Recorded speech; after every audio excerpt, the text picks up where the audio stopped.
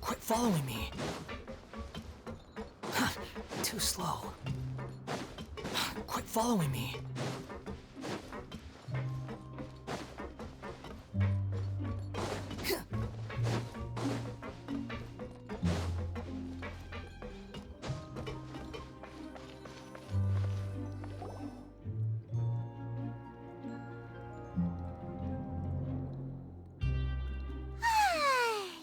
Now for a little rest after breakfast. This is the life. Wait a sec. Isn't something important supposed to happen today? Oh, today's our big day! We're supposed to leave the Fortress of Mirapede! Come on, we've got to go complete the release procedures now!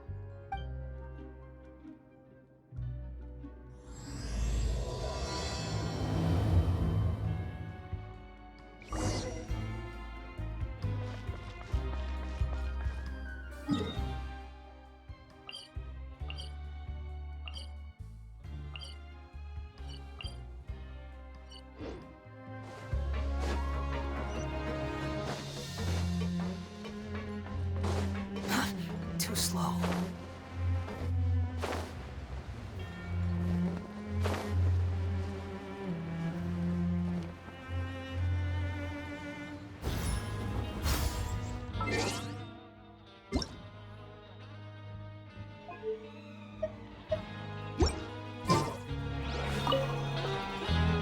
Please, sign here. This document will be effective immediately upon signing, and you two may exit the Fortress of Mirapede via the regular channels. It's been so long since we've been to the surface. Let's hurry up and... Huh? What's happening?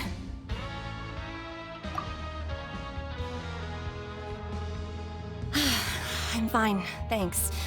But I wonder what that tremor was just now. Let's go ask the Duke.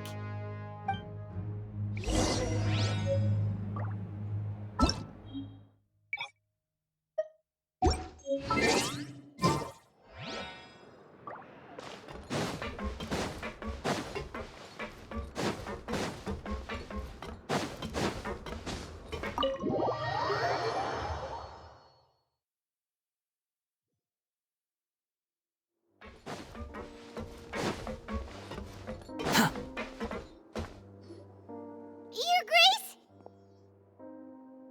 Ah, good to see you two. Is there something you wish to see me about? Yeah, what was with that earthquake just now? Ah, that. The tremor didn't originate from the seafloor. In fact, it seems it came from the surface. Over the years of serving as the warden here, I have developed a sense for distinguishing between what occurs on the surface and what occurs underwater. Besides, the seal that Monsieur Neuvillette set in place won't fail so easily. So the fortress is okay? If you recall our last incident, if there really were a problem, there would be crowds of inmates in a panic right now. Huh, you've got a point. Okay, seems we need to get back up to the surface and ask about what happened. By the way, do you know what day it is today? I believe today is this month's pipe cleaning day. Wait, seriously? Ah, yes. Have you completed your release papers? Yep. It's you two. Are you leaving now? That's right! Today is our last day in prison! But now that Paimon says that, it doesn't feel like we were confined here. It's actually been pretty nice. Oh yeah, Paimon feels fond of this place now. Then be sure to come back and visit. I'll miss you. If you've signed the release papers, then you're free to go. The guards will escort you out. You're not going to see us off? I knew you'd ask. All right, sure. Let's go. Well, you actually agreed. No worries, you must be busy. Paimon was just joking. Ah, so you do have a polite side, I see. After being down here for so long, I imagine you must feel like you're lacking companionship. Shall I come along too? Yeah, don't worry, we'll come back to see you. Paimon really likes the cafeteria here. The chefs sure do know how to make good grub. I hope you won't be here as convicts the next time I see you. We'll do our best to stay out of trouble. Well, it seems our work in the Fortress of Mirapede is finished. That's the end of another chapter in our journey. And since Nervlev was the one who asked us to come here, we should probably go report to him now. Next up, the Palais Mermonia. You're going to see Monsieur Nervulette? Please pass on our kind regards. I'm sure just your regards will do, no? I believe it would be the polite thing to do. You're right. I've heard the Palais has been terribly busy these days. Tell him that I hope he hasn't been overwhelmed by the recent string of troubles.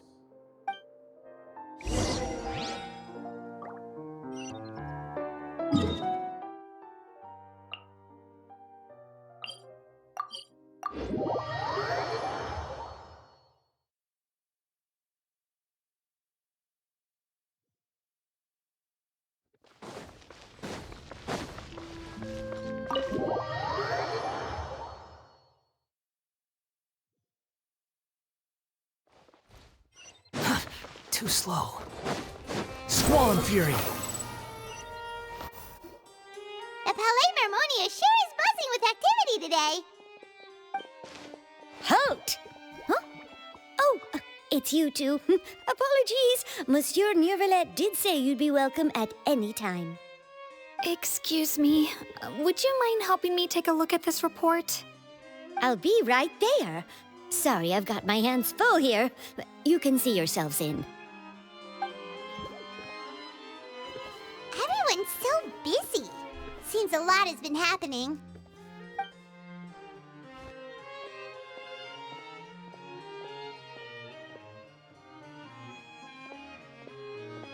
Nervulette! Hello. You've come at the right time, but you'll have to wait for just a moment, as there are some urgent matters I must tend to first. In the meantime, please, have a seat. If you'd like to have something to drink, let the Melusine outside know. That's all right. We just ate. Very well, then. Let's take a break over there while we wait for him to finish his work.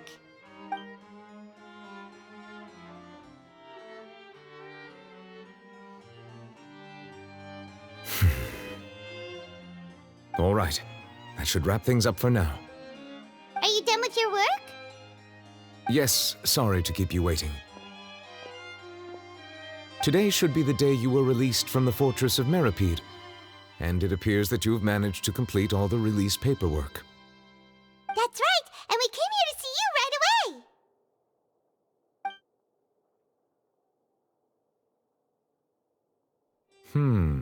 A massive whale.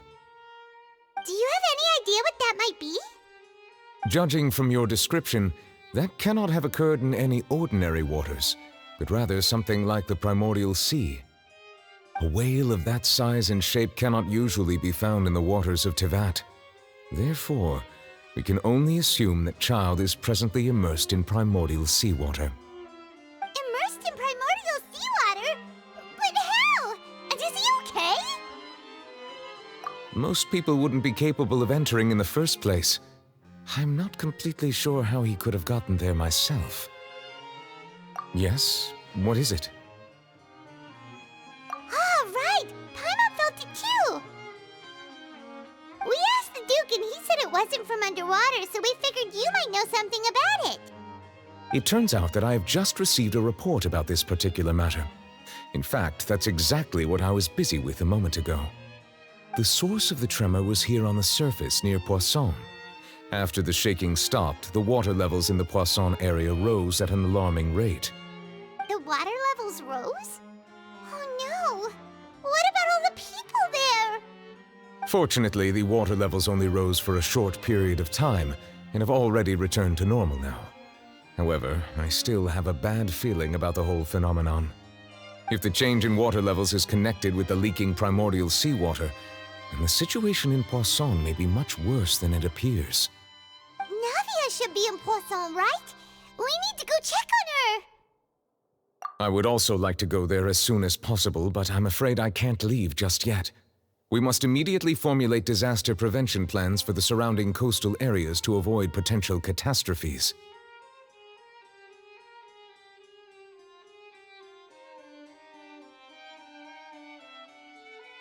I'll have to ask you two to go to Poisson first. I'll meet you there to check on the situation once I've finished things here. There's no time to lose. Let's get going. Please be careful.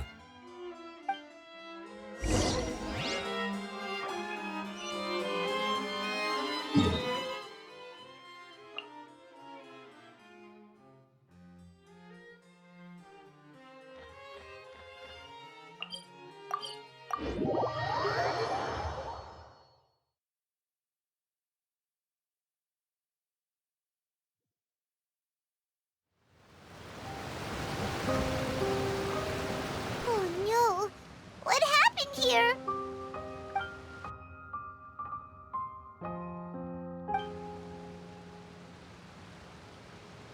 Navia should be around here, right? We need to make sure she's still... Hyma means we need to check on her.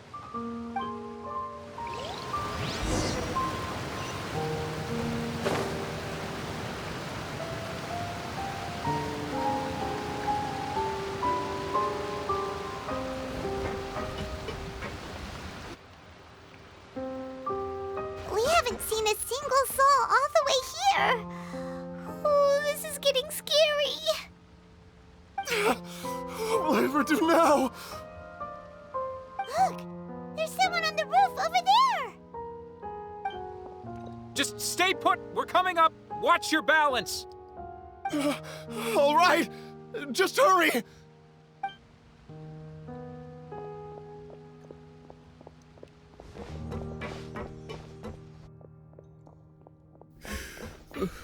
I'm not young anymore. How will I survive on my own? My Desiree! Oh, he looks pretty sad. My leg! My leg! How could this have happened? It hurts! Just hang in there. Help is on the way. You can hold my hand if it makes you feel better.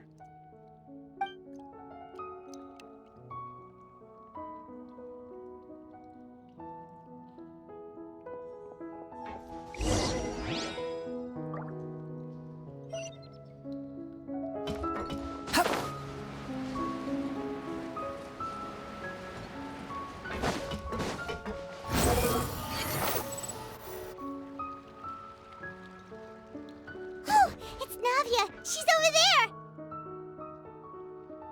Hey, Navia, are you okay?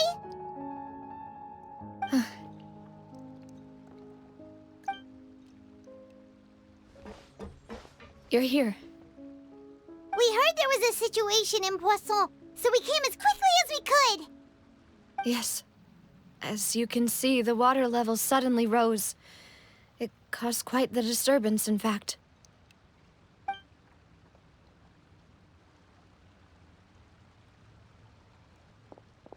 Demoiselle! There was a wounded resident next to a building southeast of here. We've already transported him to safety, but we've run out of medical supplies. He's wounded? How badly? He fell, so it's probably a broken leg. He's pretty shaken up. When the water level rose, he desperately climbed up to the roof. Once the water receded and he saw the ground, he became terrified and eventually... He jumped down then. Find the leader of Squad 1 and tell him to take the wounded resident to see a doctor. He should know where to go. Understood. I'll take over his search and rescue mission in the meantime. All right, you'll be in charge. I'm sorry. Where were we? The situation in Poisson? Ah, right. Allow me to explain. A little earlier, we suddenly heard a loud noise. At first, everyone thought that something might have exploded in the waterways.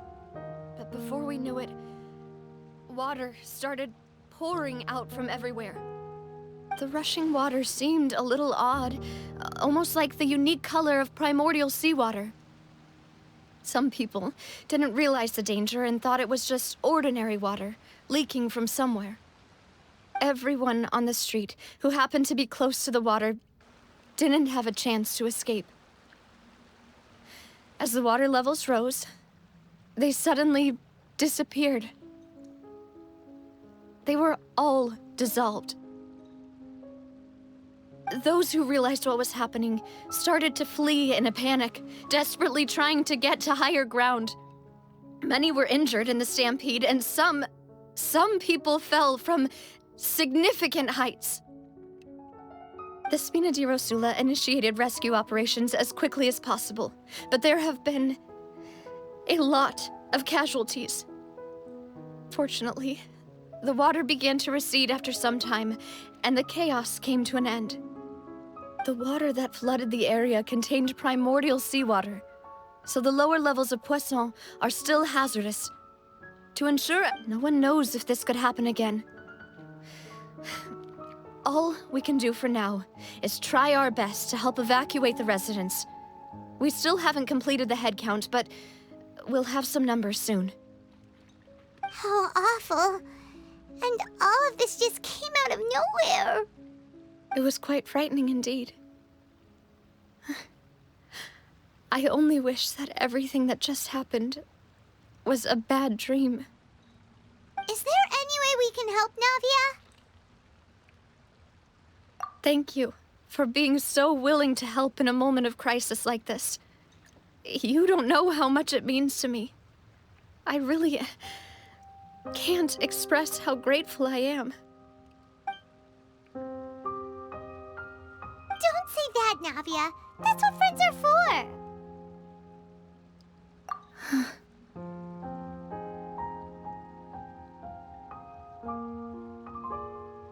Demoiselle! We've got a situation here! I'll be right there. Sorry, I need to go for now.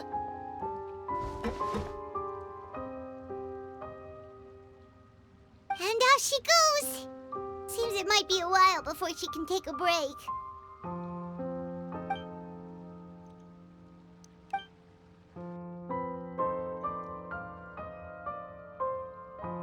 Okay, the wounded are being tended to, and we finished a preliminary head count. More support has just arrived, so I suppose I finally have a moment to focus on my own matters. Of course, we should remain ready for anything, and continue doing our best to rescue others. I'll be sure to have everyone at the Spina di Rosula ready to render assistance. Traveler, Paimon, would you two accompany me to my father's grave for a moment? Huh? Right now? Thank you.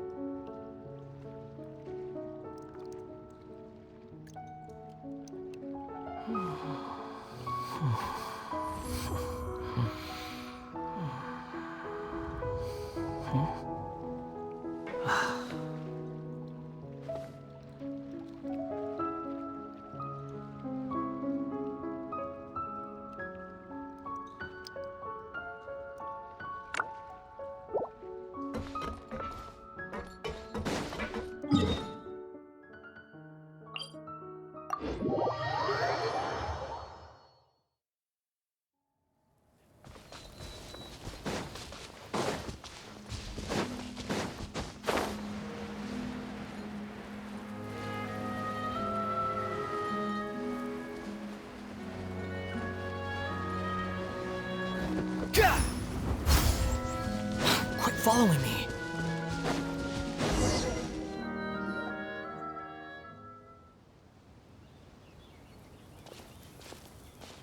Not a lot of people here, huh? Well, given the time of day and the whole situation in Poisson, Paimon doesn't think there'd be a ton of people here visiting graves. Right. That's how things are now. The living are so exhausted that they've no strength to spare any words for the dead. Navia?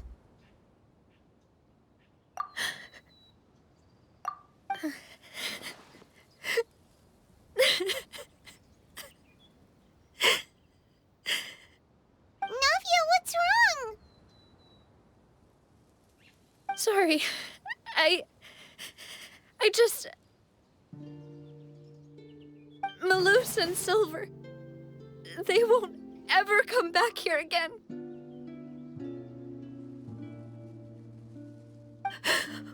What should I do, Papa?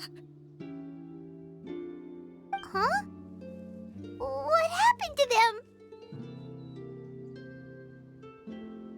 Everyone agreed on the rescue plan, but still, I was the one who initiated it.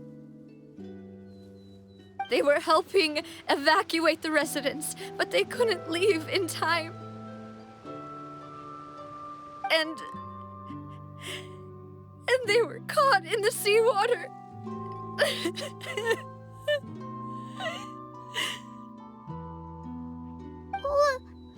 What should we do?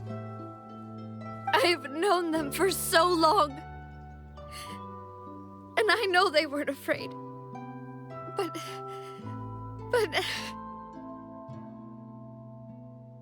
I could at least hold a funeral for my father. And I know where he rests. But as for Malus and Silver, they're just... gone. I just can't...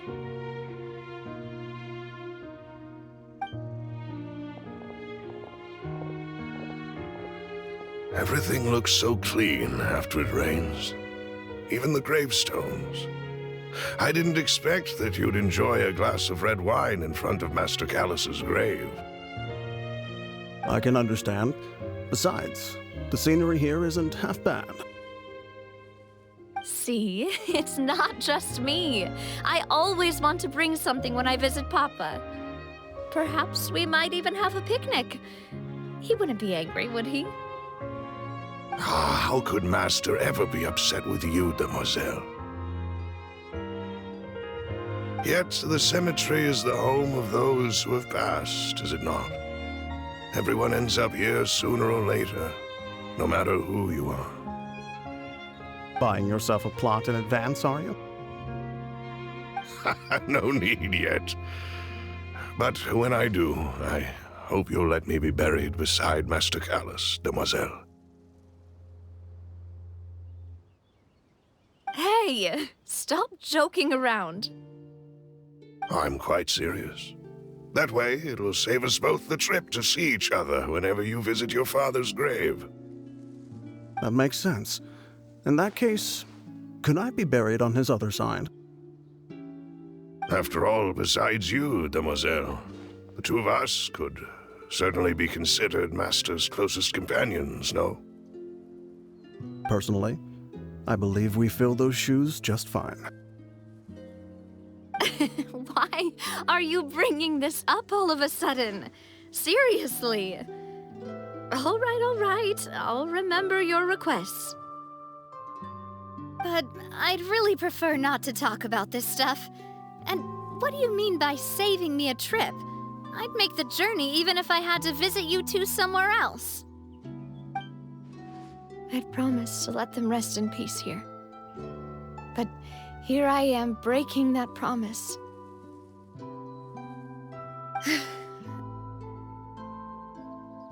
I'm sorry for letting you see me in a mess like this. I don't usually cry, really. Paimon doesn't know how to help you feel better. But, well, she understands how you feel. I had always thought I could make my wishes come true. But now that I think about it, that never solely relied on me. Many things can only be accomplished with someone else's help. Malus and Silver have helped me so much. But by contrast, I could do nothing for them. I'm so sorry. You can spend as much time as you need here, Navia. We'll stay with you. Thank you. Right now, you don't know how much that means. By the way, you can have a look at this. It's a list of victims from the incident that took place here. Obena, Khan, Burnett, Giverny, Francine, Karina, Daisy Ray, Joinville, Julianne, Esson, as well as Malus and Silver. So, everyone else is safe. But still... It's okay. I know what you're thinking. And you're right. We lost Malus and Silver. But we were able to save more than we anticipated. The overall outcome indicates that the cost was worth it. Right! Don't think that way, Navia. One person might be saved at the expense of another, sure, but that isn't something we should ever consider a trade. Malus and Silver were not the price for saving anyone. They're heroes. You're right. Thank you, Paimon. What you said just now was pretty amazing, actually. I'll remember your words. Oh, really? Seems you've become more eloquent in the time since we last met. The knave? What are you doing here? Is everything going well on your side? Yes, my people are carrying out the mission according to your request. All the residents of Poisson have been evacuated, and we're preparing to relocate them to higher ground. As for these supplies, we have everything taken care of. There is no need to worry. Thank you very much. Wait, do you two know each other? We just met recently. Right, Miss Navia? Usually, I would call this a coincidental encounter. But that doesn't quite fit this time. Besides, it never even crossed my mind that a Fatui Harbinger would come looking for me. Thanks to the Knave, Spina di Rosula received generous support from the Fatui, which allowed us to complete the rescue and evacuation work so quickly. Mutual aid is essential to fostering positive developments. We were already in the area, in any case, so it was nothing. That said, I must say that you're a lot sharper than you let on. I'm sure you understand what I mean. I apologize for all the ways in which I tested you previously. We've never worked with a Fatui before, and it's extremely important for us to know who we're working with. My subordinates have reported that Fatui soldiers have been observing water levels and taking head counts in various locations.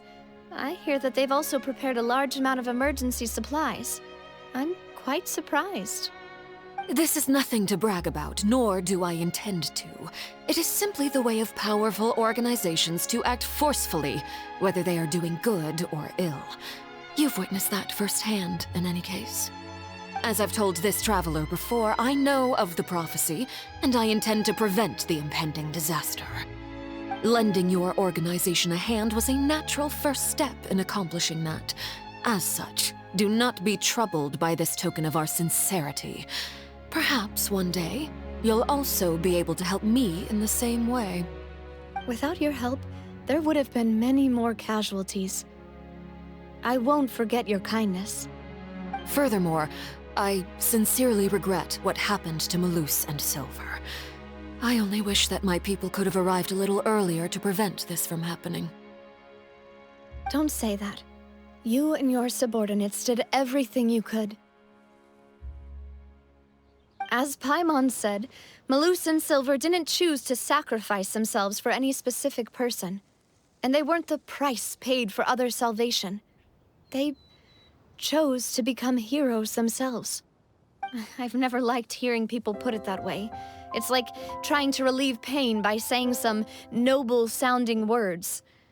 But right now, there's nothing more suitable. They really did become heroes. You're right. I'm sorry for your loss, Miss Navia.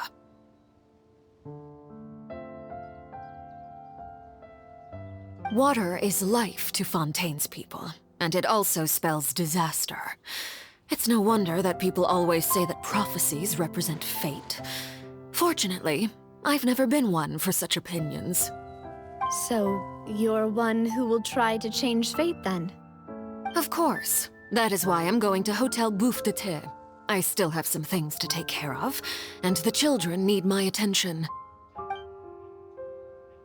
By the way, Traveler, Paimon, one more thing.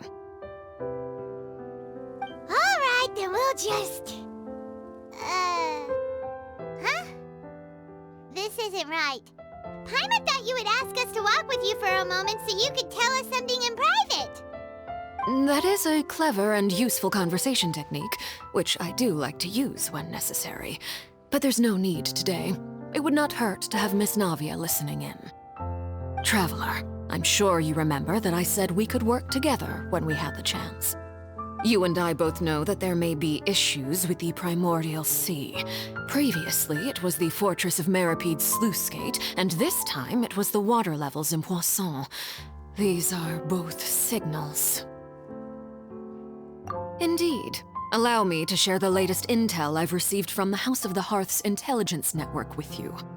During some recent investigations, a child claimed to have discovered some ruins near Poisson.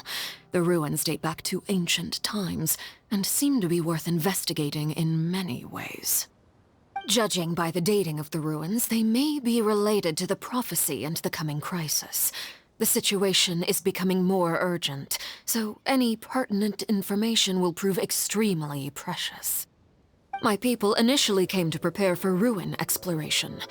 Unexpectedly, this disaster struck, and at present, we're all busy prioritizing the rescue effort.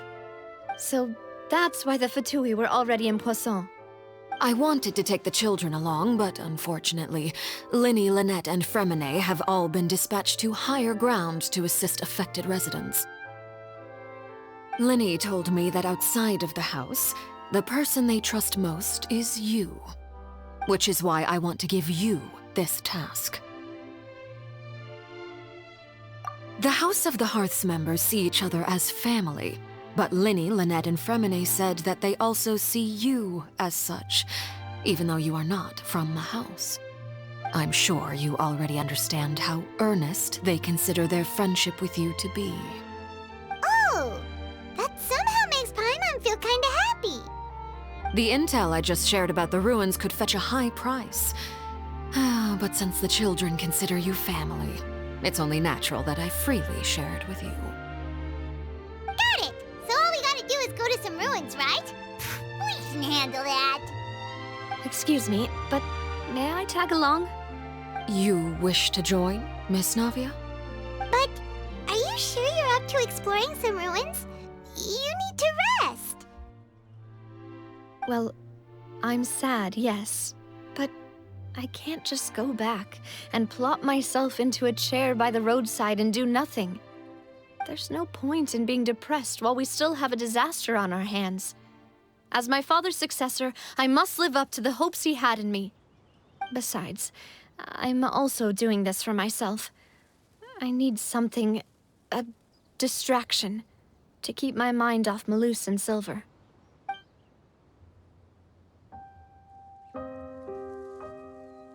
Since you put it that way, I have no objections. What do you say, Traveler? All right. The ruins are to the south of Poisson. Here's the map. Okay, the three of us will handle it. Come on, let's pack up and get going.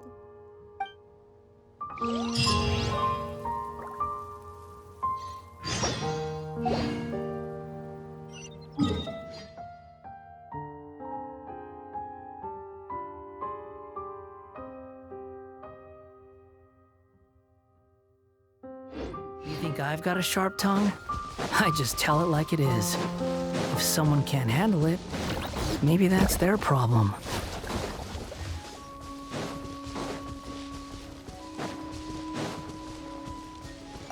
Behold!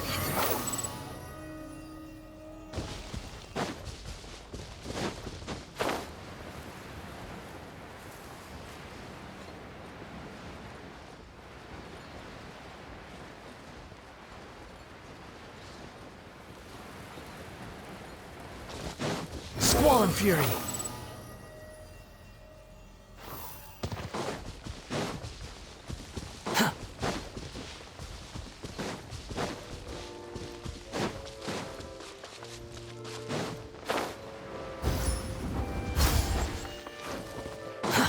Too slow.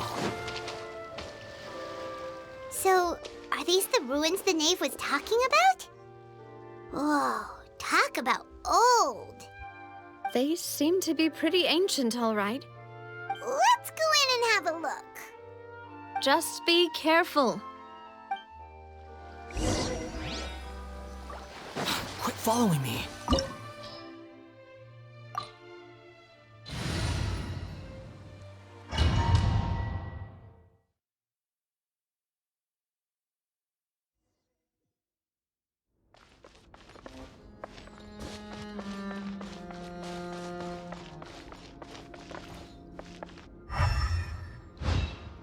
Behold!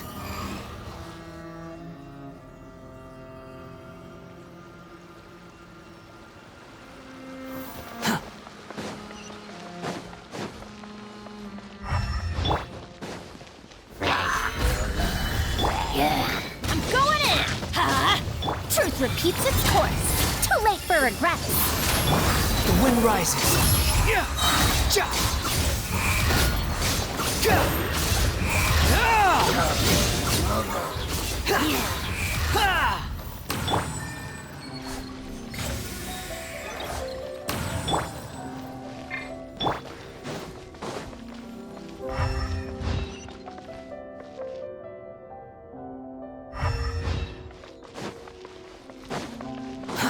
The floor here isn't safe.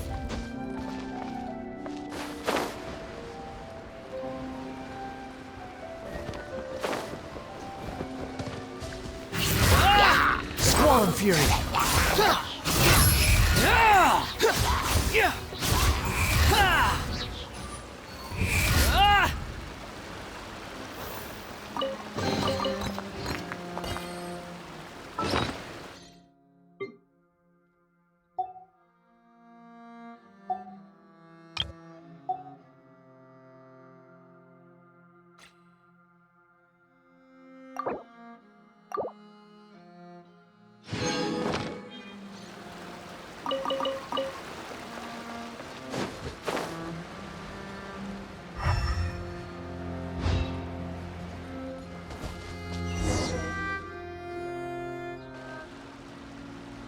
This place has also been contaminated by primordial seawater.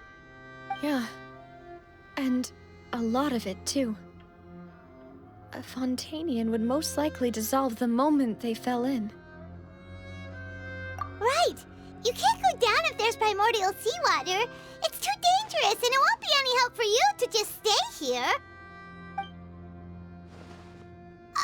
Don't get Paimon wrong. We're not saying you're useless. It's just that... No, you're right. I can't do anything in this situation. I'll leave this to you.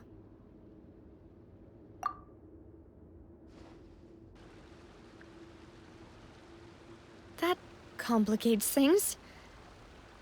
Maybe the only way left is forward. In that case, do you want to wait for us here? The water levels here are unstable, and there's a chance the water will rise. So staying here wouldn't be safe either. I'll go together with you. Perhaps we'll find the exit just up ahead. All right. Come with us for now then, but please be careful.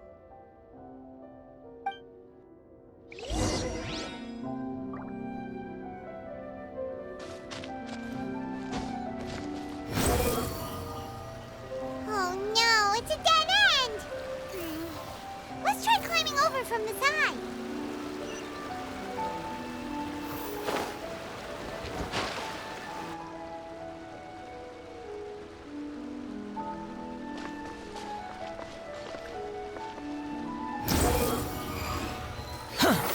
Search for it.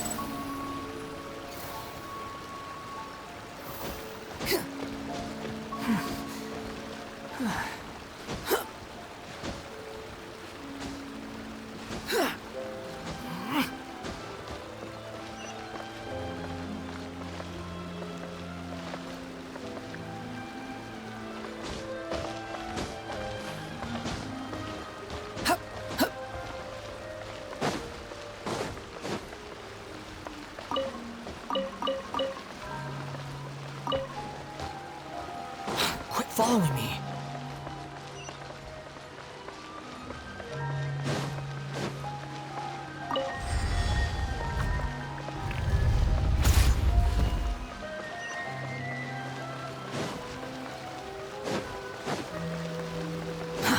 Too slow. The wind rises. Wait.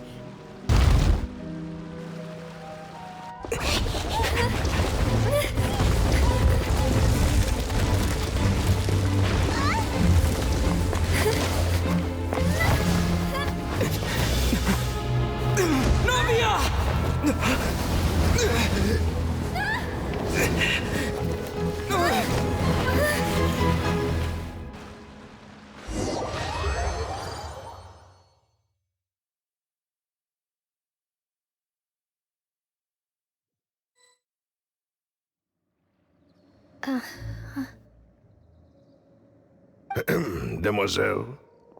Huh? Demoiselle, what are you doing here by yourself? Would you be standing here till dark if I hadn't come to get you? Maybe she just wants some time to herself, Malus.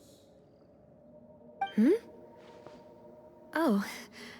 Was I sleeping?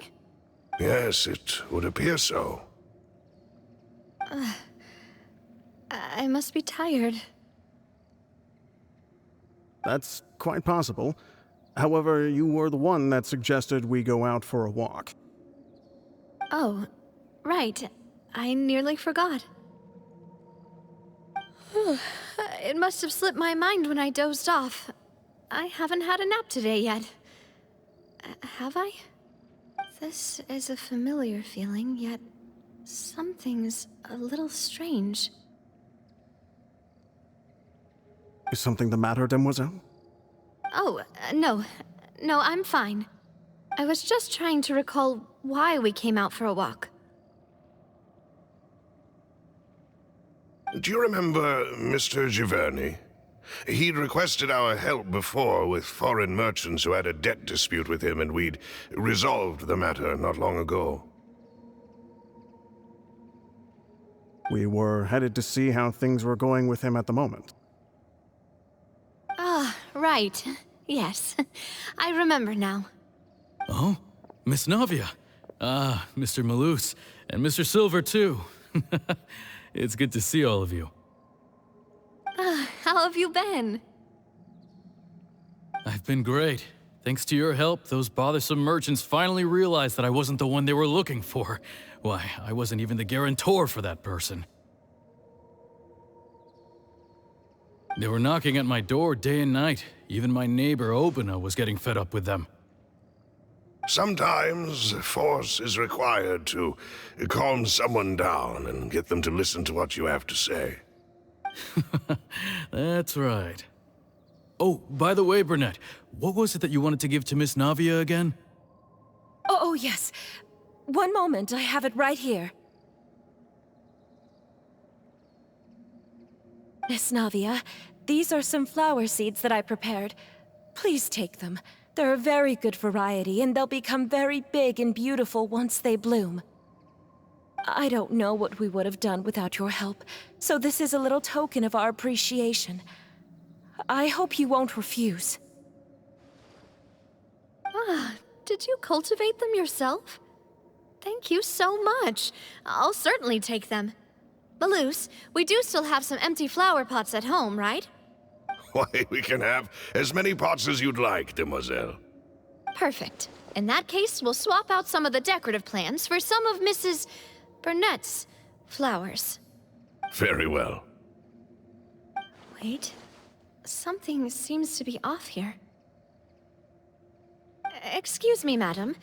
If I'm not mistaken, your name is Burnett, correct? That's right.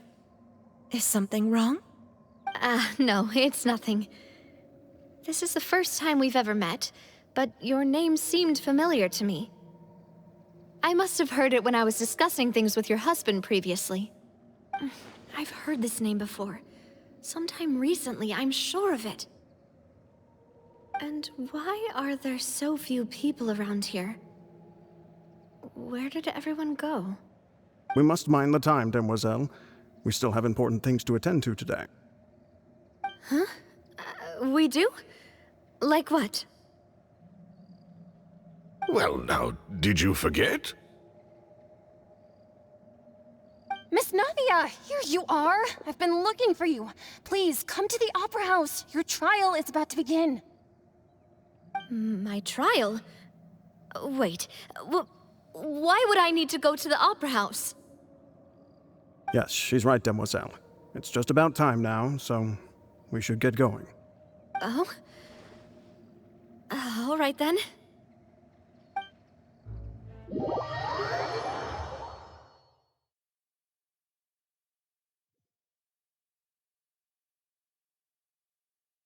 Look, it's Navia! She's here! And her two attendants are with her. Goodness, everyone's finally here. There sure are a lot of people here to see the trial. And they all seem to be oddly excited about something. I even know some of these people. Karina, Desiree, Joyville, Jolien, Essen. Why are so many people here? And why do I have no recollection of this case? And as for the judge... huh? Where's Monsieur Neuvillette? Please sit in the defendant's seat. Don't worry, Silver and I shall accompany you. All right. But are you sure you can stand behind me? Typically, it wouldn't be allowed, but today is an exception.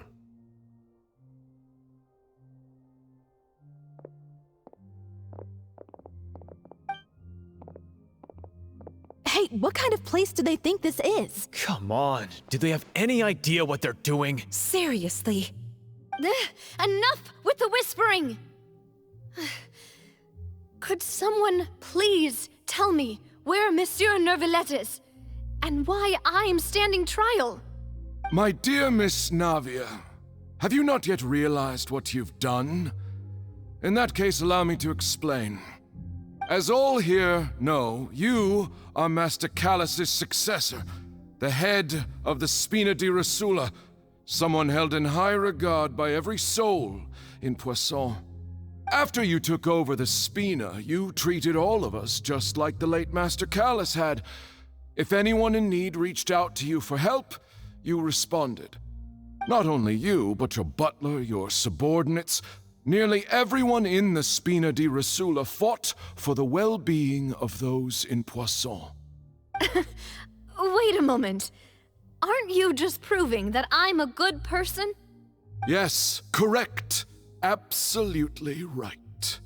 And that is why you stand accused. You have helped so many people get through so many difficulties. You are one with us. We are inseparable. We are one big family, all of us who are from Poisson, inextricably linked. And with you being so important, we couldn't possibly do without you. Therefore, this fair and honorable court shall declare you guilty, and you shall stay here. You will be together with us forever. Huh? What are you saying? Everything you have said is correct. I have indeed done a lot for my hometown, and I would be willing to be with you all, but what is the purpose of having me stand here like this? What is there to discuss? Ah, well, if that's what you think, then I have no further comments. How wonderful, Miss Navia!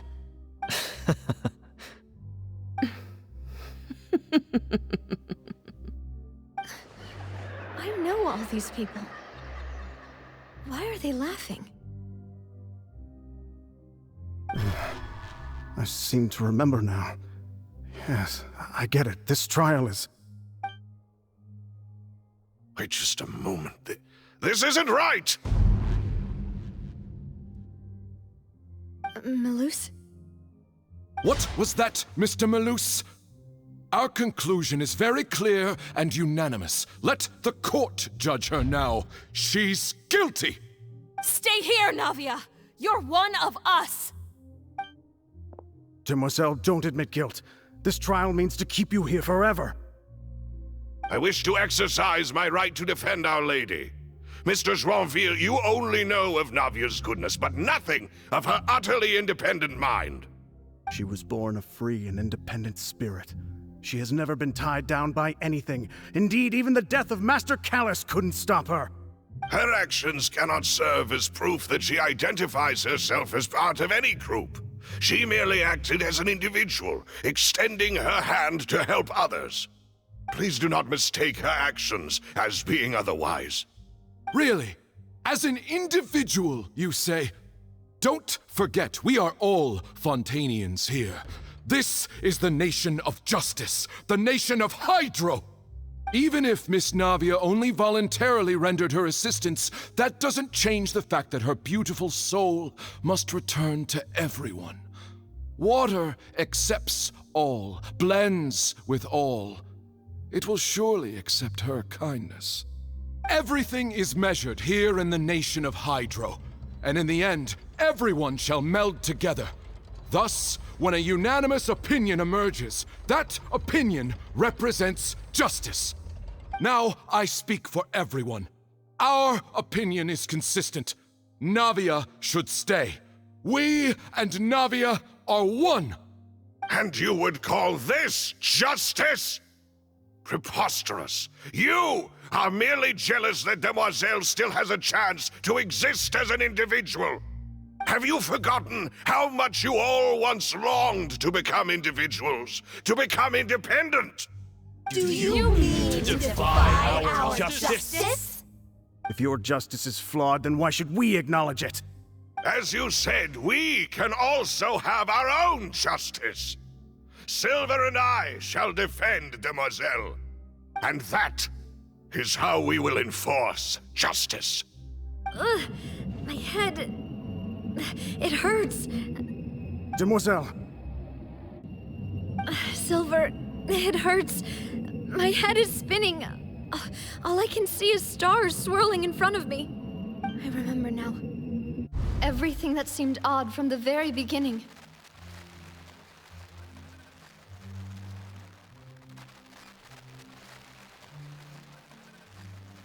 Karina, Desiree, Joyville, Jolien, Essen, and Mr. Giverny and Mrs. Burnett, who we met earlier. Even Malus and Silver. I don't want to admit it, but they're all dead. Don't be afraid, and don't admit guilt. We will protect you to the very end. Absurd! Who are you to say that she cannot be judged? We are the majority, and in the nation of trials, the majority is absolute justice. We are the will of all. Don't let them escape! We shall keep Navia here with us! Mr. Malus and Mr. Silver, must you be so stubborn? How could the two of you possibly hope to stand against the collective? Do not resist. This judgment is fair and just. Navia belongs to us. After all that happened, she should not be left alone in Poisson. What are you saying? No more excuses! He says we're jealous. Jealous? How could she possibly be an independent individual? What's with these people? Who's jealous of her? She belongs to us! Miss Navia, she... Silence! That's...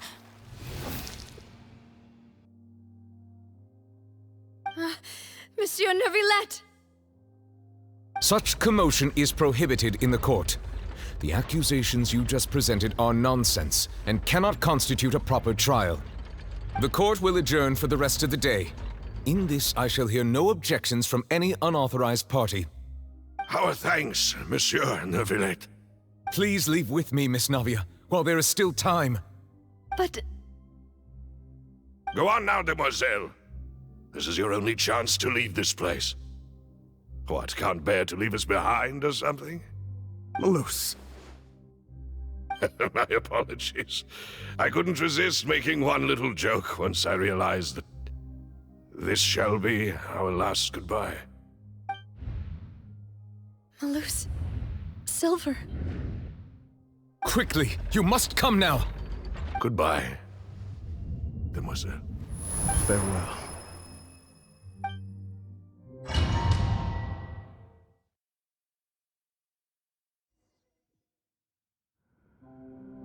No, wait! Just a second! Navia? You're awake. Good. I must have been dreaming. Malus and Silver were still alive, and they were defending me at some insane trial. It looks like you're all right. Did all the sad feelings cause you to have a nightmare? Paimon could give you a hug. The ruins you were exploring suffered a cave-in. When I arrived, I found you falling toward the water. You were just about to be dissolved within, but I...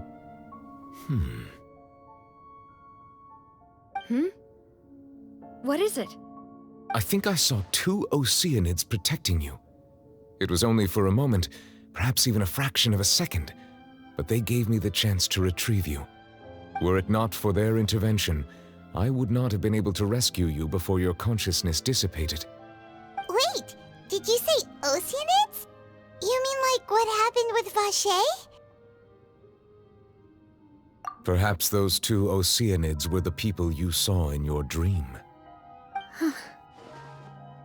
I always told them that they didn't have to protect me. To think that they'd keep doing so even after death.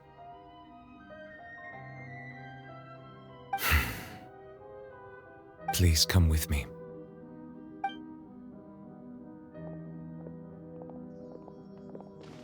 Neverlet, are you okay? Oh, I am quite all right. Perhaps there's something we could chat about? Why do you look so stiff all of a sudden?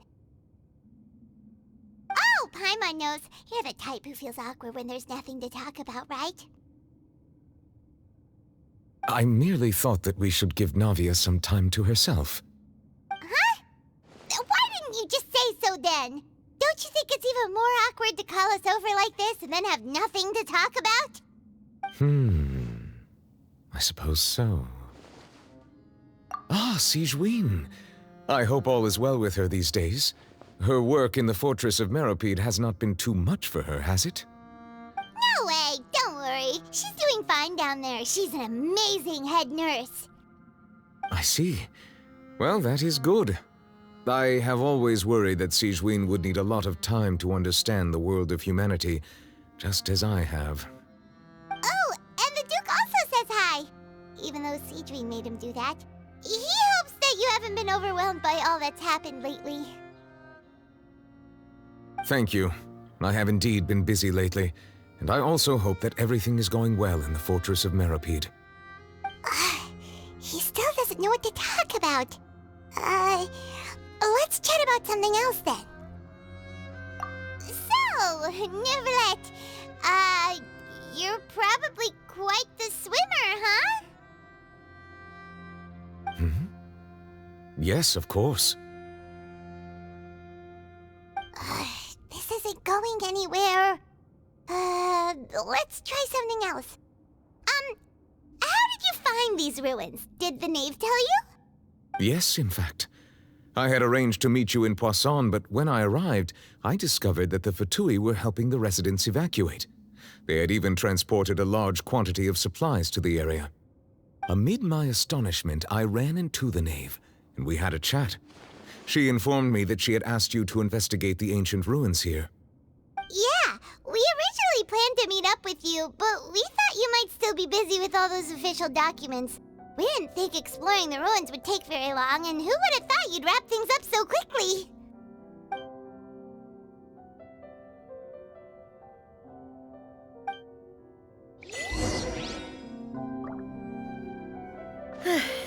I'm sorry to have kept you all waiting like that. I'm feeling much better now. I guess we should get going again. Will you come with us, Monsieur Neuvillette? Yes, if you wouldn't mind my company. All right! Another one joins the party! Let's get going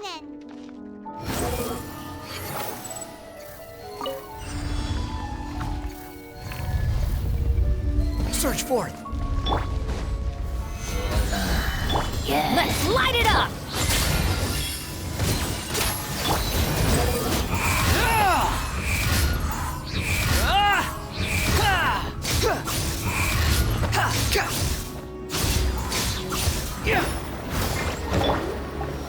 Stabilize!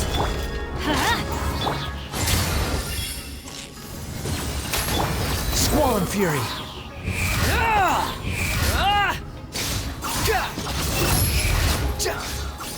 Nada Kundala.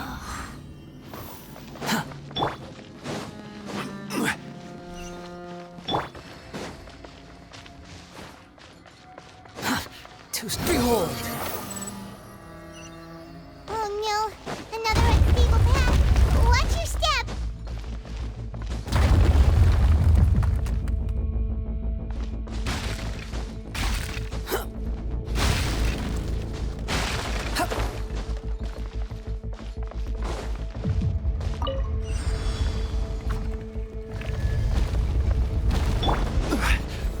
Gather!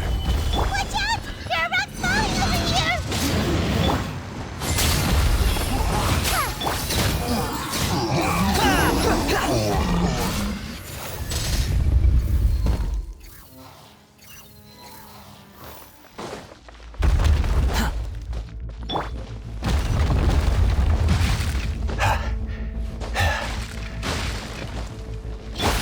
We're almost at the top. Keep it up!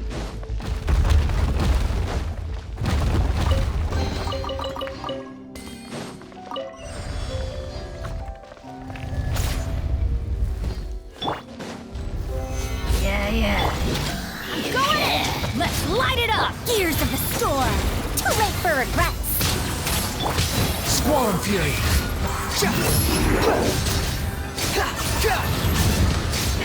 You dare to gaze upon me? Solidify! Dare to mess with me?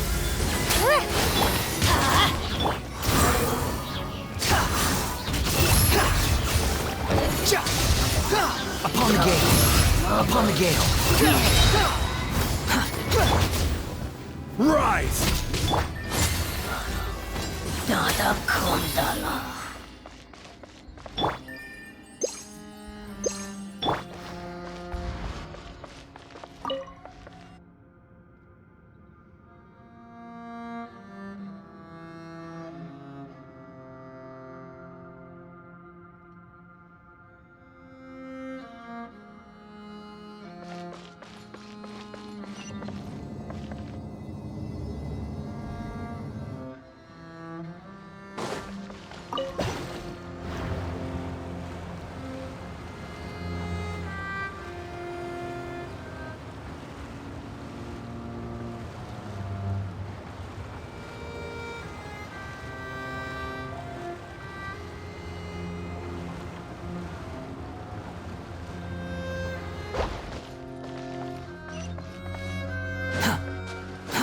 Too slow.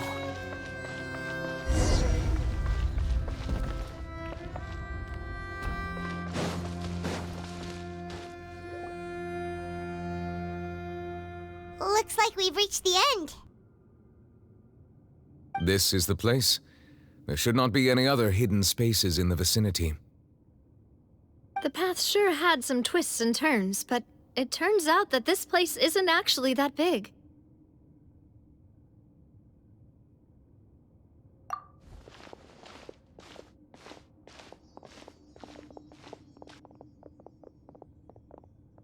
Stone slates. It seems like they were put here as an offering. Could we take them down and have a look? Perhaps we should just leave them be for now.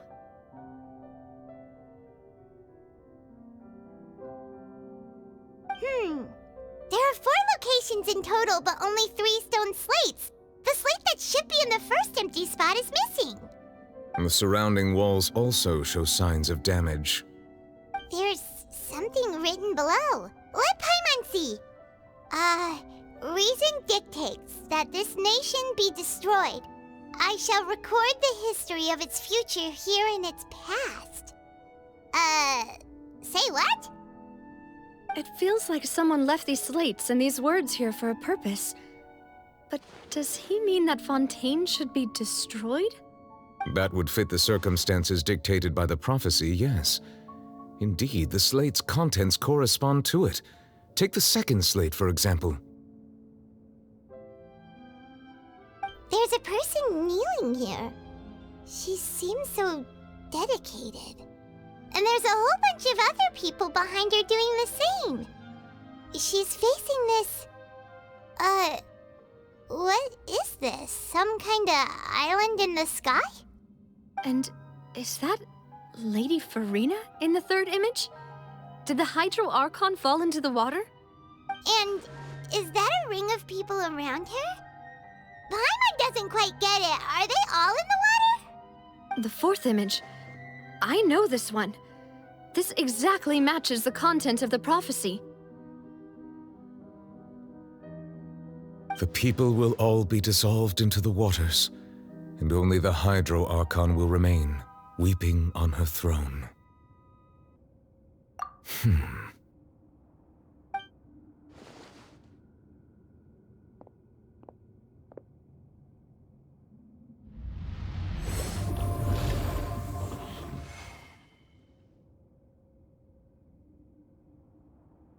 More information should be hidden in these slates, but I fear I cannot easily uncover it, most likely due to us missing the first slate. I am very sorry. Don't blame yourself, Monsieur Neuvillette. Deciphering ancient stone slates isn't one of your duties. Ooh, Paimon's getting the chills just looking at these slates. This says that it's the history of the future, right? That means the prophecy's sure to come true. I really hope it doesn't mean that. Still, Paimon feels like these images are kind of weird when you look at them together.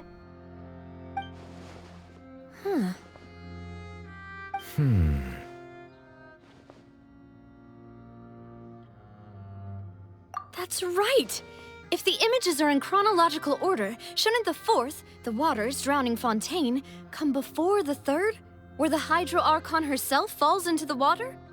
And yet the order is reversed here.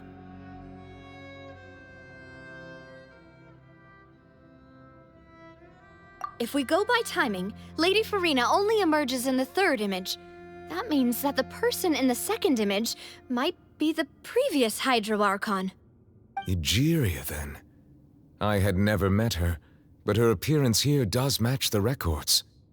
The previous Archon kneeling before the floating island in the skies, as if confessing a sin. Did she herself commit that sin? And if not, why would she be in such a posture?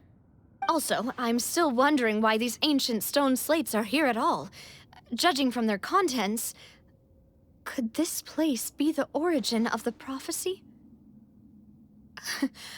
Does that mean that someone, or some people, once saw these slates? But who would have created these slates and left these words here?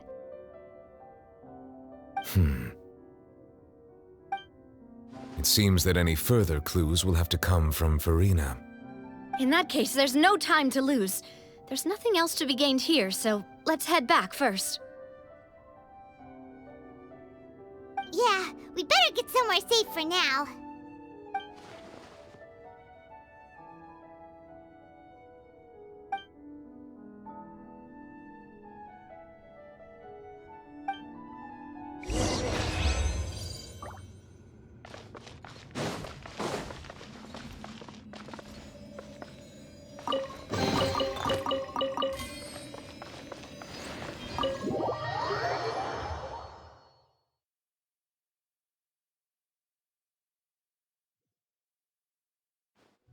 Let's split up here. I'm going to check on what's happening with the Spina. You know how it is. There's some things you just need to be there for yourself.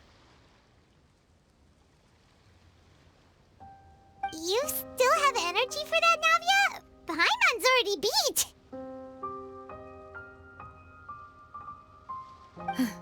Just head back to the Fleuve Cendre and have a rest then. Thanks for keeping me company all this time. I'll depart as well. Thanks for your hard work today. Rest well, everyone. Traveler, I will go talk to Farina tomorrow morning to ask about the stone slates. I'm sure that you're concerned about this matter as well. If you have time, drop by my office. I will share the results of our discussion with you. Are you really gonna talk to her about this directly? Will that be a problem? Paimon's getting a little scared now that it's come to this. She has long been harboring secrets and will not give them up easily, which makes it all the more my duty to ensure that she understands the present situation. All right, we'll leave it in your hands then. You're probably the best person to talk to her anyway. I will be carefully considering my words tonight. Traveler, Paimon, our safe house at the Fleuve Cendre is always open to you as ever, so please don't think you're an imposition. All right, I'll be on my way then.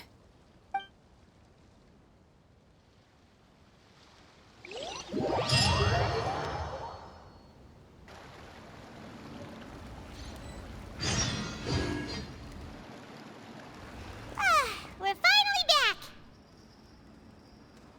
Welcome back. We've got a special menu prepared for you two tonight. Yay! And there's good food too! Navi, no, the boss is the best. Ooh, desserts! Nice, these are all Paimon's! Paimon's already starting to forget what happened today. Oh, that voice. Is that who I think it is? Huh? It's you two. What are you doing in Fontaine?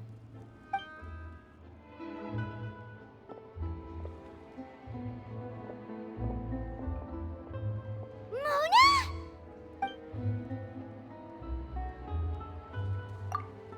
Seriously, nobody just uses a scry glass whenever they've got time to just see who they'll meet on the road. Still, we didn't expect to see you here. Wait, you're not a Fontanian, are you, Mona? Well, I have some business to attend to here, so I booked a hotel in the city. I was just out for a stroll when I bumped into you. Quite unexpectedly, if I might add. Why did you think I was from Fontaine, though? Is that because Magistus doesn't sound much like a Mondstatter surname? Yeah, let's go with that. Well, I used to have my own surname, which was, well, some other thing. Either way, the old hag told me when she took me as her disciple that the first step to being a great astrologist's pupil was to change that name. There was nothing for it, really. She really is amazing at astrology, so I changed my name to what it is now according to her wishes. To my surprise, however, Magistus is not the name of some ancient house or clan. It isn't? Nope. Although it is used by us in place of surnames, it generally just means great. Wow! Imagine including a boast in your name. Wait, are you gonna have to put that into your genealogy as well? I reckon so. In any case, I'd give my disciple a name like this as well, if I were to take one. Astromancer Barbeloth Trismegistus. Whoa, that's a long one. Does it also mean great or something? My name means Mona the Great Astrologist. As for the old hag, hers is, in plain speech, the thrice-as-great Scholar of the Stars. Just take it as a title specific to astrologists. Thrice as great? That's so petty. I know, right? That's just how she is.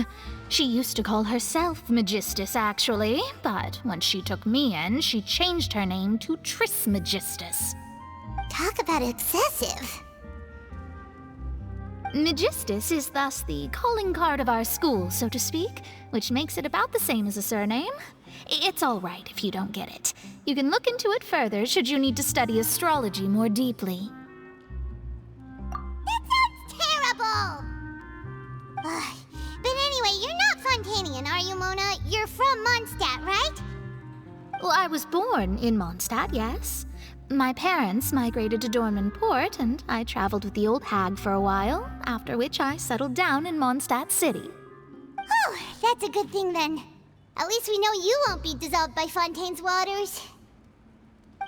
Speaking of that, I'm sure you're aware that a bunch of things have happened here in Fontaine, right?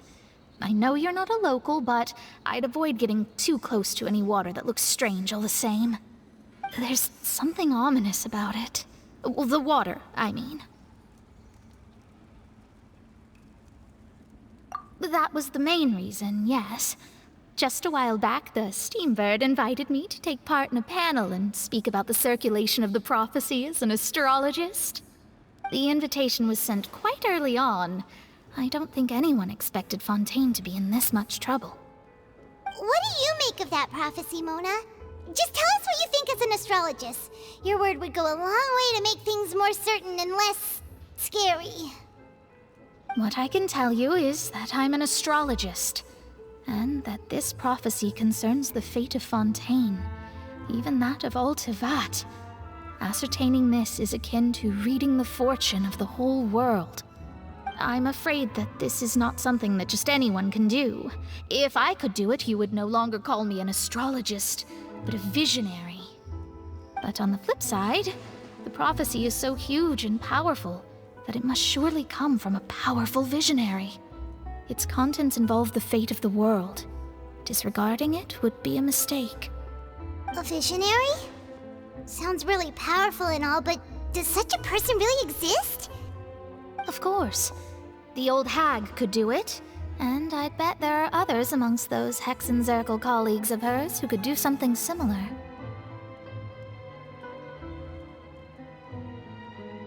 Huh? Are you sure? All right, I'll help you. It isn't often that I see you with such a serious look on your face. I'll tell you once I hear back from her. Thanks, Mona! You're amazing as always! Oh, well, this is something only I can do after all. So yes, your praises are quite welcome. That's the greatest of astrologists for you! Of all the people we know, you know the star's the best! Indeed. That's the spirit. Oh, sorry. I came to see what all the commotion was about. If there's anything you need, do not hesitate to inform the Spina di Rosula. Oh, whoops. Guess we were getting a little too carried away there. Well, I'll go tend to my own business now.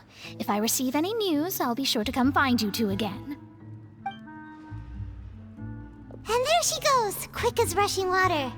And here we are with the Spina guy giving us suspicious looks. If Paimon hadn't spoken for you, it'd be you getting all the weird looks! The things Paimon does for you! That's more like it.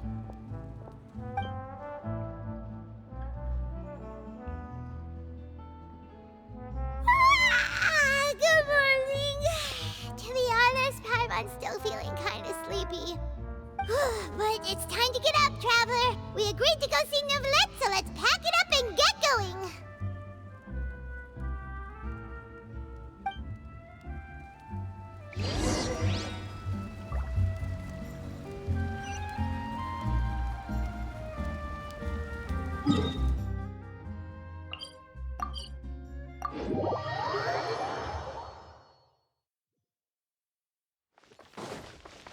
Quit following me.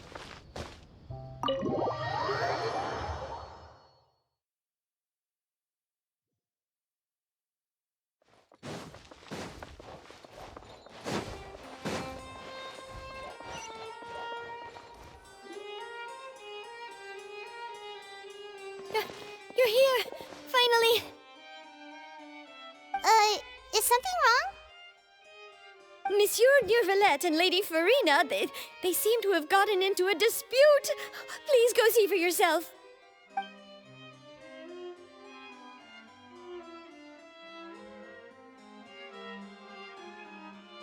Like I said, I've already explained everything. And yet the problem has not been properly solved. There is little space for excuses between us. It is not my intention to offend you, but please, tell me where you stand. You are the Hydro Archon Focalor, are you not? Look at this. This is a list of the victims from the recent Poisson incident.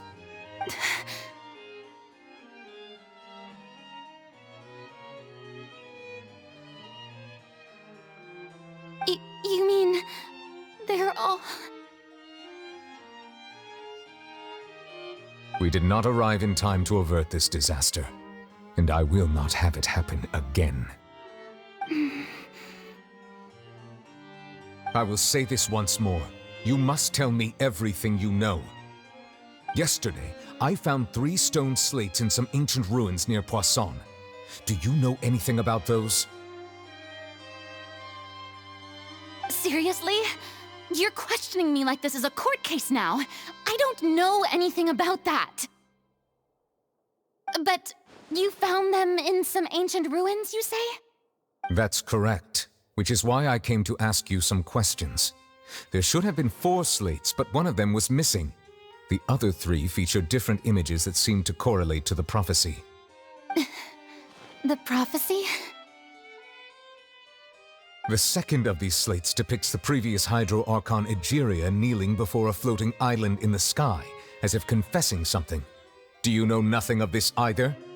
I don't. I've never seen such slates. I'll ask you again. Do you really have no information regarding the previous Archon? My deciphering of the slates indicates that the Hydro Archon Egeria once had to confess to, or apologize for, a certain sin. If anyone would know about it, it should be you. All gods don't have the same secrets, you know. She was herself and I'm me. Is it really so strange that I know nothing? I understand your concerns, but I'm sorry. I just don't have anything to tell you. Forgive me for saying this now, Lady Farina, but I have long known of your various secret investigations into certain matters. There are several indications that you have been investigating the prophecy on the sly. This is not strange in itself, considering that you are the Hydro Archon. But it is strange that you should also claim to not know any of Egeria's secrets, as well as do nothing following your inquiries. You have never been as superficial as you have presented yourself to be, nor are you a fool. And yet, your behavior is very inconsistent.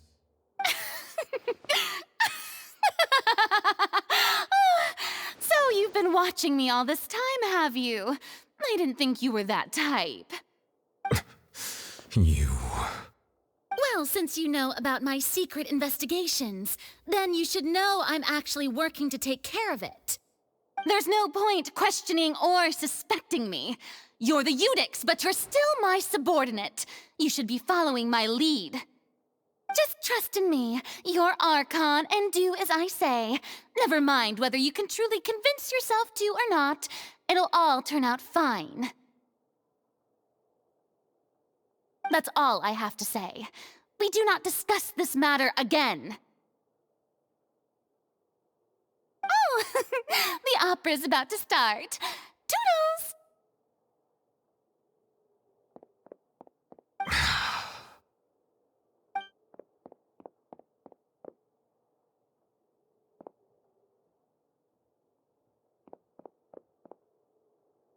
Did Farina not notice us standing by the door?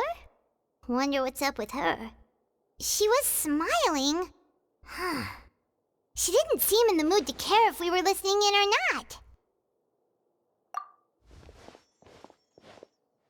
I assume you've been outside for a while now? Oh! You noticed! Seems Farina didn't even realize we were here. She was in a great panic, though I cannot discern the reason. Our discussion reached impasses time and again, a state of affairs that we cannot allow to continue. Still, I do not understand. Dialogue is the basis for understanding, so why did she keep refusing to engage?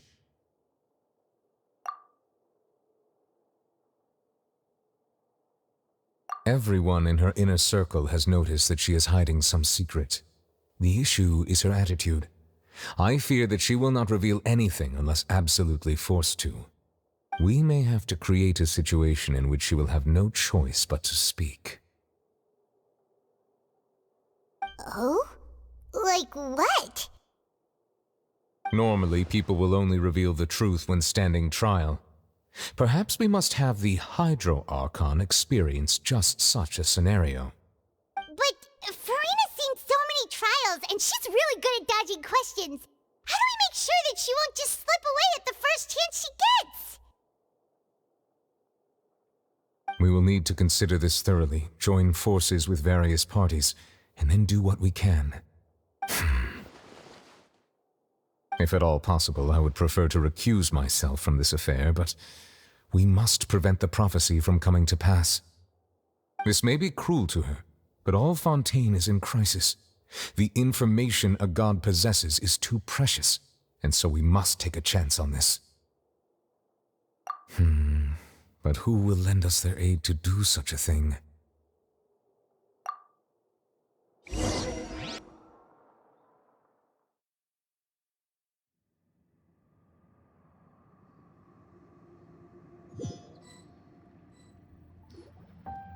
Well, that's everyone, huh?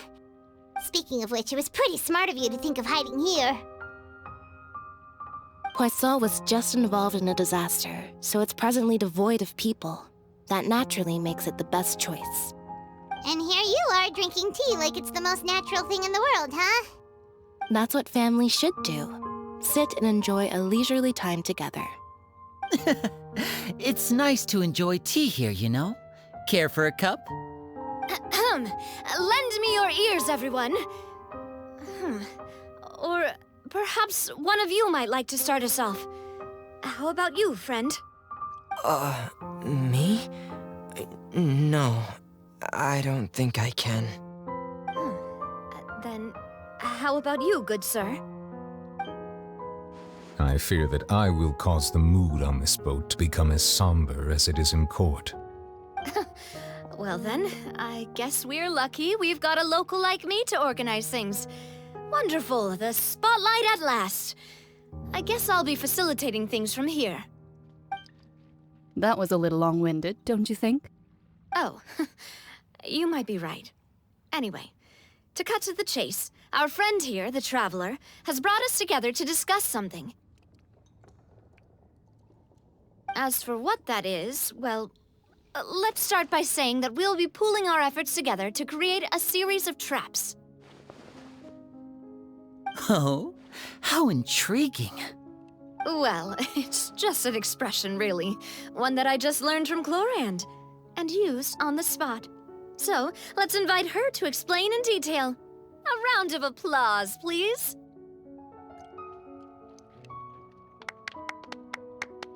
Huh? Didn't you say that you would be facilitating this? Oh, come now. Your work doesn't involve much public speaking, right? This is a good chance to practice. You might even pick up some fancy oratory tricks to impress your boss with in the future. I see. And what does my boss say? He is glad that you consider him your boss. Do go on.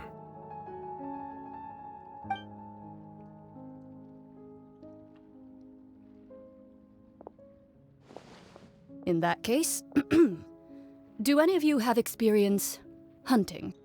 Not that I recall. Fremine and I once used a wooden stick in a basket to catch wild rabbits when we were younger. As for Lynette, oh, right. You were sick that day, weren't you?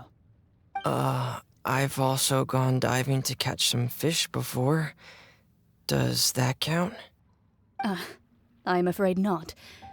You may or may not have heard, but Fontaine once played host to a group known as the Marechaussee Hunters.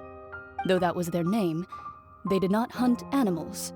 but rather various monsters left behind by the ancient dynasty of King Remus. Today, Fontaine's monster population has already thinned greatly, so the hunters have blended back into society, taking up arms in other lines of work. They even left a unique methodology of hunting in their wake. A trap comprises of the following components: bait, a trigger, and a containment device. Sometimes a lethal implement will also be necessary to deal with the prey. So, if we were to build a trap together, right now, what would you choose to build it with? For me, I would prefer something basket-shaped. Pigeons and rabbits will see the bait and naturally enter the snare. Our line of work requires a deft hand, and we're some of the best in the industry, so you can count on our techniques. You used some of those techniques while moving the people of Poisson, didn't you? My subordinates mentioned that you even performed some magic for the bawling children. Yes, and I even managed to gather some intelligence in the meantime. I'm quite the multitasker if I do say so myself. I'm afraid I can't claim that as my strong suit. I prefer more stable methods, like placing bait in the water and waiting for the fish to come within reach. That's the kind of method I would count on. Calm and steady. Exactly the kind of person who would catch loads of fish. And I can be their assistant. With discretion, I'm sure. I'd probably use some sort of mechanical animal. Papa once bought me some small clockwork squirrels, mice, and such. When placed in the forest, they can attract others of their kind. I remember that you liked those too, didn't you? I did. And that would be a good way to go about it. If they're realistic enough, animals of the same kind will follow them all the way to the trap. What about you, Monsieur Neuvillette? I fear I do not have any related experience. That makes sense. You usually solve problems directly, without the use of any such tricks. But I do have one more question for you, Monsieur. If we were to create a trap now, how would you design it? I would like for it to be effective, but bring no harm to the prey. A more gentle trap would be ideal. Kind, as always. However, our intention doesn't necessarily change the containment device and the type of implement we need. If we wanted to kill the prey in one strike, we would need a powerful implement. However, that also goes for prey that must be captured and safely contained. Wait, why's that? Only a hunter who's a true expert at subduing their prey can snare it without harming it. The line that divides life and death is often exceedingly thin. So, are we going hunting together? We hadn't thought of seeing ourselves as hunters. It kinda works, but maybe it's still not the best metaphor. If our means of capturing and dealing with our prey is to put them on trial, then the hunting metaphor is actually quite accurate. But we shall require much more courage than any hunter to judge a god, a being whose seat is an exalted throne. Oh, so that's what's going on. Sounds very interesting.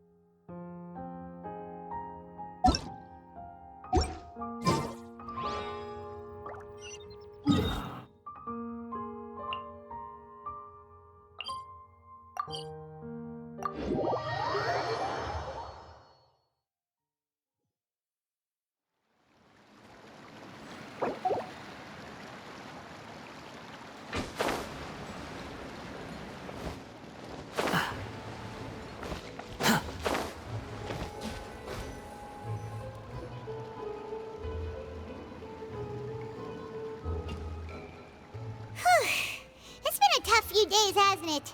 So much has been happening. Paimon didn't think the meetings would go on for so long, but everyone seemed pretty fired up, huh? Paimon thought they'd be at least a little frightened. Well, Fremine was, now that Paimon thinks about it, but everyone else just looked a little surprised. Well... It's hard to say. Paimon doesn't have any experience with this sort of thing. But with you around, Paimon sure will do great. After all, you're the most reliable person in the world, aren't you? Huh?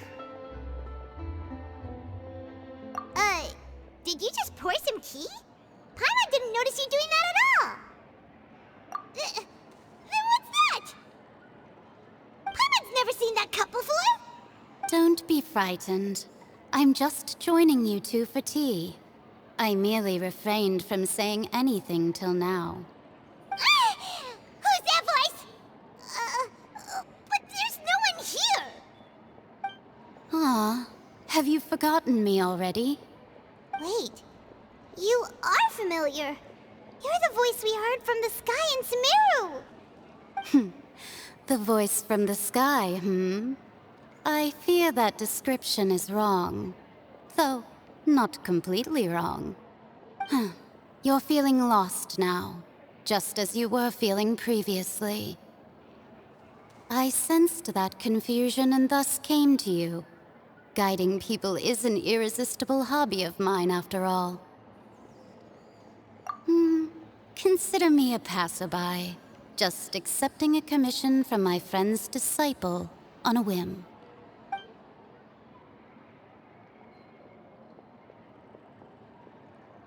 The prophecy. Yes, what has been prophesied will be fulfilled. You may view such things as the history of the future. What? Then is there any way we can stop it? I believe you have witnessed a failed attempt with your own eyes. Can everything in Tevat so easily be changed? Ah, so you've caught on. Just as prophecies are usually only the future as seen from the perspectives of the gods, could things be happening in hidden corners where the gods' gaze does not fall? Are the things that you shall see different from the fate that the gods perceive?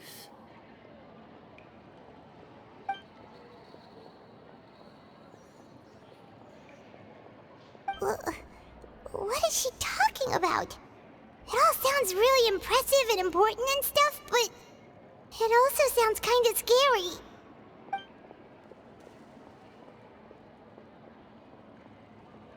I believe that you understand, right? Some things are insignificant, but others you must reach out to change. Ultimately, fate shall serve as your only guide, no matter what will happen in Tevat's future.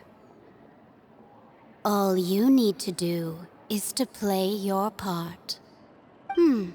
This was good tea, by the way. Thank you for your hospitality. Well, that'll be all for today.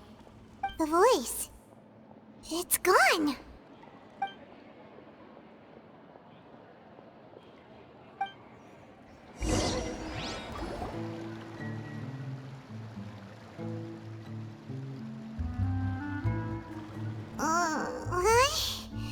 I want to hear someone talking. All right, coming. being lazy, okay? Well, I see I've walked in on some lively banter. Mona! Fine, just fine. I went to take part in that Steambird panel. It turned out to be more interesting than I expected. Not all Fontanians are pessimistic about this. One journalist mentioned that sitting around and waiting for the end to come would be wrong, and that they should make their own rescue preparations. I agreed, so we had a brief chat with her. Did she have pink hair by any chance? Why, yes! It was Charlotte. You remember her, right? That daredevil journalist? I'm in full support of her view. Prophecies are very important, but how can people allow their lives to be commandeered by just a few words? That's right! Paimon's glad to hear something sensible for once. Ah, yes. About what we had discussed before. I did try, but I'm afraid I couldn't reach the old hag. I'll try again tonight, but I wouldn't get your hopes up. Huh?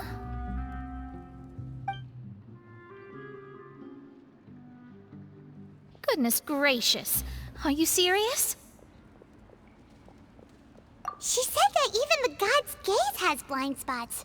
Pretty bold if you ask Paimon. Most people would believe the gods to be all-knowing, right? The Hexen Circle members are certainly anything but ordinary. As for the mage named N, the old hag has mentioned her a few times. She said that N's sense of direction is incredible, and that she loves guiding those who are lost. But I've never met her, and if she were still alive, she'd be... well, suffice it to say that the hag's at least a few hundred now, and N's been around for longer than that. Whoa, the Hexen Circle sounds like a scary group.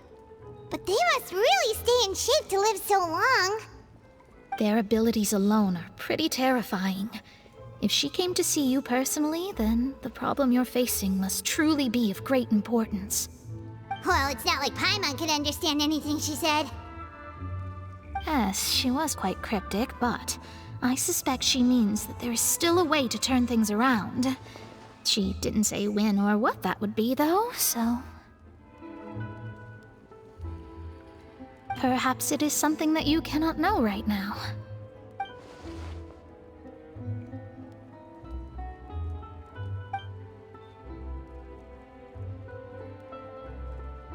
Traveler, Paimon, are you two all right? Oh, we're fine. We're just a little down right now. It kind of feels like the end is coming, you know? I see. I feel that same sense of desperation, too. I guess you could consider me someone who has often witnessed fate. So far as I have seen, it cannot be swayed. But even so, I still hope for, and believe in, miracles. Astrology is eternal and rational, but fate may not be. It is cruel, but it can also be beautiful. Perhaps that's what En was trying to tell you. Not to lose heart, and to believe that what you are seeing playing out before you is not yet set in stone. I did originally think of steering clear of all this, but I couldn't. Even if this is all futile, I still wish to help everyone. If we don't struggle to the last, then how can we face the end when it comes? Huh. You do have a point. There I go, talking about astrological principles again. Sorry about that. The moment I start talking about work-related stuff... I need to get going. It was worth trying to comfort you, even if only a little. I believe that you'll help those who are struggling in the same way I did. I suppose that might be why we always seem to meet by coincidence. Paimon feels kinda moved by what Mona said.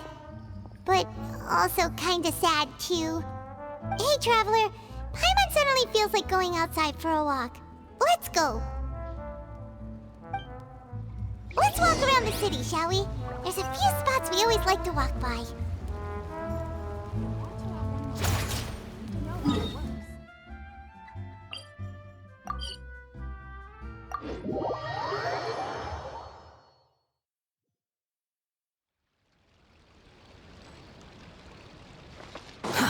too slow.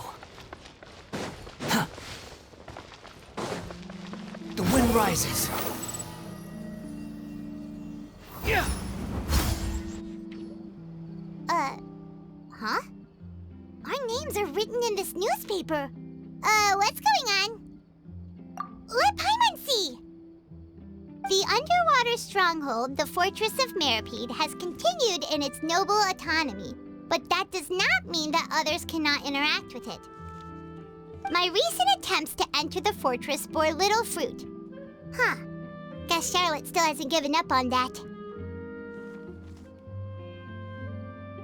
Thus, did an Outlander friend become the focus of this report, a blonde adventurer with their white fairy legends trailing in their wake. It is said that this mysterious traveler once visited the underwater fortress. So while the fortress's interior remains a mystery behind closed doors, do not fear, for the tales of the traveler contain surprises in spades. Journalist Charlotte's biggest scoop yet, the Traveler's Trail, World Walker. Huh. Charlotte took so many awesome photos of us and we never even noticed her. She hasn't been able to get a hold of anything at the fortress, so since we're easier to find, she's using us as the subject matter instead? Ugh, seriously? Well, fine. Those headlines and photos do look cool, so Paimon will forgive her this time.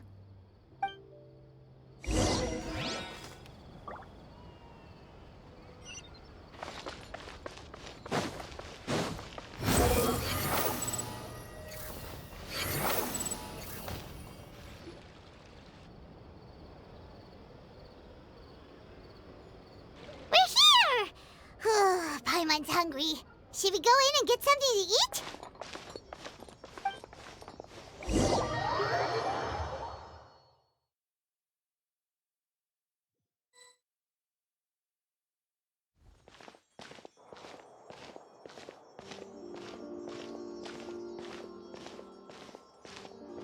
Hey, quick! Look! That's the limited edition only 16 slices a day cake! It was so delicious the last time we tried it! Despite the tense situation we were in, let's give it another go! Paimon's sure it'll be great! 1 slice of cake, please. Someone showed up after all! Oh, wait, you're the one from the Palais Mermonia. Oh, are you here to buy cake too? It seems Monsieur Nervalette was right. You really can eat. Wait, did he really say something like that? That's right. Even he has his own preferences when it comes to food. As for me, I love the cake and coffee here. Do you come here often?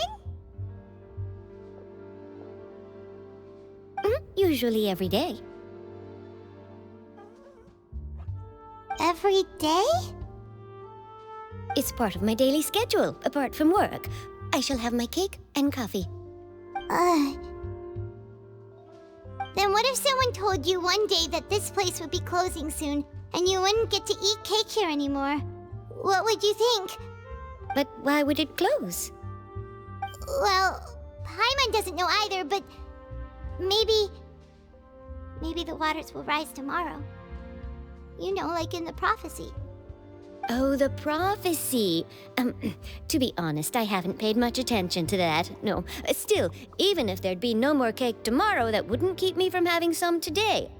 No. It's the same for eating in general. You might not be able to eat tomorrow, but if you can do so today, then you should carry on.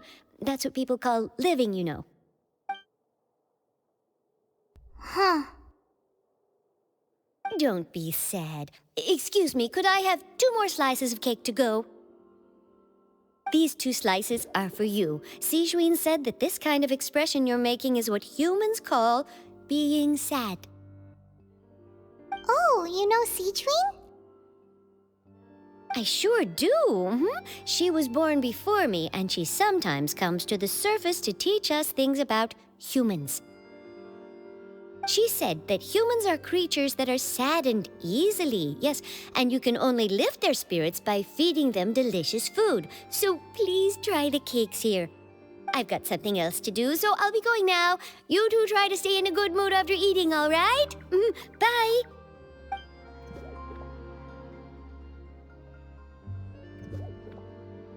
And there she goes. All right, let's dig in. I'm sure this cake will be delicious.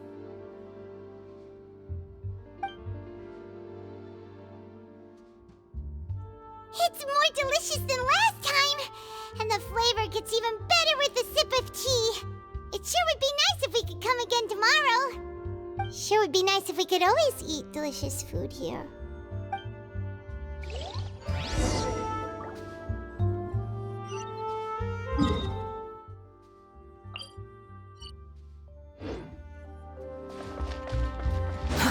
Too slow.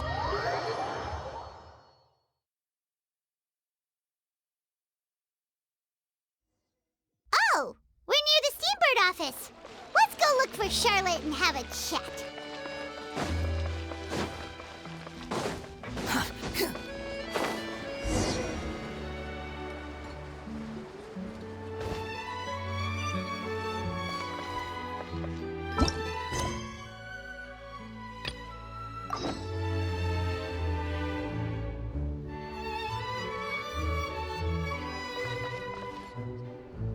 Wow! If it isn't the Traveler and Paimon! Oh, have you seen the article I wrote about you? Ha! You've got some nerve! You just used us to make some quick mora! Oh, you needn't worry about that. I heard that you were in Poisson some time back, so I sent you a letter to discuss just that. It appears you didn't receive it, though. It's all right, though. I've set aside the amount intended for you. I've even set the table with some food. Really? Oh, you're the best! You're almost a little too easy to win over, Paimon. If I were a journalist with ulterior motives, you'd be in trouble now, you know. Oh, Paimon knows you're not like that. Still, what brings you here all of a sudden? Were you looking for me? When Mona mentioned you, we thought of coming to see you at work. I see. It seems you've already bumped into Mona here in Fontaine. So she mentioned me? What did she say? She said that you're a real daredevil of a journalist. Nice. In which case, can this daredevil journalist dare to request an exclusive interview with the legendary Traveler and Paimon? Huh? So your article in the paper today doesn't count? Oh, of course it doesn't. That was more like live photography. What I'd like to do is dive deeper and ask you to talk about the things you've seen and experienced. Yeah, are we even qualified enough? Why not? If I say you're worth an interview, then you're worth it. But not right now, of course. I'll need a few days to prepare. Oh, in that case, we'll just chat when you have the time then? Oh, so that's a yes? Ooh, splendid! I'll tell the editor-in-chief immediately. I'll have to apply for lighting, a venue, some props, and... Whew, so much to get done now. Talk to you later. Wait, Charlotte, Paimon's still got a question for you. And what's that? If, just for example, Fontaine were to be flooded tomorrow, what would you do today? Huh, that's the prophecy you're talking about, isn't it? I mean, I do hear about it often, but I've never once thought that the day could be tomorrow. If you're seriously asking, then I might try and think of a way to leave Fontaine. Oh, but I'm still a journalist first and foremost. That means I have a duty to be reporting from the scene. And secondly, I wouldn't forsake my homeland that easily. From what I've seen, most people don't know what they'd do should the worst come to pass. In truth, it might be better just to behave like normal rather than worry over such an end. So in all likelihood, I'd probably still be prepping at the office for that interview of ours. I know what you're thinking. That sounds a bit sad, but I've always believed that it's best to do what you enjoy. Just think about it. If this nation really were to be suddenly destroyed tomorrow, but I still successfully finish an exclusive interview with a truly unique person, then the story I would wind up writing would truly be timeless. And then do you know what I'd do? Well, I'd write that story, send it for printing, and use messenger pigeons to get copies out to the various nations as soon as possible. I'm not a dreamer, nor am I a workaholic, but I do love my job, and I'd be proud of leaving such an article behind. I guess you could say that I was born to be a journalist. But anyway, that's my answer. And on that note, I'll get back to my preparations. That's so nice. All of a sudden, Paimon actually kinda envies her. Anyway, let's go and take a look at the sea, shall we?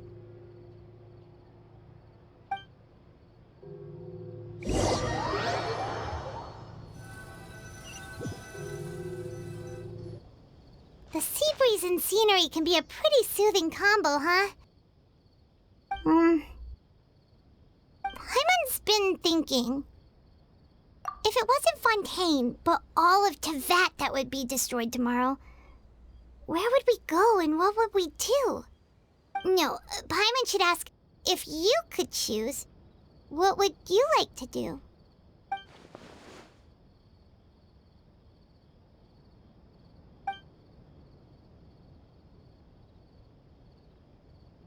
We've always been moving to the next destination, so we haven't spent much time thinking about these kinds of things.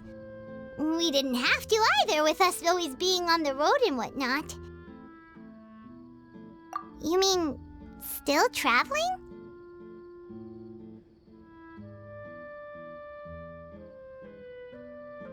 Huh. Wait, isn't that what we've always been doing?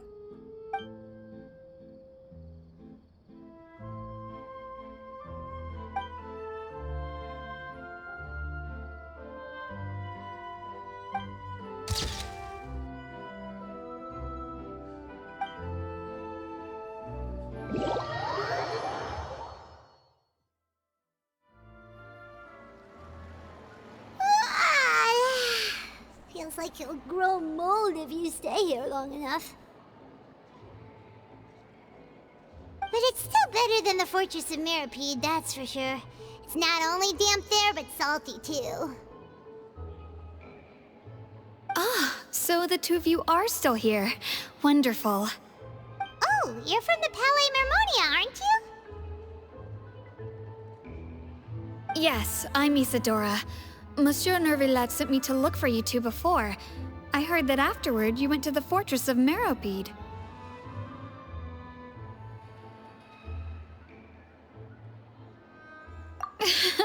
Not at all. I'm well aware that you're friends of his.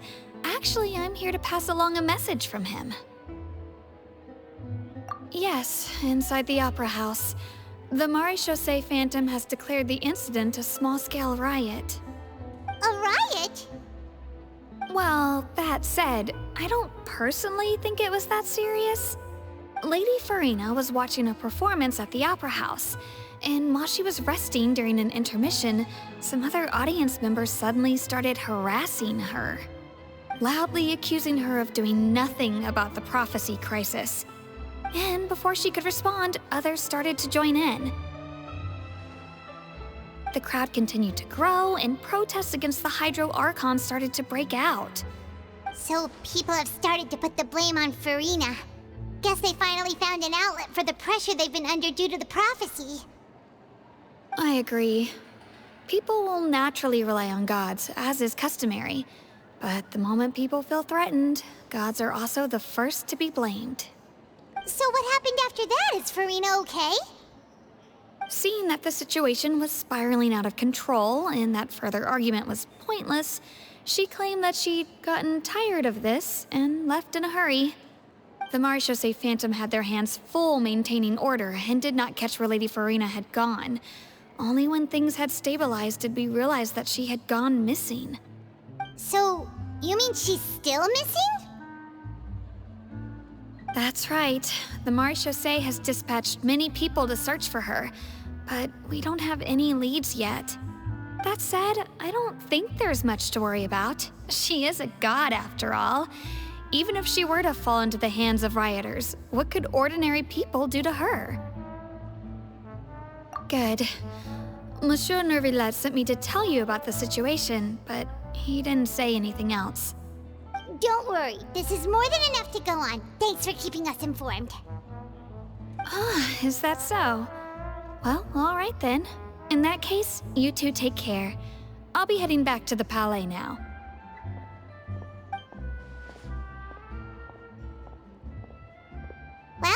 Probably we should hurry over to Poisson then. If we know Farina, she won't try to fix things in this situation. Instead, she'll look for a place to wait out the heat. And as we also know, she may be loud and dramatic, but she doesn't have a heart of stone. When Nervalet was talking to her in the Palais Mermonia, and she heard about Poisson, she couldn't hide her sadness and remorse. It would be hard for her to ignore being accused by the public today.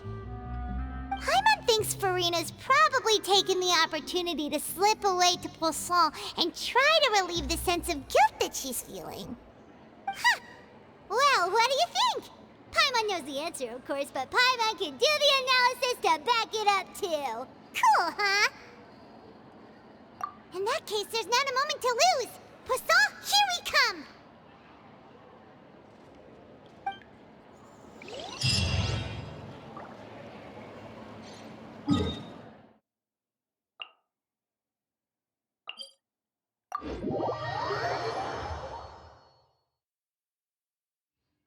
This place looks deserted. Guess all the survivors must have evacuated already. All that's left here are signs of devastation. Could Farina really be here? Let's try to find her as soon as possible.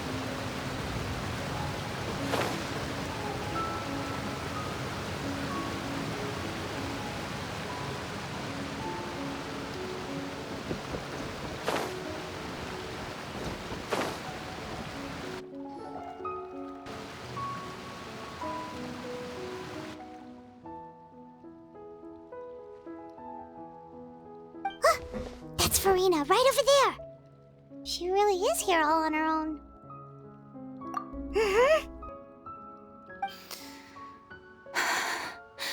Should I just give up? This is all meaningless. What was meant to happen did happen after all. Everyone's dead. I'm sorry. I'm so sorry. Give up, Farina. There's no point in holding out. I'm sorry. But what can I even do other than to repeat meaningless apologies over and over? Who's that? Don't worry, Farina. It's just us.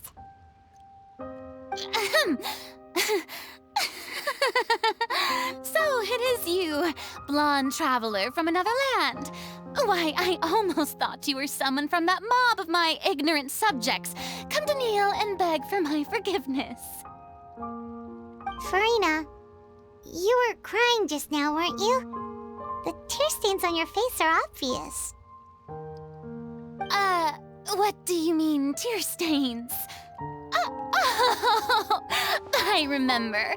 The show at the Opera House earlier this morning was so moving. I'm still trying to process it. Who did that uncivilized rabble think they were? Disturbing my enjoyment of the arts. They even dare to tout their Archon. I must teach them a lesson. I can just imagine their twisted and frustrated faces once they realize that I'm nowhere to be found. Oh, and I'm sure Nouvellette and those people from the Marche Chaussee Phantom are freaking out right next to them, too.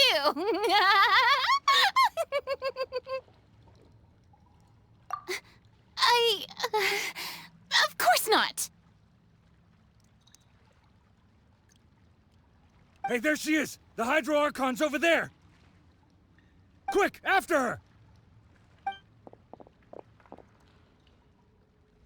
Farina, those people seem to be after you. They are? They're just some rabid fans who want to cut the line because they haven't been able to meet me in person, aren't they? That's against the rules. I can't let them get their way. Farina just ran off!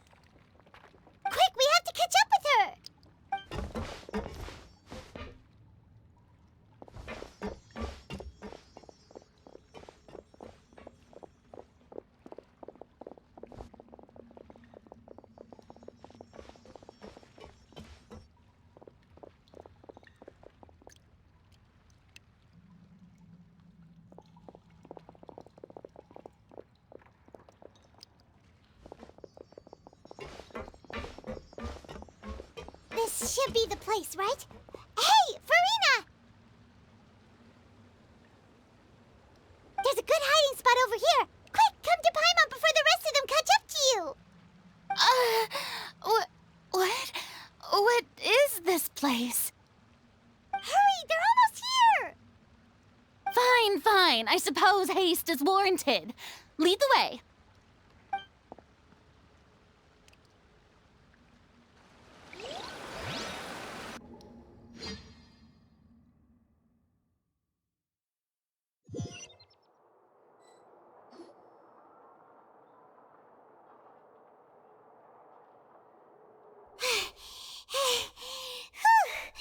Paimon's exhausted.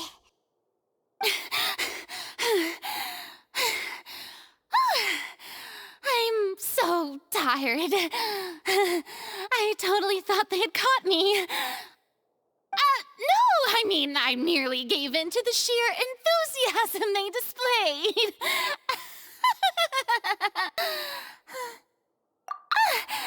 You're right. Yep, that's a good girl.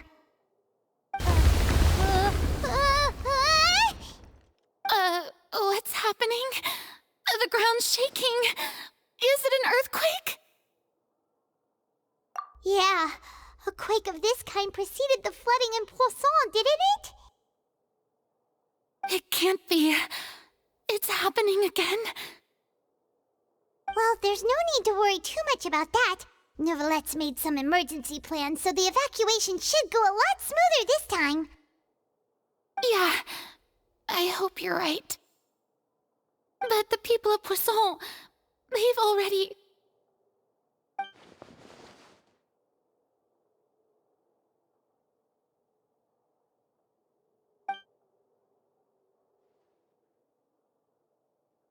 It's true. I've been investigating the prophecy for hundreds of years. I once had informants all over Tevat, searching for clues and feeding information back to me. I've tried all kinds of ways, too, to hold back the sea. Anything to keep the coastline from advancing. But all my efforts proved to be futile in the end. Really, the truth has been clear to me for a very long time. We cannot make an enemy of the divine. No matter what we do, the will of the heavenly principles will have its way, and the prophecy shall be fulfilled. Give up. I do love the sound of that phrase. It would mean finally coming to terms with fate, but also for me to finally be free.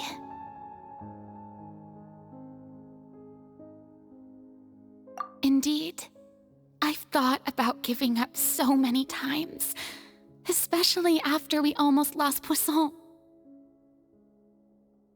Fate is really unreasonable, isn't it? It has no heart and obeys no rules. The prophecy has only just started to come true, and so many people have already lost their lives. But just now, it all became clear to me. I still don't have the right to come to terms with fate on behalf of everyone else. As long as the final moment hasn't come, it's still not too late. Don't worry. I will keep hope alive for everyone until the very end. Well, that's enough for now. I got the impulse to play the stricken maiden, but honestly, considering my rank and station, that wasn't a good fit at all. Don't take any of what I just said seriously. How could I possibly let Fontaine fall to the whims of trivial prophecy? Come on! Paimon could have sworn you were actually being honest just now.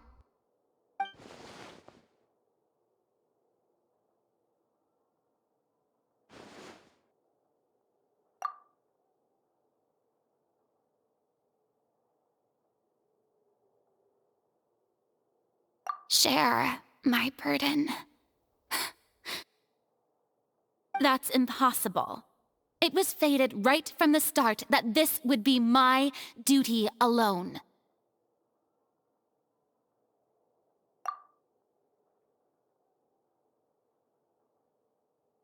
A witness.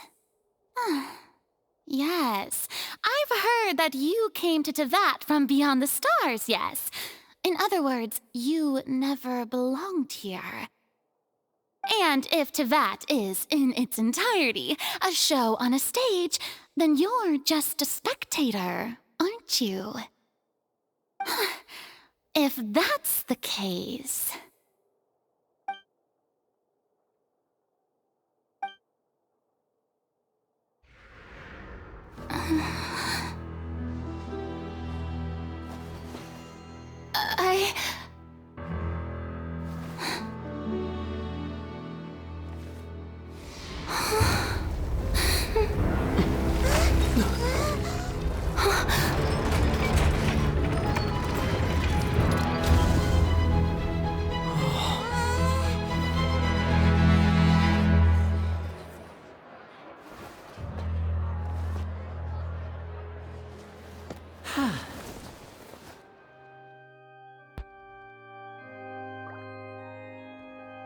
Ladies and gentlemen, this concludes my opening performance.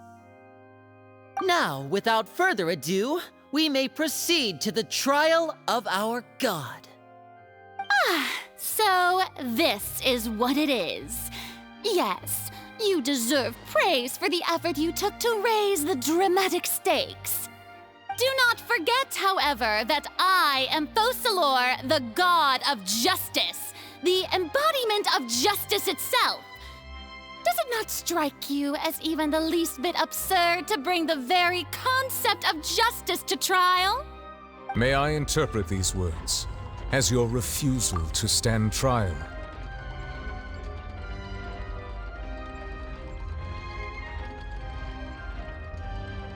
In that case, you will have the opportunity to defend your honor through a duel. You would draw your blade against a god?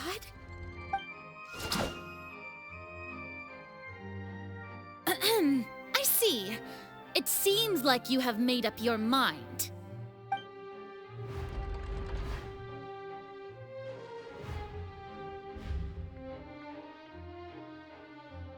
Paimon can't believe it. She just surrendered. What the heck is going on? Did I just see an Archon surrender to a human? Wow, how utterly humiliating. Lady Farina, what is the meaning of this? It would seem that there has been a misunderstanding. To be clear, the raising of both hands is not always an indication of surrender. Looking for excuses again, huh? I raised my hands just now to indicate my acceptance of the trial. No duel shall be necessary. I will admit that I've been running away for a long time. I'm sorry, everyone. I was unable to protect the people of Poisson. It is my duty to stand trial for my crimes. You are not the only ones to be disappointed in me. I, too, am exceedingly disappointed in myself.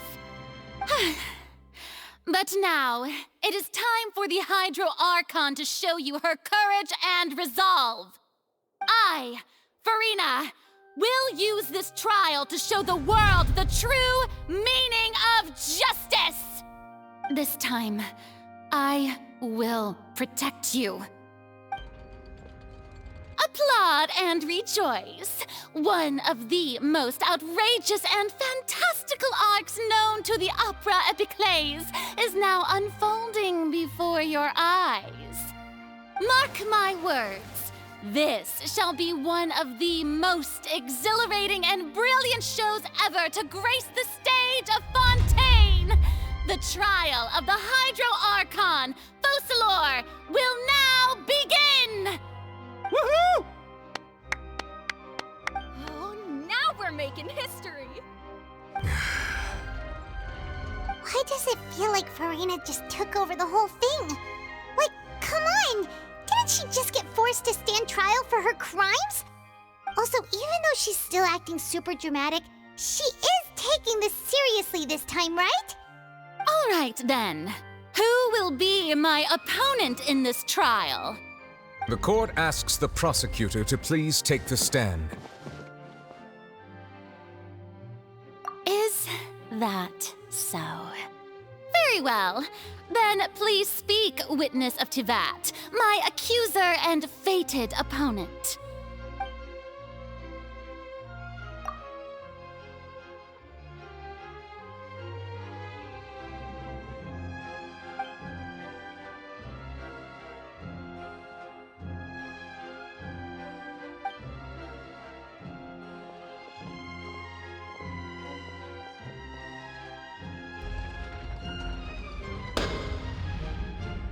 Also, please allow me to ask, as a final question before the trial begins. Just how much work did you do to force me onto this stage? Well, we did do a lot of prep after the meeting that day.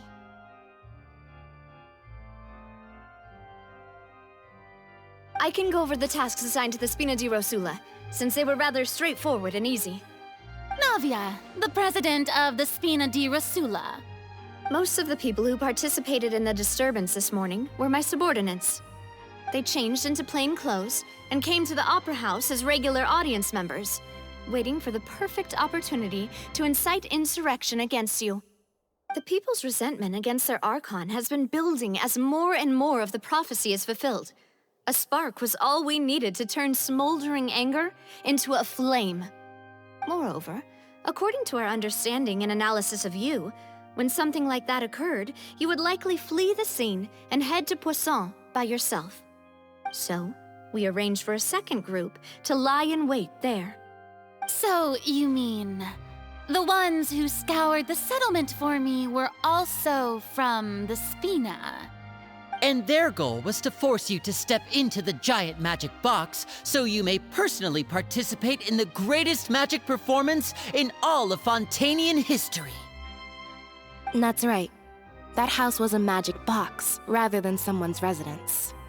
As the super ultimate version of the setup that I used when I first performed at the Opera Epiclese, the volume of the box was increased by a whole order of magnitude, and the distance it traversed was the entire gap between Poisson and Areneas. Its cargo, of course, was an Archon instead of a human. My thanks, Farina. Without your help, we could never have pulled off such an extraordinary performance. You're welcome? Of course, this performance was only made possible with Father's support. The House of the Hearth spent a massive amount of labor in Mora to pull this off. We had to select a location, construct the giant magic box, dig a tunnel, and open up a path through the water. It was a lot of work for all of us. So, in other words, the earthquake that we felt within the giant magic box was just a normal tremor from the transportation of the whole house? That's right. It wasn't a sign of another disaster to come. Then, I can guess Nervilette and Cloran's parts. You gathered a crowd, prepared a stage, and made sure that the champion duelist would be immediately ready for a fight. Also that as soon as I appeared on the stage, the trial may commence without a hitch. Am I right? Yes, that is correct. Well, Clorand, I must commend you for your courage. Only the most outstanding champion duelist in all of Fontaine would accept a duel with an Archon without flinching. Thank you. As for you, Traveler, I suppose your role was to keep me distracted with conversation once you found me in Poisson. You'd make sure that I didn't notice anything amiss before revealing yourself as my prosecutor once we'd arrived onto the stage. Oh?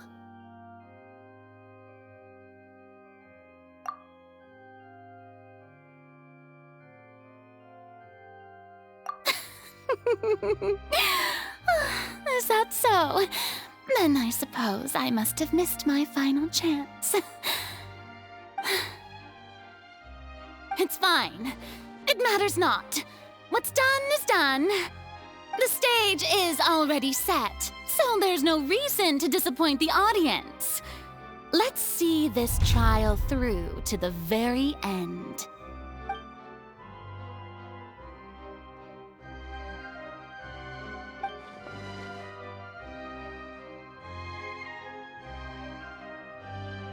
Sir Prosecutor, please allow me to pass this along.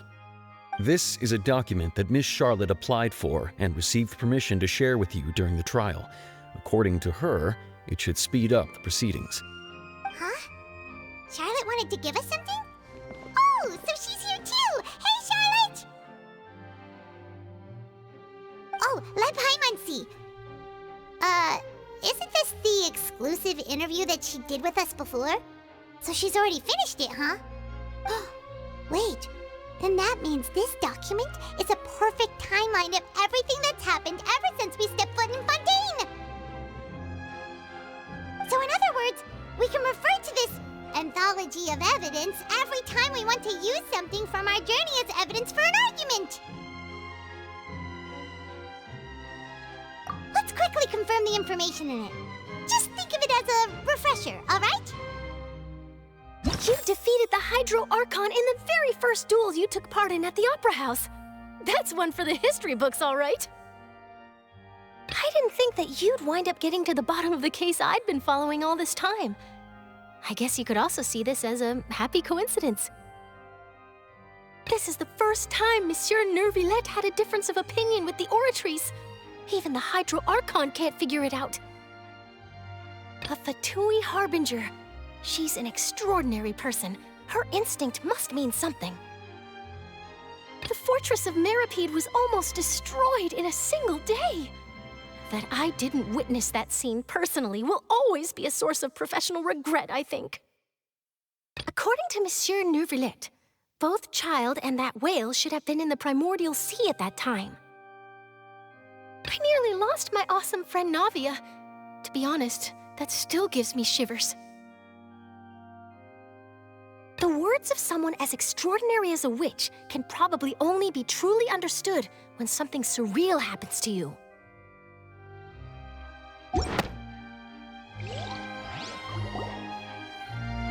The prosecution and the defense are both in position. The trial shall now begin. Oh, come on, Neuvillette. There's no need to repeat all the unimportant legalese. Just fast forward to the part where the prosecution lays out my offenses.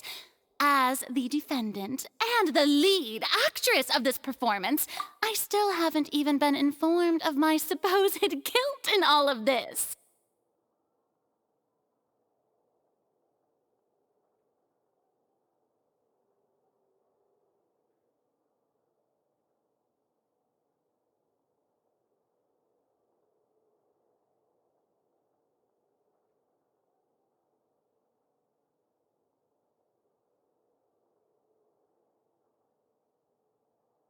Of course, it is only natural for humans to struggle to understand the actions of a god.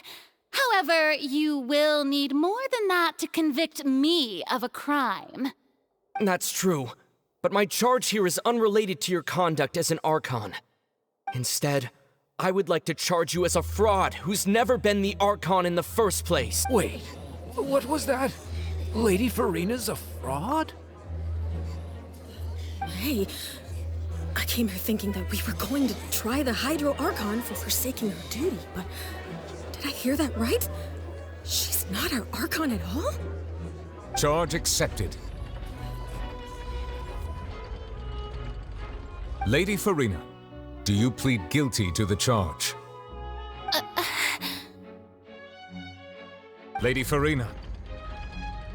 I plead not guilty. How can I be guilty? There is no way that I, Focalor, otherwise known as Farina de Fontaine, a member of the Seven and the Regina of all waters, kindreds, peoples, and laws of Fontaine, could be anything other than your true Archon. Yeah. Even though Lady Farina can be rather eccentric, isn't it going too far to doubt her very identity? Yeah, I've never questioned her identity either. Sure, Lady Farina can be super irresponsible, but what grounds does that prosecutor have to make such a huge claim? I have cause to believe that common sense will prevail in this case. Many of the members of the audience have known me as the Hydro Archon ever since they were born. There would be no fooling their memory. See? Even the Oratrice has decided to show me its favor. Are you sure you want to commit to a charge that will never be upheld? If you wish to drop the case, I can promise you as the God of Justice that you will not have to face trial for making a false accusation. We will treat everything that's happened as a dramatic spectacle and move on with our lives. What do you say to that? Huh. An argument with near impossible odds, huh? We have to not only refute Farina's claims, but also overturn the long-held beliefs of the people.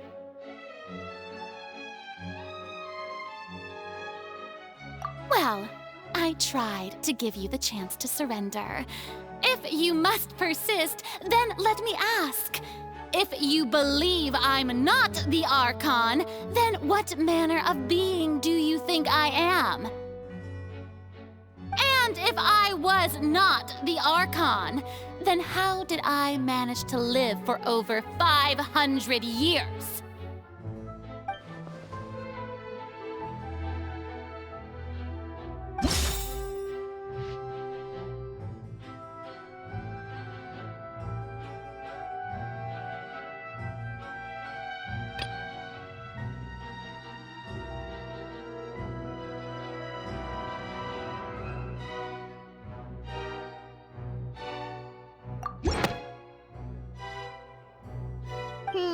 That doesn't sound right.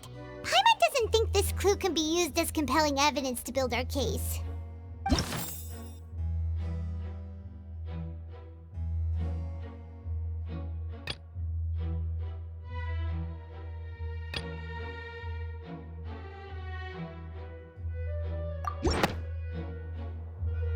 First of all, you may be a member of another long-lived race, which would allow you to naturally possess an extended lifespan. And second of all, even if that wasn't the case, there could be other ways to extend your life. Who gave you that idea? Was it the knave? You'd sink so low as to use a harbinger's words against me. A curse? I once thought it possible that the aura of an Archon might naturally resemble a type of curse. But in light of this claim, perhaps what I sensed was not your divinity, but a curse after all.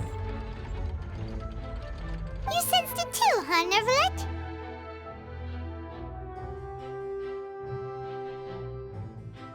Lady Farina is actually a human? Well, it is true that it's extremely difficult to tell humans and gods apart just by looking at them. It's not impossible.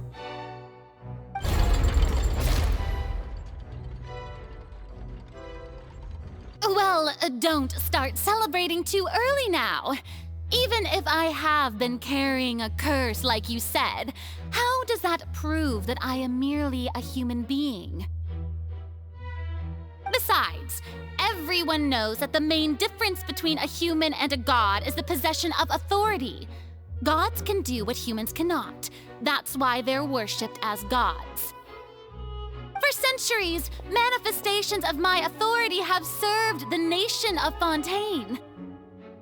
One need only to turn their eyes towards the Oratrice Mécanique d'Analyse Cardinal in this very opera house, or consider the endemnitium that is used in every aspect of life.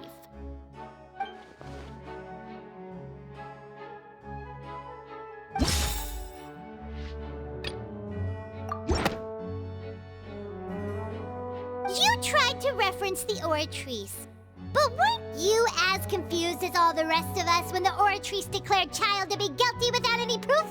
Otherwise, you should have come up with a good explanation for that by now. Didn't I make myself clear at the time? The decisions of the gods are naturally difficult for humans to comprehend. There is no need to provide an explanation. Lady Farina, I believe a reminder of your current circumstances is in order. While the court is in session, the principles of justice and the law must come before all else. While you are an Archon, you are also first and foremost the defendant in this trial. You will prove yourself unable to defend against the prosecution's charges if you continue to withhold vital information against the rules of the court. I never thought you'd use that kind of rhetoric against me. That was no trick of rhetoric, Lady Farina. I've merely reiterated the rules of the court. Rules that all should respect and follow. So, you neither knew why Child was declared guilty, nor did you understand the structure and operations of the Oratrice. Instead of having been created by you, the manifestations of authority you mentioned have been made by the real Hydro Archon, haven't they? The real Hydro Archon? Well, now you're really losing me. It is true that I did not know why the Oratrice gave out a guilty verdict that day. But the Oratrice handed out that verdict unilaterally, and it has been operating independently ever since it was first created. You can't argue that just because a divine creation is flawed, that the god behind it must also be no god at all. She's still throwing out all kinds of excuses. Seems like she's confident that we won't be able to produce proof that she has no power over the Oratrice. My power as an Archon. There are many ordinary citizens in the audience. How can I just carelessly demonstrate the formidable power of an Archon? If that poses a concern, I'm prepared to extend my protection to the audience. You don't need to go that far.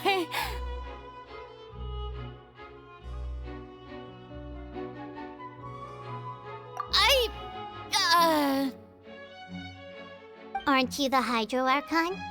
Or is it that you can't even wield the power of Hydro, much less the authority of a god? Indemnitium! Yes! It's all because of Indemnitium! All Archons derive their power from the faith of the people, and I've converted the people's faith in justice into Indemnitium! Thus did I give up all of my divine power to provide everyone with energy for their daily lives. Have you ever seen a more magnanimous god? Isn't that a huge stretch? Yeah, no matter how generous an Archon can be, how could they give up all their power? Can a god with no power even still be called a god? It seems like nobody's buying Farina's excuse. Hey, come now, everyone. Please don't stare at me as if I was a liar. I'm still the same Farina you knew, right? The one that you loved. Shouldn't you want to believe in me? Please? You've got to believe me. If what the prosecutor said is true, she really has committed a grave offense. Did she deceive all of us? And all of our parents and grandparents too? And all of our ancestors? Ever since they were born? Enough! That's enough. Tell me then, if I'm not the real Hydro Archon, then who is? If you have no evidence of another Hydro Archon's existence, nor can you find anyone who can back up their claim to be such, then what grounds have you to say that I'm not actually the real deal? Wow, she came up with yet another argument. How can we refute her now? Seems like she really doesn't want to give up.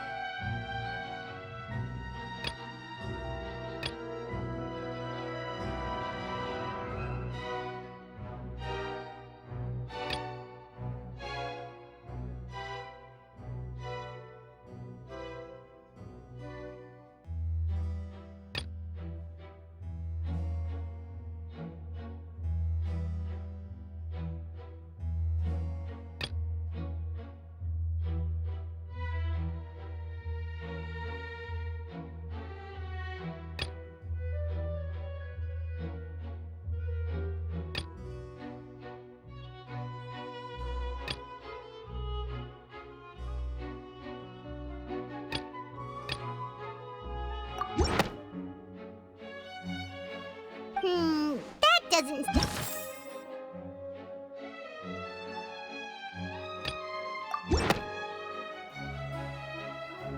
It has been established that all Fontanians can dissolve in water from the primordial sea. And that means... Since you insist on claiming to be a god and not a human, then there's a method that you can use right here and now to eliminate all suspicions of you being the latter. Miss Navia, please apply to serve as a temporary attorney for the prosecution before addressing the court. Though you act in partnership with the prosecutor, you must still adhere to proper procedure. Super sorry, Monsieur Chief Justice. I swear this really will be the last time that I'll speak out of turn. Now, I've brought some seawater from Poisson. As everyone knows, a massive flood struck the area not long ago, taking many lives, including those of some of my closest friends. So, Miss Farina, would you dare to touch some of this seawater? If we are to believe that you are indeed the real Hydro Archon, touching this seawater would have no effect on you. All it should do is strengthen your case. But if you don't dare to touch it, then we would have basically proved the reverse. Oh, and I must remind you that after the disaster at Poisson, nobody wants to see any more people dissolve. I do hope you'll act prudently and choose the simpler path of admitting guilt. Navia from the Spina di Rasula. The Spina has governed Poisson for many years. I guess her suggestion is valid. If Lady Farina is indeed just a human, she's probably Fontanian like all the rest of us. Would she really dare to try?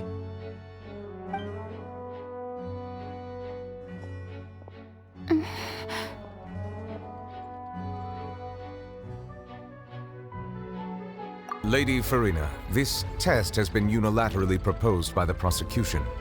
As it falls outside the realm of standard court proceedings, you possess the right to decline participation.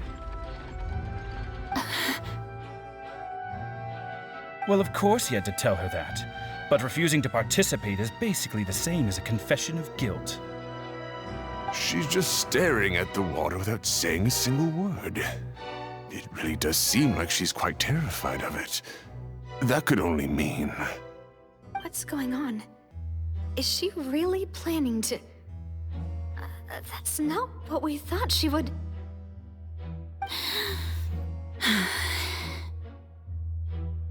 Due to the inherent risk of the test, Lady Farina, you may...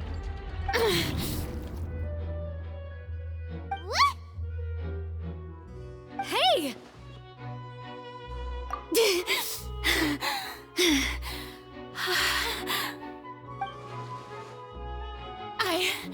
I'm fine! Look at me, everyone! My hand is still here! I haven't been dissolved! Will you believe me now? I really am your Archon! I'm nothing like a normal human who would fall apart as soon as they touch this water! Really? Was this not the most obvious thing in the world? Miss Siegewing? If you are present, Miss Siegewing, please come forward and attend to the defendant. Siegewing? Don't be nervous. essence. Let me see. That should be enough. Please announce the results of your evaluation to the court, Miss Siegewien. As everyone doubtlessly saw, Miss Farina was displaying symptoms of hyperventilation and flushed skin. These indicate that she was experiencing the adverse effects of exposure to primordial seawater. The extent to which she was affected is the same as other humans when exposed to primordial seawater of a similar concentration. Thank you, Miss Siegewien. Lady Farina, you may return to the defendant's stand. Oh, wait. What did she just say? I didn't get dissolved. Shouldn't that be enough to prove my innocence? Well, considering your tendency to run from your problems, we did originally prepare a direct sample of the seawater around Poisson.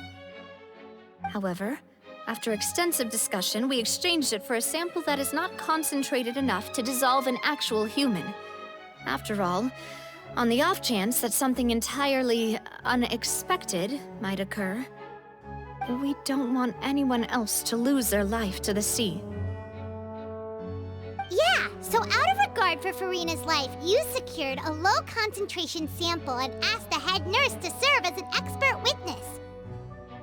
It's a great thing that the direct sample wasn't actually used. Farina could have... I can't believe... you...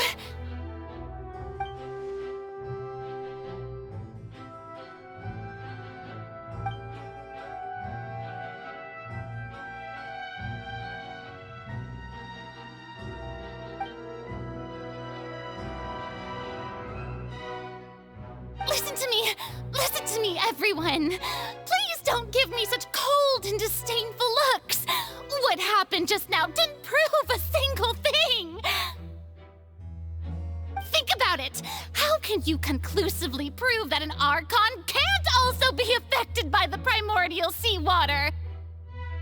Also, if I was really just a human, why would I dare to just put my hand in that kind of water?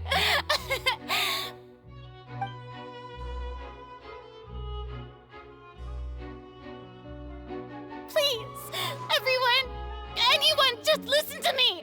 I swear, I really am your Archon.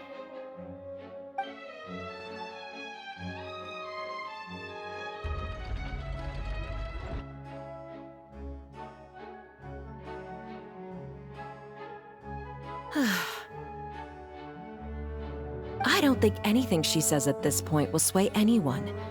The odds are just too stacked against her now. With all the things that have been said, Paimon doesn't think there's any way left for Farina to win. I believe the time for arguments and presentation of evidence has come to an end. If there are no objections, we will move on to the final judgment.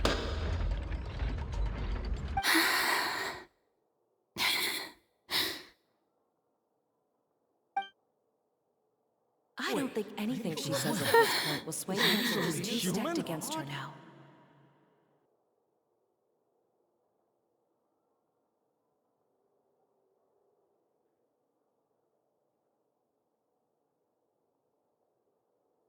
In my capacity as Chief Justice, I shall now render judgment on Farina's misrepresentation of herself as the Archon of Fontaine. As a human who knowingly deceived her fellow citizens, Farina is... guilty.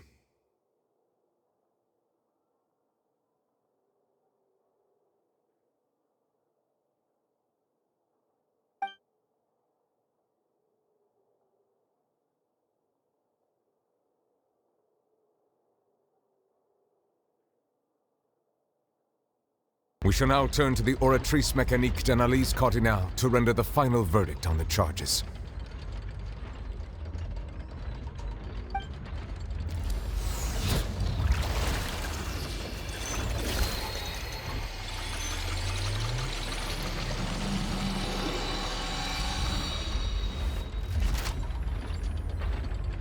According to the judgment of the Oratrice Mécanique d'Analyse Cardinale, Farina is...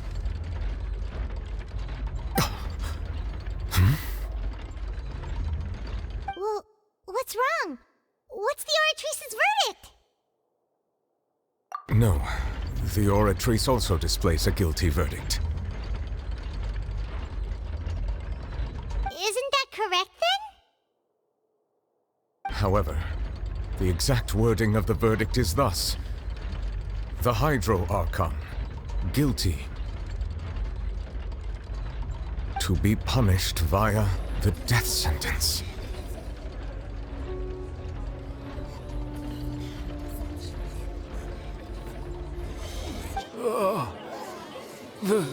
The death sentence? That's actually one of the available sentences?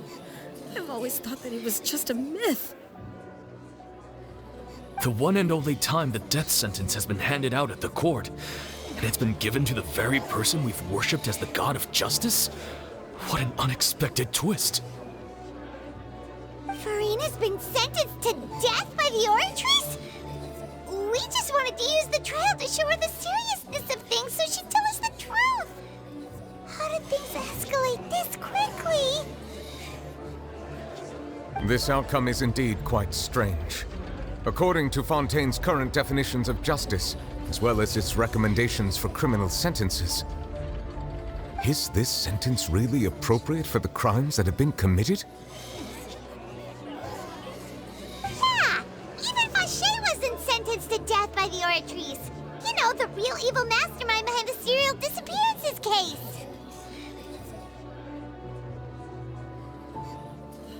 Indeed.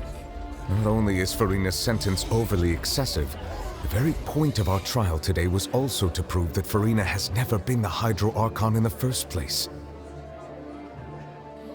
But now, the Oratrice seems to have deliberately invoked the title of the Hydro Archon. What does this mean?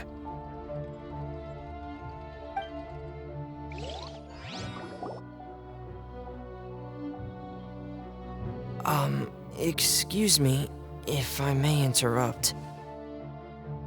Is the trial still going? Fremine! You finally made it. I assume this means you've completed your mission? Mm-hmm. Any mission Father assigns to me will always be top priority.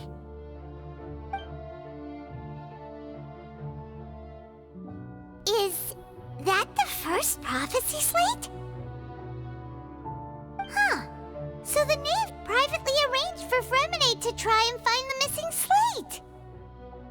I looked everywhere and finally found it at the bottom of the sea. It took me a long time to get around some dangerous stretches of water. But has the trial already concluded? Then doesn't that mean I've come too late? Oh no. Father will be disappointed in me. Thank you for your hard work, Mr. Fremine. Please allow me to review the record left on the slate.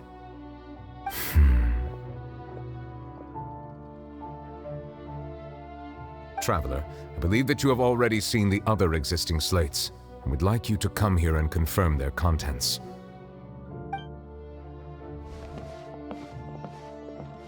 Huh? So what do you see? What is it?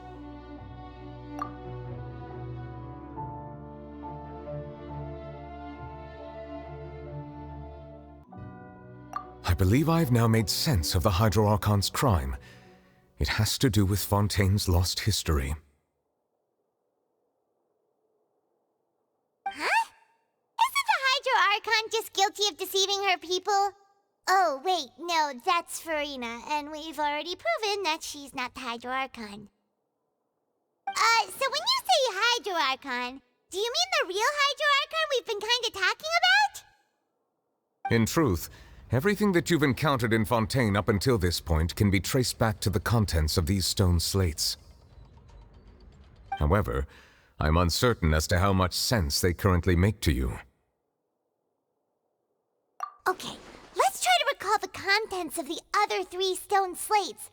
Paimon will do her best to help you remember.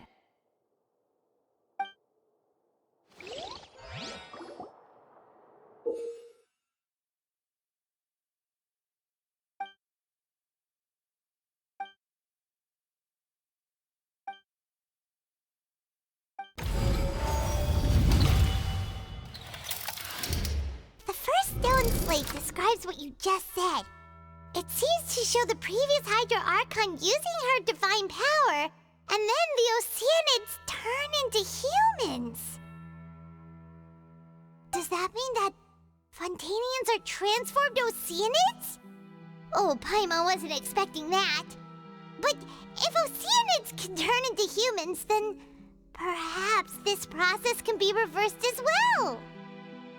The second stone slate shows Celestia floating in the sky, and the Hydro Archon and her people worshipping it together. But the heavens still brought judgment down upon them. This must be the point when the Hydro Archon and the Fontanians were branded with their original sin. Does this mean that the original sin and the Hydro Archon sin are the same thing? The third slate shows the Hydro Archon sinking into the sea surrounded by many people. That reminds Paimon, didn't we also watch that happen to someone else? Well, the fourth slate is the prophecy the Fontanians have been talking about. People dissolving into the sea, the Hydro Archon crying on her throne, and so on. We didn't believe that such a crazy disaster could happen at first, did we? But after that incident, it was just a question of when and not if.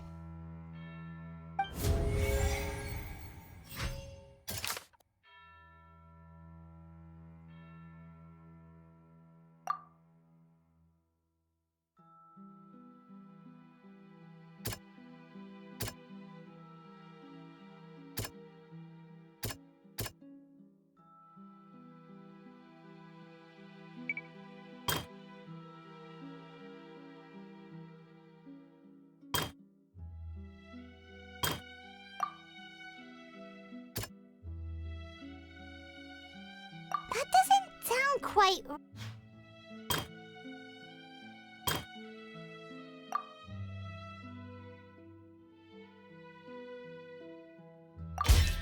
We know from the case of the serial disappearances of young women that Fontanians can be dissolved in primordial seawater, and the first stone slate tells us that long ago, the Hydro Archon used her power to turn Oceanids into humans. This might be the reason that Fontanians can dissolve.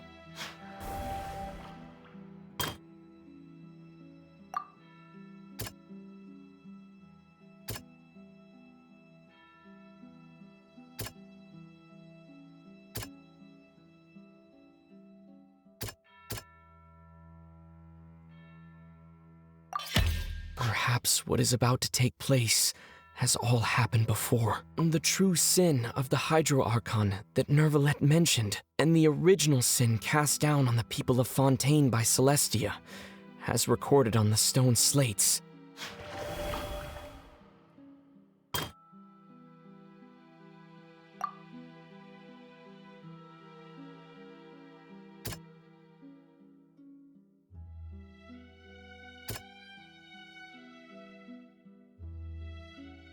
That doesn't sound... It's not as simple as falling into the sea. When Navia fell into the sea, her consciousness was subjected to judgment. The stone slates show the people gathered around the Hydro Archon in the sea. Could that be alluding to the same thing?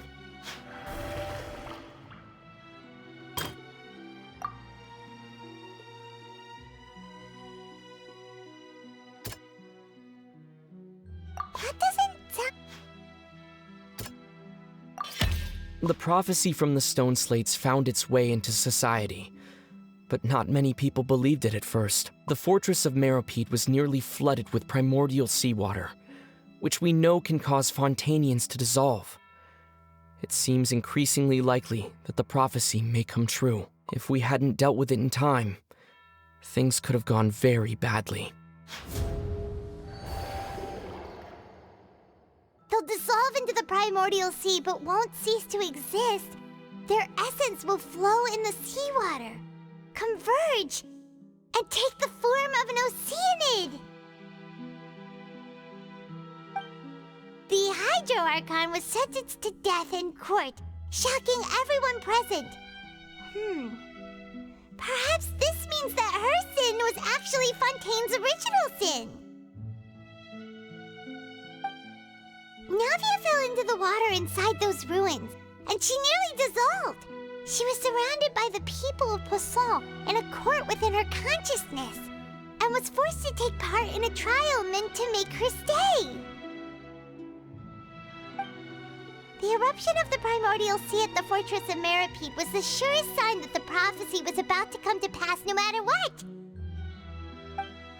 The prophecy's contents can all be verified by recent events. If we combine what we know together, loads of truths should come to light.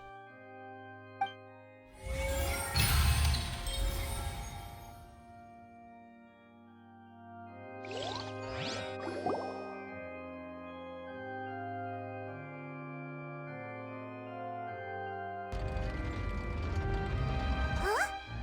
Oh, Paimon gets it now! So that's how you can make sense of it. But then it feels like we're going to have to share some truly shocking revelations. Let's hear them. Incredible. Linny, did you hear that? We're not real humans.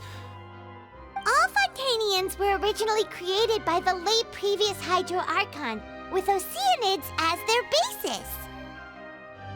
The evidence for that can be found in how only Fontanians could dissolve in primordial seawater, and how all the girls Vacher dissolved were also turned into Oceanids.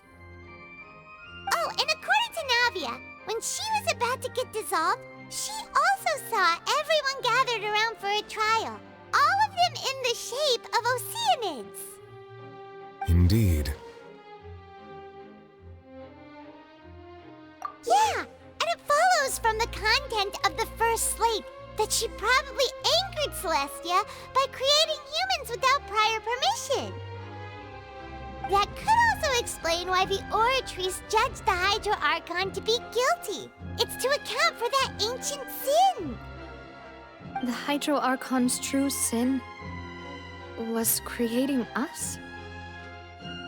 And yet, after many hundreds of years, the Hydro Archon's creations have turned around to try to judge the Archon within the Opera Epiclese. The twists of history are often the most unexpected of all.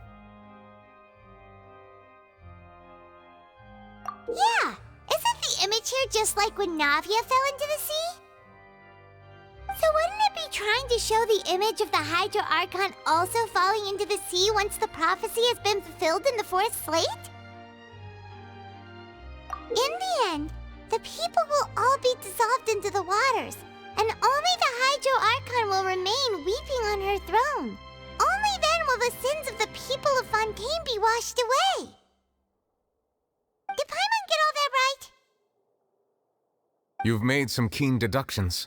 I must say, given how much you still don't know, it is impressive that you've already managed to connect so many pieces of the truth. However, while you were able to decode all the information on the slates, they've also been etched with an additional layer of hidden information using a different power source. When we were at the ruins, I tried to decipher the hidden information recorded in the slates. But since we only had 3 slates at the time, I was unable to come to a full conclusion. Now that the slate collection is complete, I shall make another attempt to decipher the narrative recorded within. If everything goes well, we should finally be informed of the unadulterated truth.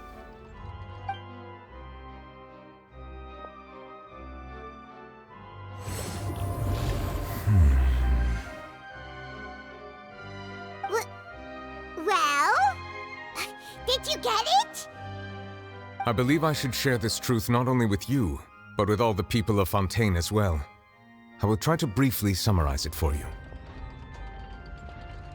Your hypotheses regarding the origin of Fontanians and the sin of the Hydro Archon were both correct. In the Fontaine of old, the previous Hydro Archon sensed the yearning of her Oceanid familiars for life on land.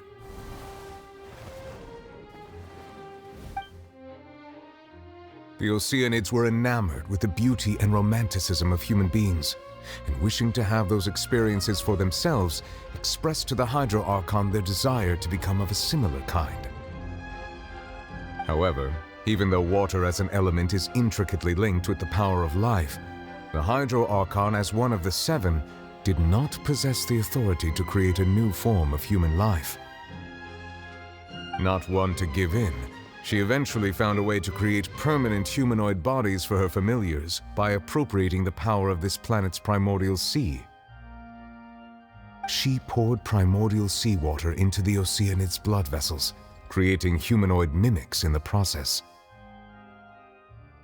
But if Fontanians were to ever come into direct contact with water from the primordial sea, the power within their bodies would escape these artificial restraints and return to the sea. As a result, their forms would collapse, and they would be reverted to their original forms as Oceanids. Of course, the Hydro Archon never received permission from the heavenly principles to create a new human race. And thus, the Hydro Archon and all of her creations came to shoulder the original sin of appropriating the power of the primordial sea.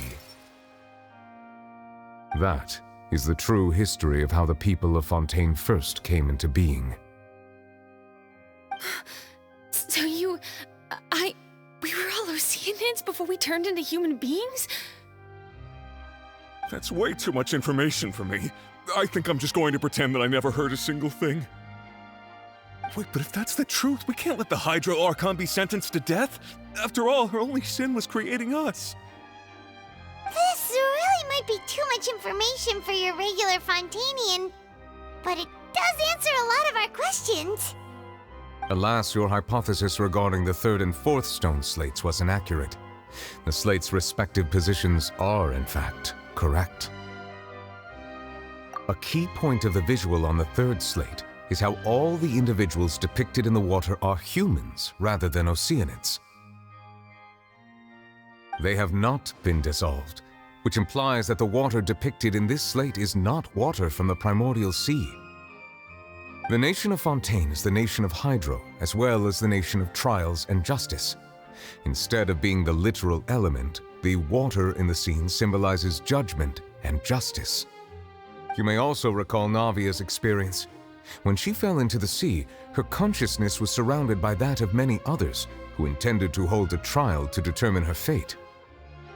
Therefore, the meaning of the third slate is that the people of Fontaine shall try the Hydro Archon at the court of justice. Yes, it refers to our present situation. I think I'm following now. So, what you're saying is, even though we decided to put on this trial to avoid fulfilling the prophecy, in truth, everything we've done has happened exactly as the prophecy foretold. So now, it seems, we're the ones making sure it comes true. What should we do? Huh. No matter what, the prophecy will be fulfilled. Is this what it feels like to be a prisoner of fate?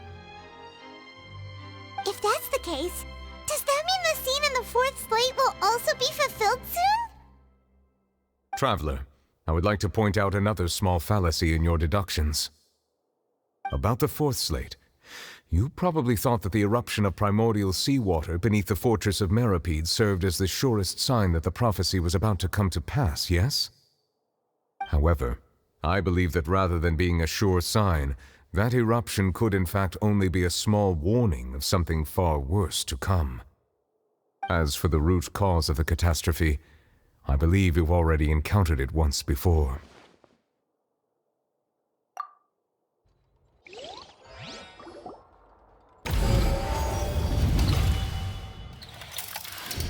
This eruption was just a small warning of the things to come.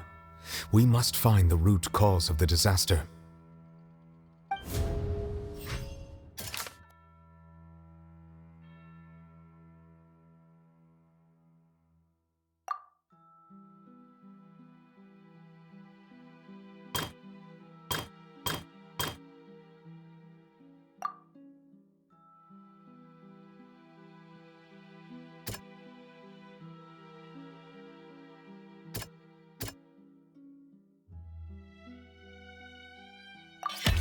It was both dream and reality.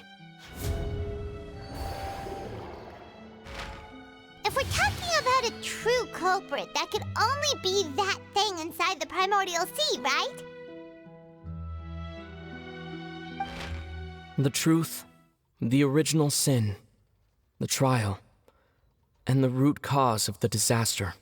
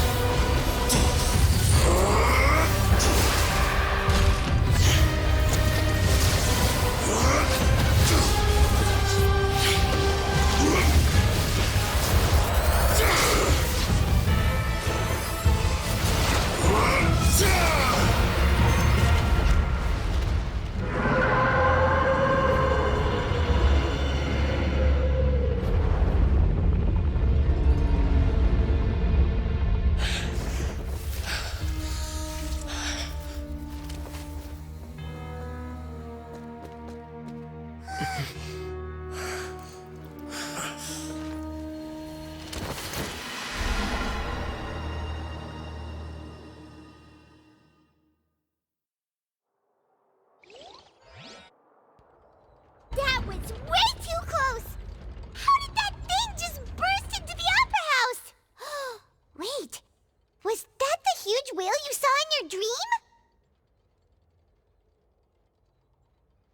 So we've met it at last. I understand very well why it has chosen to make an appearance here. That whale does not belong to Tevat.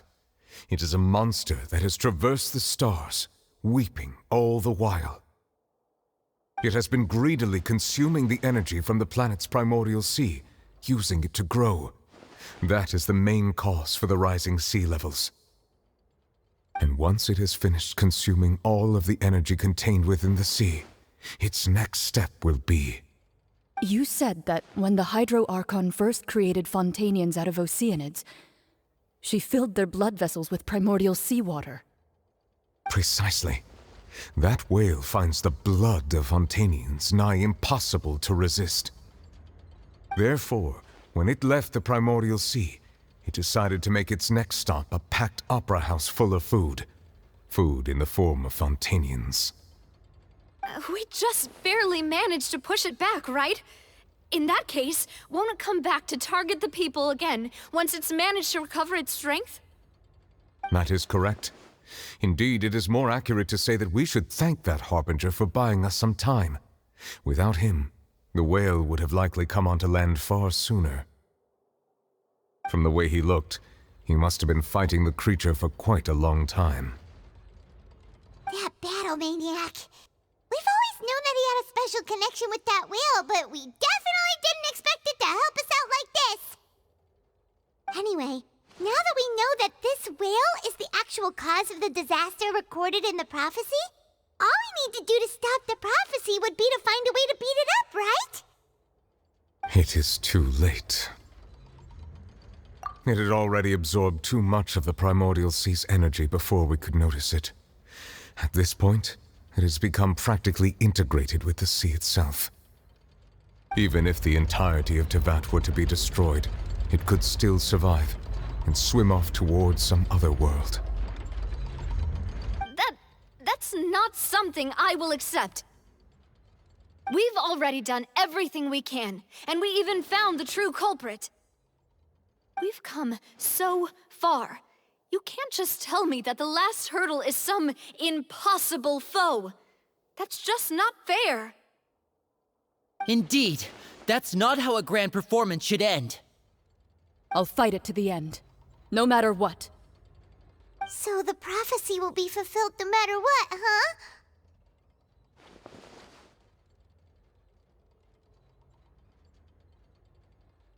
The prophecy.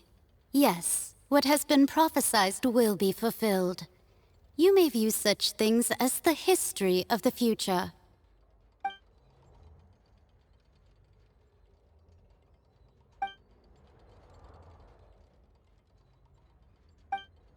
Just as prophecies are usually only the future as seen from the perspectives of the gods, could things be happening in hidden corners where the gods' gaze does not fall? Ultimately, fate shall serve as your only guide, no matter what will happen in Tevat's future. All you need to do is to play your part.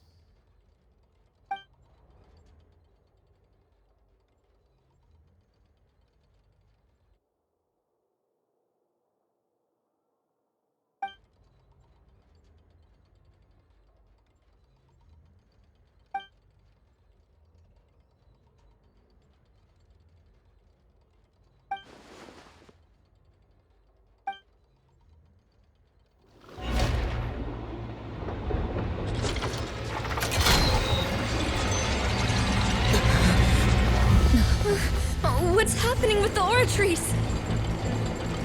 I believe it is preparing to carry out the death sentence.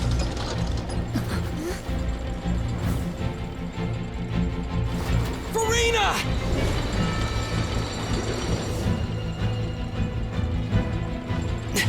No, I still need answers.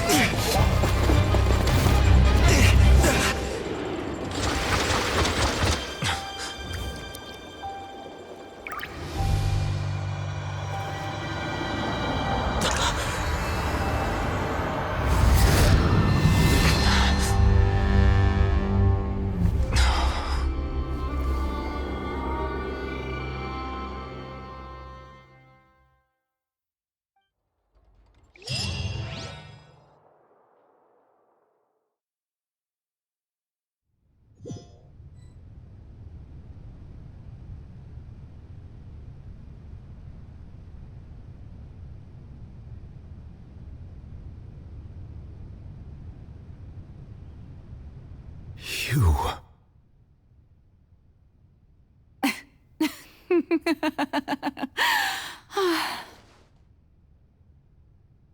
Sorry. That shocked expression on your face is just too amusing. I couldn't help myself. You are not Furina. Who are you? Ah, the sweet sound of bewilderment. Marvelous. A sure sign that my attempt to deceive everyone was a resounding success. But to answer your question, I am Focalor. You know, the god. Focalor, why did you deceive us? Oh, that wasn't my goal, of course. Goodness, no. But I had to fool everyone else too, if I was to stand any chance of deceiving the heavenly principles. Deceiving the heavenly principles? It's all because of that pernicious prophecy. Dreadful, wasn't it? Everyone doomed to dissolve. Fontaine condemned to be flooded. One was not amused. In fact, one was positively bemused when that problem was thrust upon me by my dearest predecessor. That's the former Hydro Archon Egeria for the uninitiated. It hardly gets more disastrous than a preordained national catastrophe, now does it? She knew full well that the prophecy would surely come to pass. And as one of the seven, she also knew full well that one defies the heavenly principles at one's peril. So yes, as you have no doubt surmised, it was a rather impossible situation that I found myself in. I spent a terribly long time mulling it over, alone on the ocean floor. And I was almost growing barnacles by the time I finally realized there was only one possible solution to this confounding conundrum. I had to outwit the heavenly principles, allow the prophecy to be fulfilled, ostensibly at least, while saving everyone at the same time. I'm a genius, I know. I can only assume that's why Egeria chose me as her successor. Although, looking back now, it was hardly the inheritance one dreams of.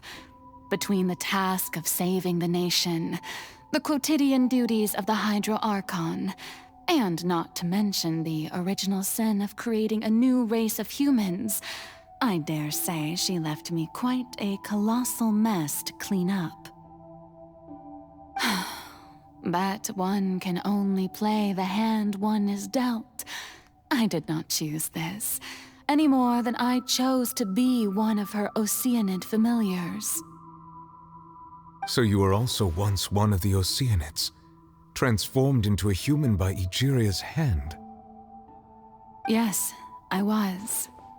I always dreamed of becoming human. And I still do, even now.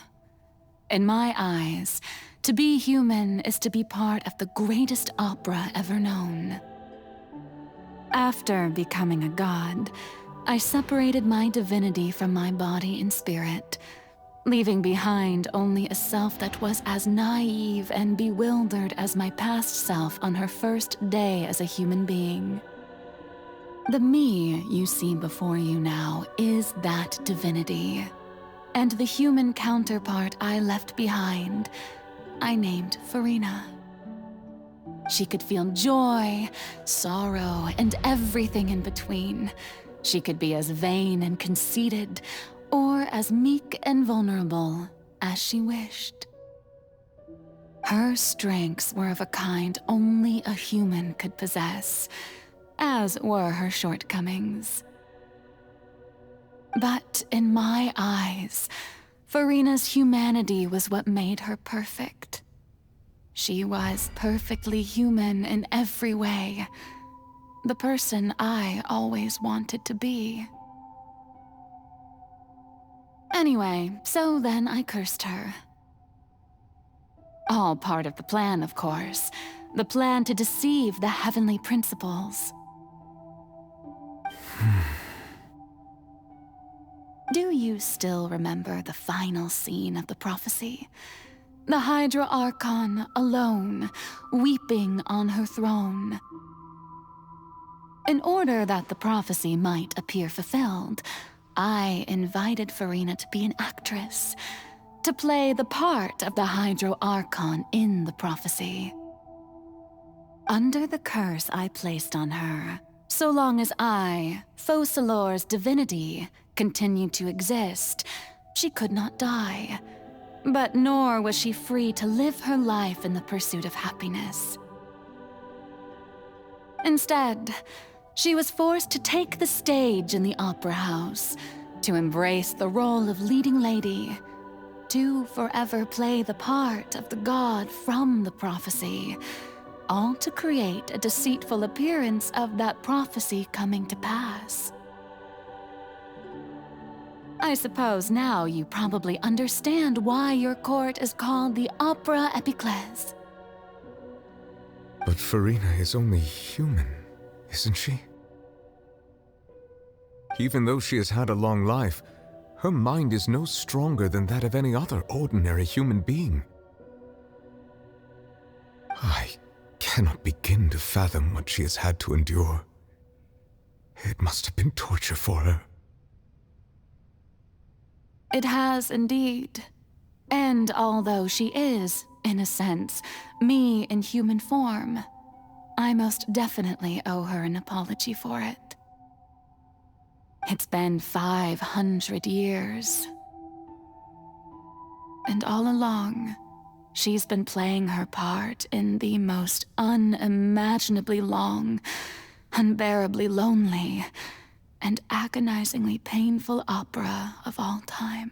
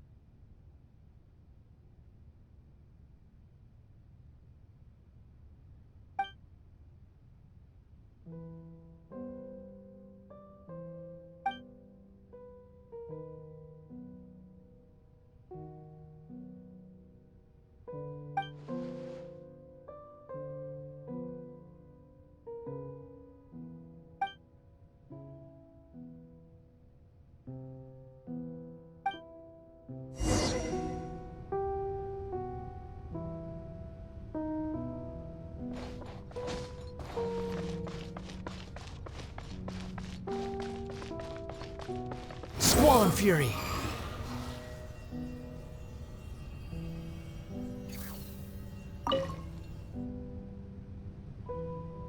Oh?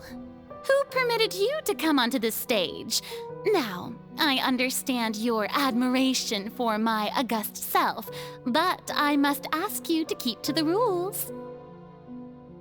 All right. It is not my intent to reprimand you. There is no need to state your name. Just be off with you. Do not distract me from my performance. Oh, do not jest. Can you not feel it? I am Focalor. The eyes of countless Fontanians are upon me. I must, at all times, display the utmost elegance and nobility.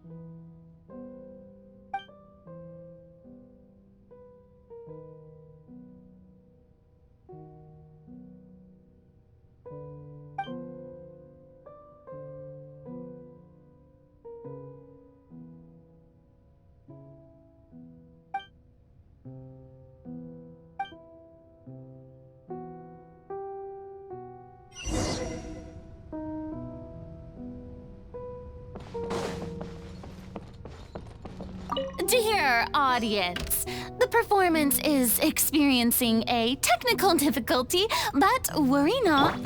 The guards shall resolve it soon enough.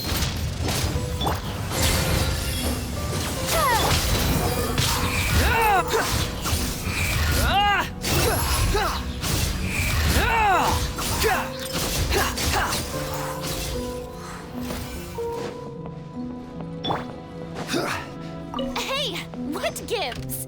The audience is still watching me, you know. Guards? Wait, where are the guards? Guards!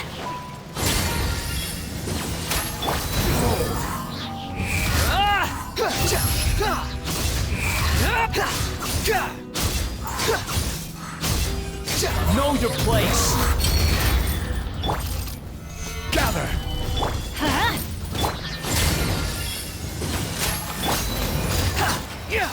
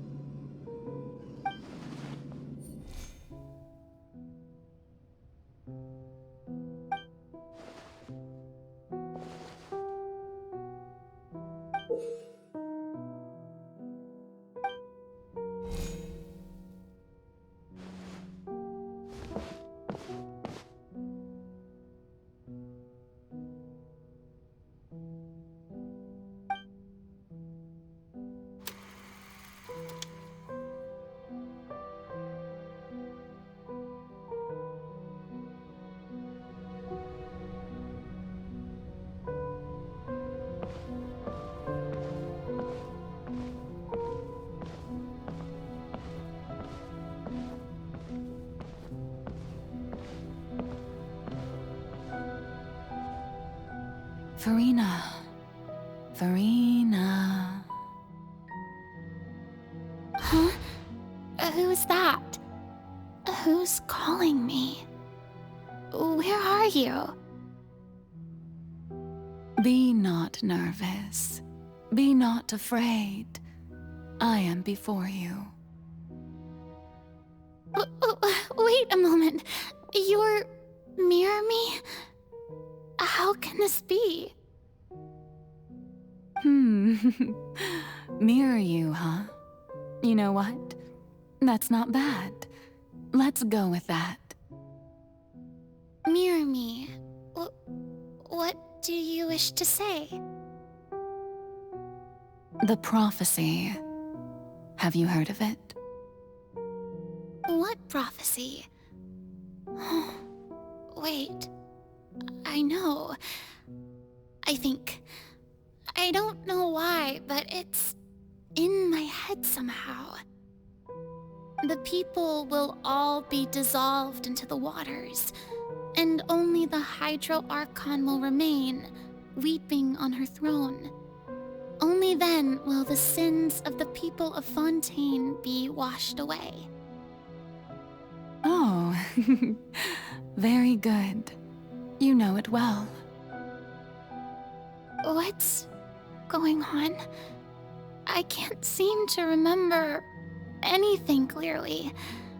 The only thing I know for sure is this prophecy. Will it really come to pass? Yes, it will.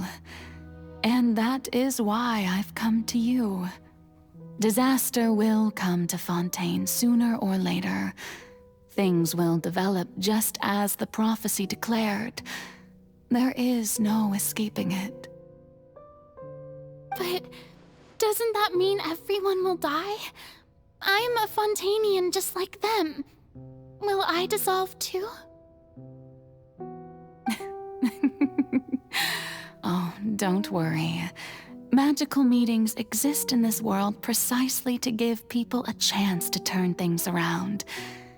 It is the reason why you met me today. I will tell you how to save everyone, but you may have to suffer somewhat. Oh, so there's still hope after all. Goodness, you frightened me. You spoke so much and with so much certainty. As for the suffering, well, I will admit that the first thing that came to mind was, why do I have to be the one to suffer? But if the prophecy will come true, I'll also die anyway, right? So if I've already met you as my magical meeting in this world, if there were scales, with all the people of Fontaine on one side and my pain on the other, is it not obvious where the scales should tilt? You truly are the perfect human, my ideal. I suppose this would also be the justice that belongs to you. Huh? Don't worry, it's nothing. Listen well. Fontaine has just lost its Hydro Archon. I need you to play a role, that of the new Archon. Play as a god? That's right. You must begin a never-ending masquerade. You must never let anyone suspect your identity. If you can keep it up, then I shall have my way of defying this prophecy. But should your identity be revealed, then all hope will be lost. But how will I do this? A human assuming the role of a god without being exposed. Don't worry. What you must do is not to turn yourself into a real god. You simply need to play the role of a god as humans imagine them to be.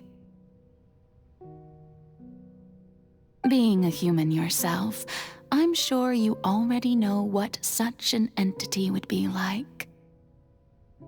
Remember, Your true challenge will not be pursuing divinity, but contending against humanity. I'm still not sure I understand, but I'll try. I'll try to do this. So, how long am I going to have to play this role? To accomplish this mission, you will have to stay on the stage for many, many years. You will endure and not grow old until your task ends. But I promise you, all will eventually end in a magnificent and dramatic trial, and everyone will be saved. A trial, huh? How exciting. I'll be looking forward to it.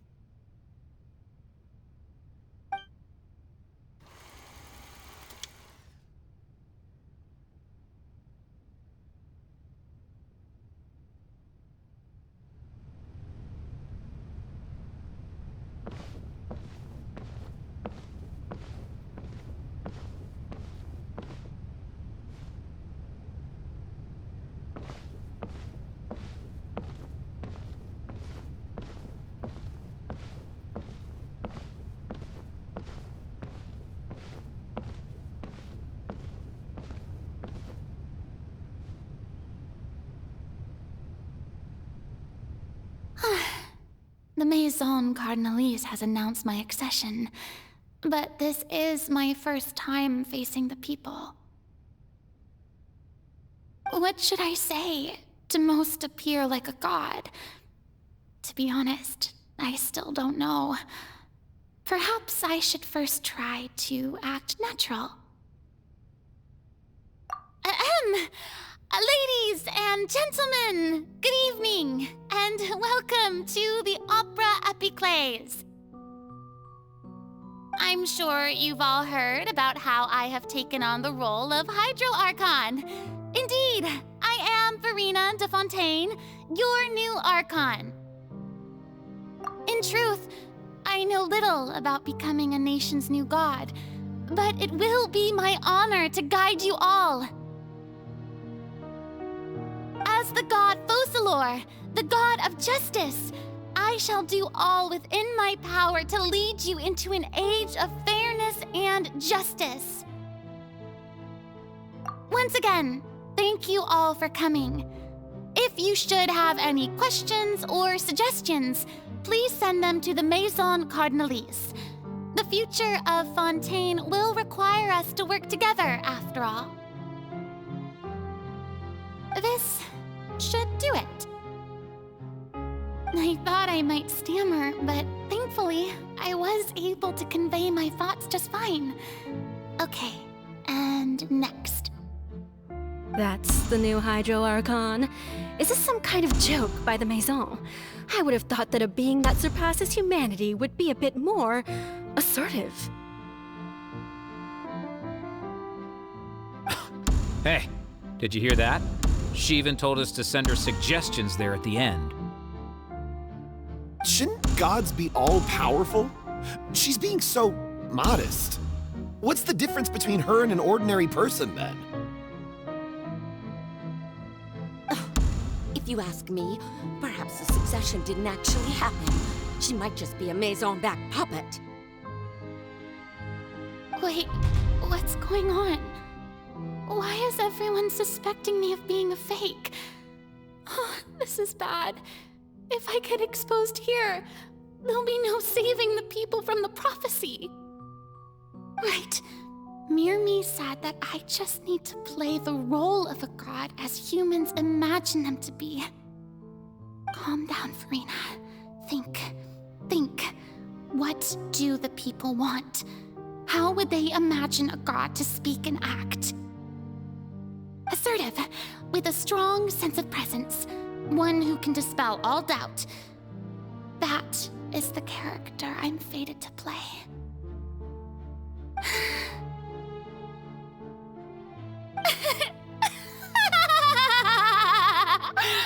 Oh, very good. ones such as you are deserving of my rule.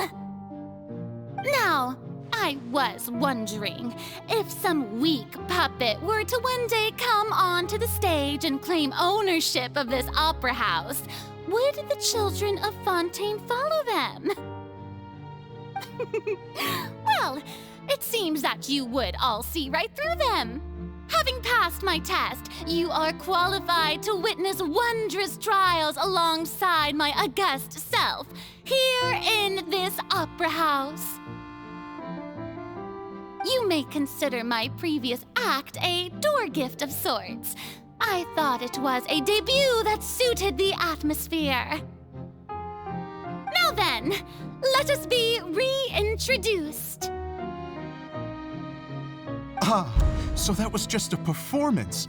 How could I have forgotten that we were inside an opera house? Her personality. It's quite shocking, to be honest, but I suppose it's a better look than before. Such a fascinating and bold deity. How wonderful! Her future may yet be bright after all. It seems I've turned them around. Best follow this flow and restart my accession speech. My dear people, whether you acknowledge me or not, whether you trust me or nay, I say to you, keep faith in your ardor for justice. We have heard it said that this nation's sins can no longer be washed away. Well, I say that justice is most fragrant when it blooms amid sin. The scales of justice should not weigh heavy in the hands of its God. On one side, it must carry fairness and justice. And on the other, praise and applause. May law be the prayer on our lips. May judgment be our worship. Let us light the fires and drink to the future of Fontaine! There is no trouble in this world that justice cannot solve. All that is needed is for you, my people, to believe in it, heart and soul. So long as I, the Archon Focalor, stand within the Opera Epiclese, so long as I stand before the Oratrice, I shall even judge the gods of this world!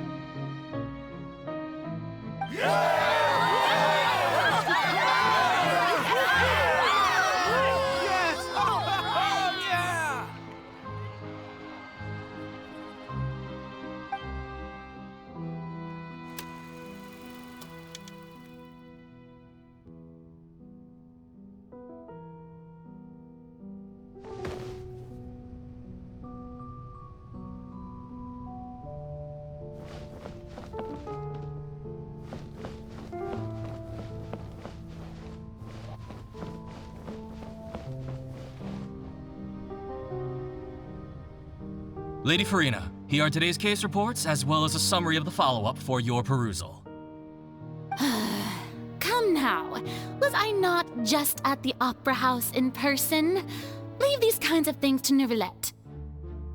Besides, none of these trials were the one that I'm looking forward to the most.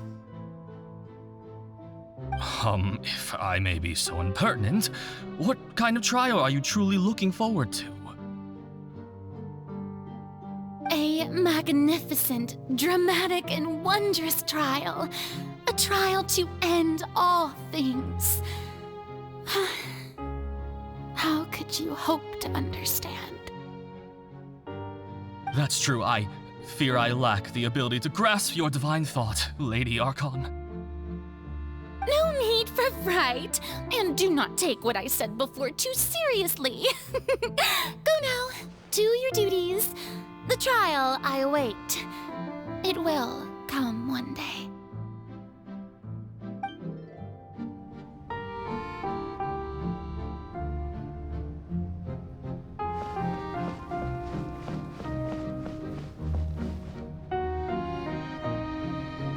Lady Farina, I don't know what to say. Thank you for agreeing to see me. No need to thank me. Or rather, thank your own sense of perseverance instead. Long have you stood in line to meet me, have you not? Oh, I'm afraid that's just an inevitable consequence of my divine charm. All right, Deuteria, is it? How is your son's illness? You remembered me, and you knew of my family, too. He is doing much better now. In fact, he is far more of an ardent believer than I. He was the one who forced me to seek an audience with you, and to bring your words back to him. Oh, good. Very good. If this should happen again in the future, please do not hesitate to come and tell me. Going down to citizens' homes every so often, while not usual practice, should serve as a fine change of pace. You're such a gentle and wise god. Thank you once again, on behalf of my son.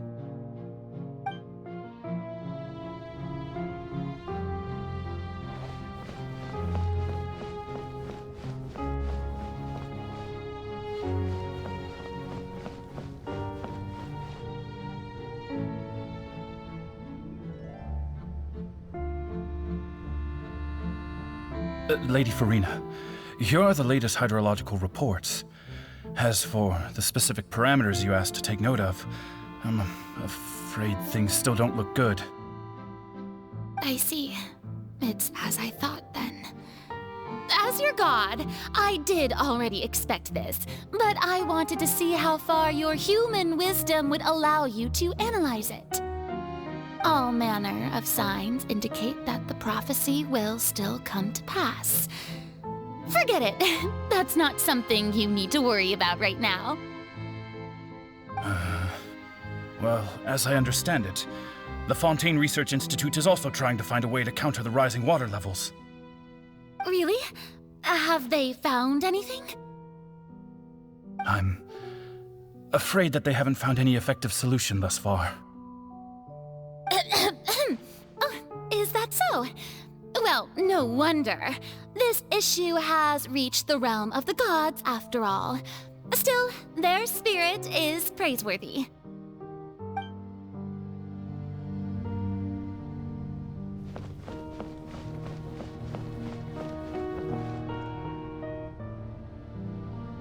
The day is finally over.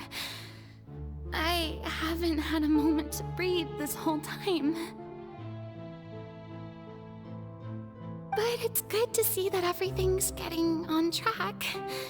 There are no longer any voices of suspicion. Maybe this is fine. I just need to keep going, and everyone will be saved. All right, Farina, don't think too hard about this. You need rest. Tomorrow's a new day.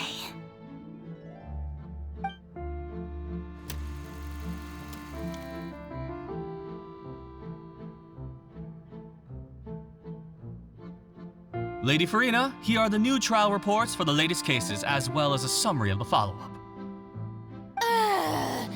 There'll be no need for that. I've seen them already. There's no need to go back over scenes I've witnessed in person before. Lady Farina, I've waited so long for this chance to see you in this manner.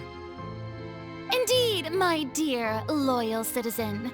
This joyous moment is an honor for us both.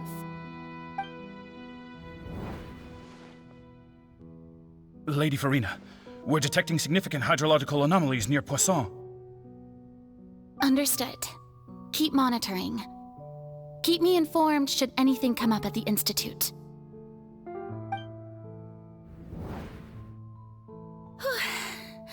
I don't think I let anything slip today.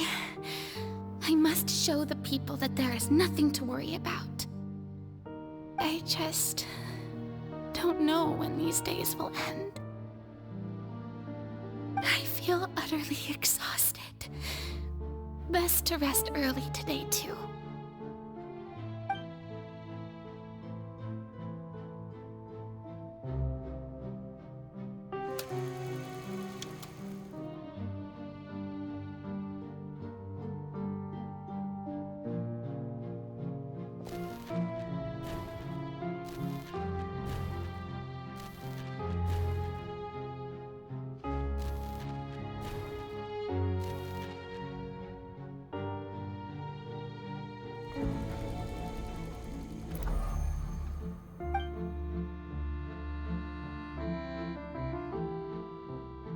Lady Farina, it's like a dream being able to speak with you up close like this.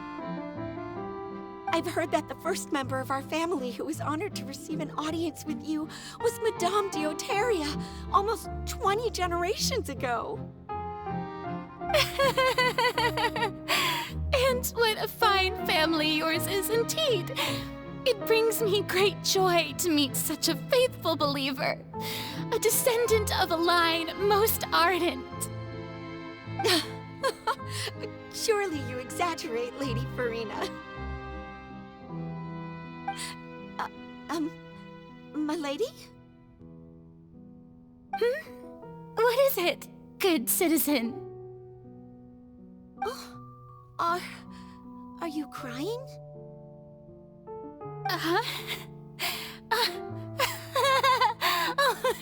Really now? I didn't even notice.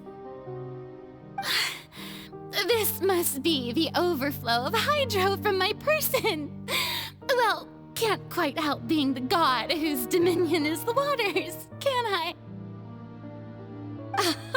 No wonder. No wonder. A manifestation of your power, then. Oh, Archon, I am honored to have witnessed it. Honored indeed.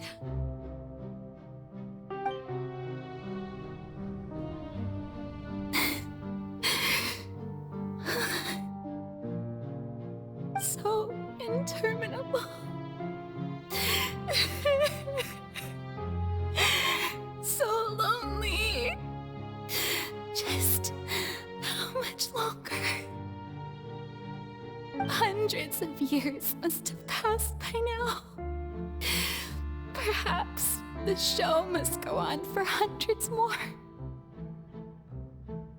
I never imagined that it would hurt so much. Have I reached my limit? No. Perhaps I reached it long ago. Today I didn't even notice my own tears. I want to tell someone, anyone, about this. But would that not destroy all I've done so far?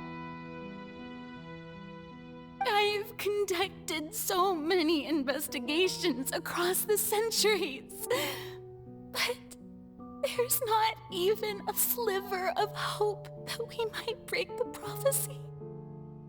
All I can do is keep heart. I must maintain this act. It is the only way to save Fontaine. Please, mirror me. You have to succeed.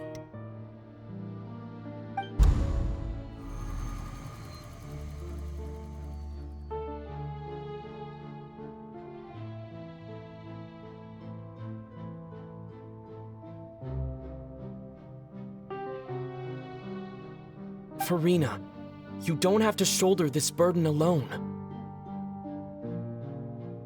Although I don't know what you might be keeping from everyone, your people are more than willing to share your burden with you.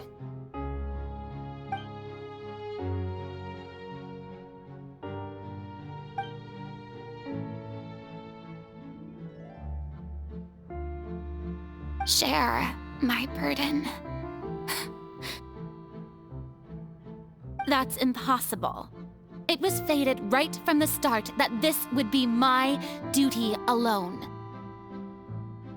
But even if your burden doesn't need to be shared, you can still choose to confide in someone. Just share it with me. I'm what you'd call a witness. A witness? Yes, I've heard that you came to Tevat from beyond the stars, yes. In other words, you never belonged here. And if Tevat is, in its entirety, a show on a stage, then you're just a spectator, aren't you?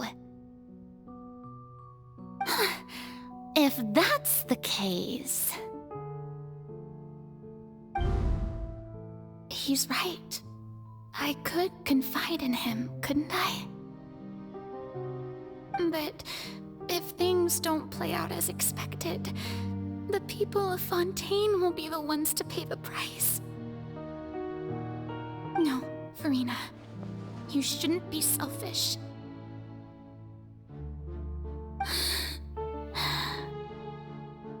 But what if it's really all right? Farina, you've worked so hard for so long. Surely it would be okay to put yourself first for once. Just this once. Is it such an outrageous thing to do anyway? To find someone in whom you can confide your frustrations and sorrows? Surely it could not hurt. If you let this opportunity slip through your fingers, it might never come by again. Think about it long and hard.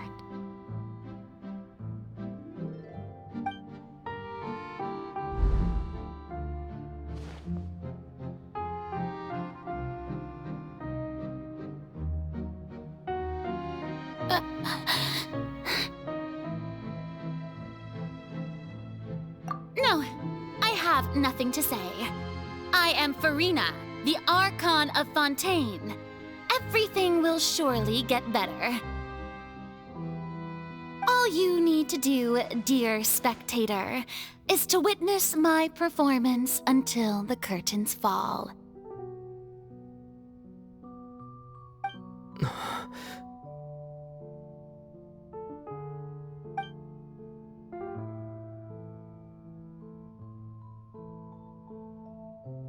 Fine.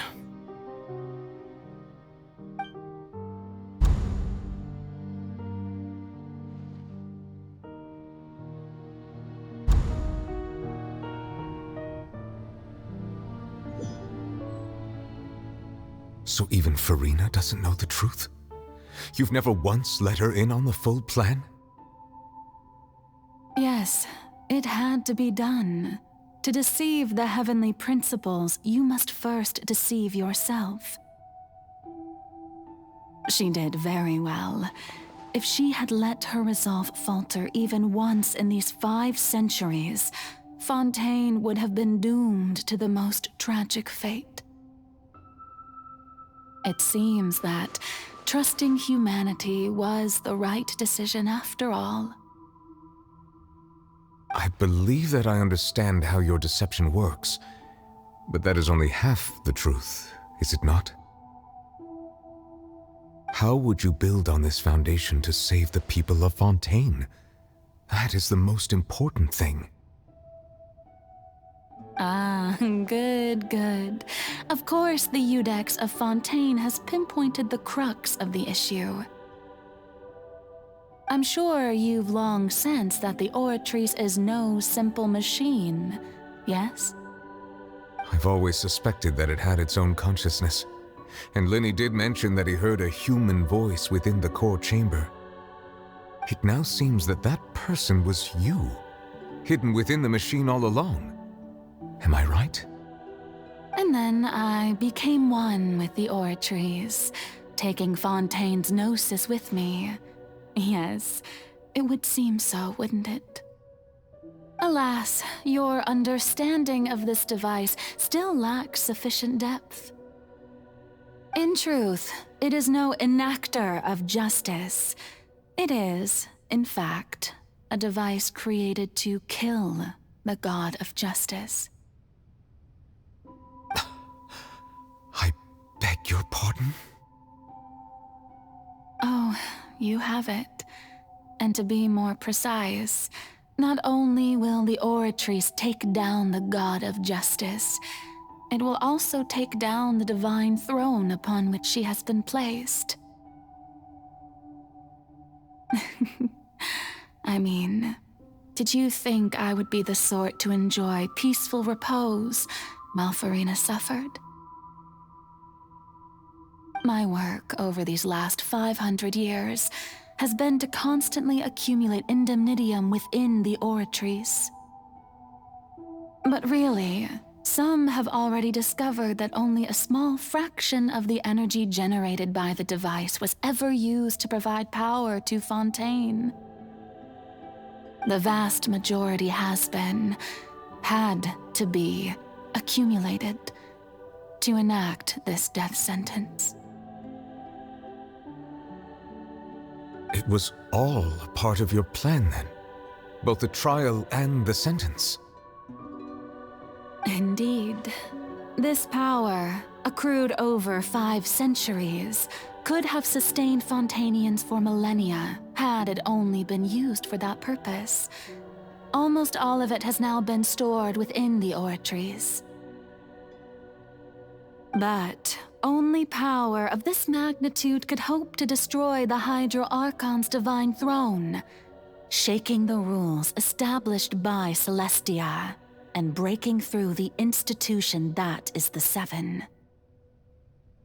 So the Oratrice's call for death was for neither Farina nor Focalor, but for the Hydro Archon. The destruction of that divine throne. If I do not misunderstand your intent, you must be... Returning what's rightfully yours to you, of course. In other words, this was all done to return the authority of the Hydro Archon to the Hydro Dragon of this planet. But...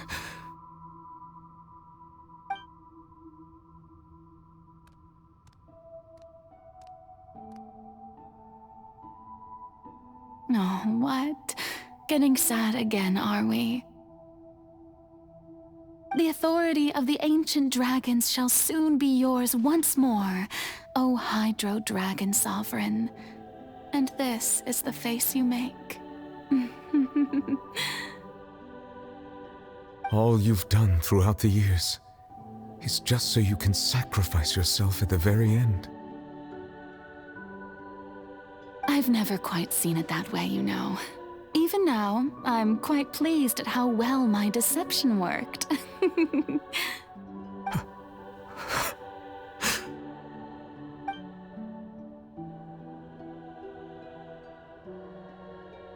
Hydro Dragon, don't cry.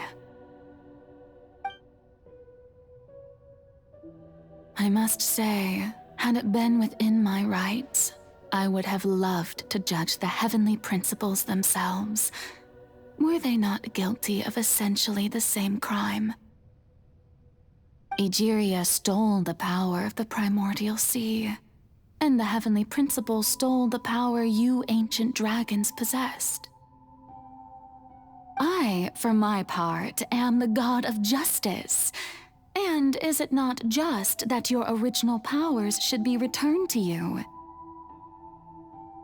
Speaking of justice, I have always believed that justice lies in the process of pursuing human existence itself. So, if the theft of the primordial sea's might was Fontaine's original sin, then, leaving matters of procedural right and wrong aside, the descent of the Fontainians as humans and their right to exist in this world would be Fontaine's original justice. In other words, existence was Egeria's justice, and to me, justice is the continuation of that existence. defying the prophecy and ensuring that Fontaine's people shall live on. That should be the justice enthroned over all others. At this point, we, whether it be myself or all other Fontainians, have shouldered the burden of this sin for far too long. Iudex Neuvillette, the highest judge in our land, when you regain your full power as an elemental sovereign, what verdict shall you pass upon us? So when I was invited to the court of Fontaine to serve as Iudex, I see now that that was your idea too. At last, I now understand the true purpose behind this position. In the beginning, I was uninterested in human existence. But these 5 centuries of living alongside them have gradually brought about mutual understanding between us. And I have even attempted to feel as they feel. You are a devious one, Focalors.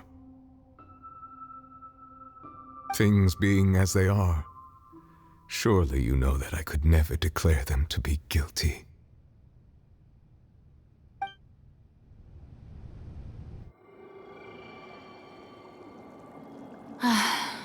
The hour of my execution is almost here. For the sinner, the curtain call has come. I know I may not sound it, but faced with death, I find myself a little afraid. Perhaps this is one thing both gods and humans have in common.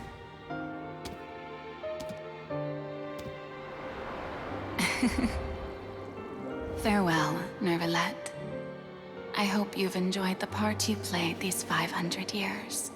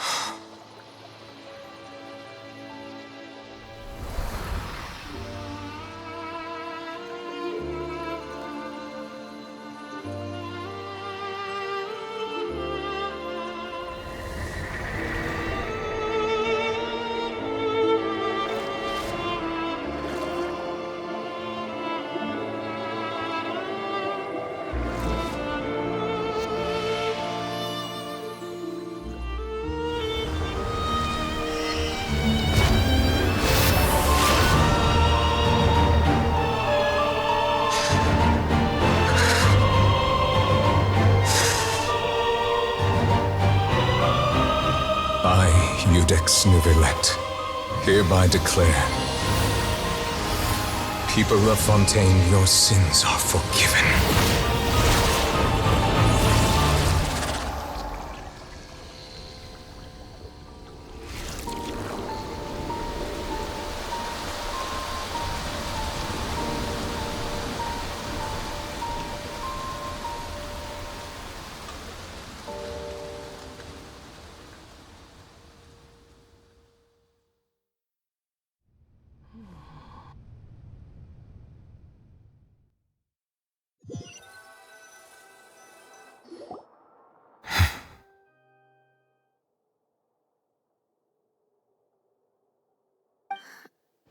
What just happened? Has the death sentence been carried out? Was that bright light some sort of misdirection? I have a feeling that something huge just happened. But since we're all still alive and haven't been dissolved, I assume whatever happened was good for us. It's time to end this. We must mete out punishment to that beast. But didn't you say just a moment ago that it can't be defeated? I have gained the strength sufficient to deal with it. Through certain means, I now have the ability to separate the power of the Primordial Sea from that creature. We should seize the opportunity to pursue our quarry. Traveler, now that the oratories can no longer function, I require an executor to help me mete out justice. The root of the calamities befalling Fontaine, the beast that enacts the prophecy, its name is the all-devouring Narwhal. Come with me, traveler. The hour of execution has come.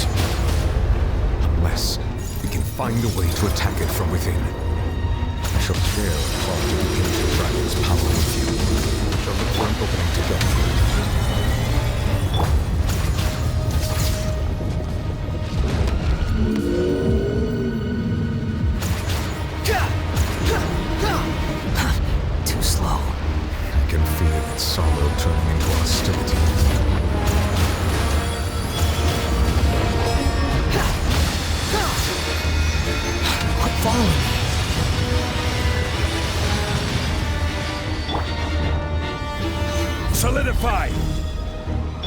Adventure time! I'm going in! The all-devouring narwhal cannot resist its instinct to devour. Continue to trigger its hostility. It will present itself.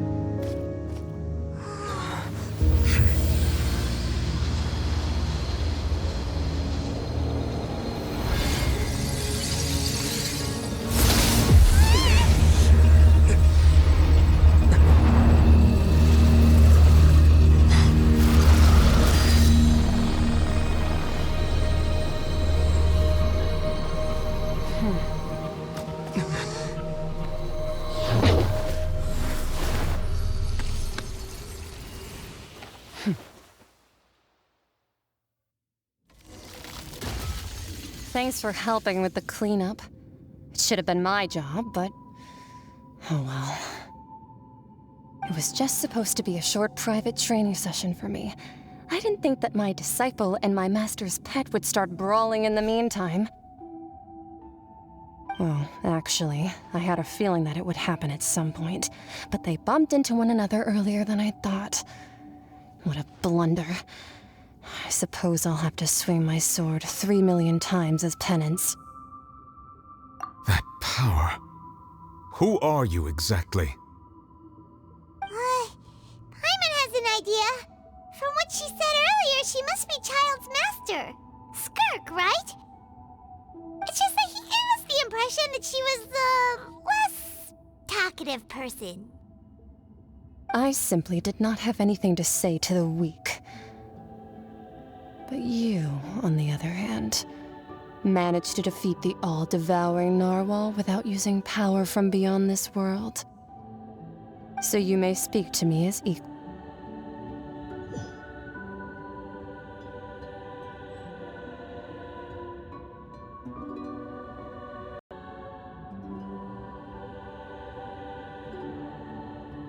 Where do you want to go next? If you'd like to see Liyue's tourist spots, I have a few references.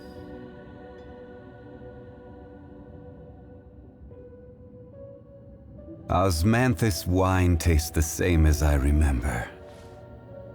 But where are those who share?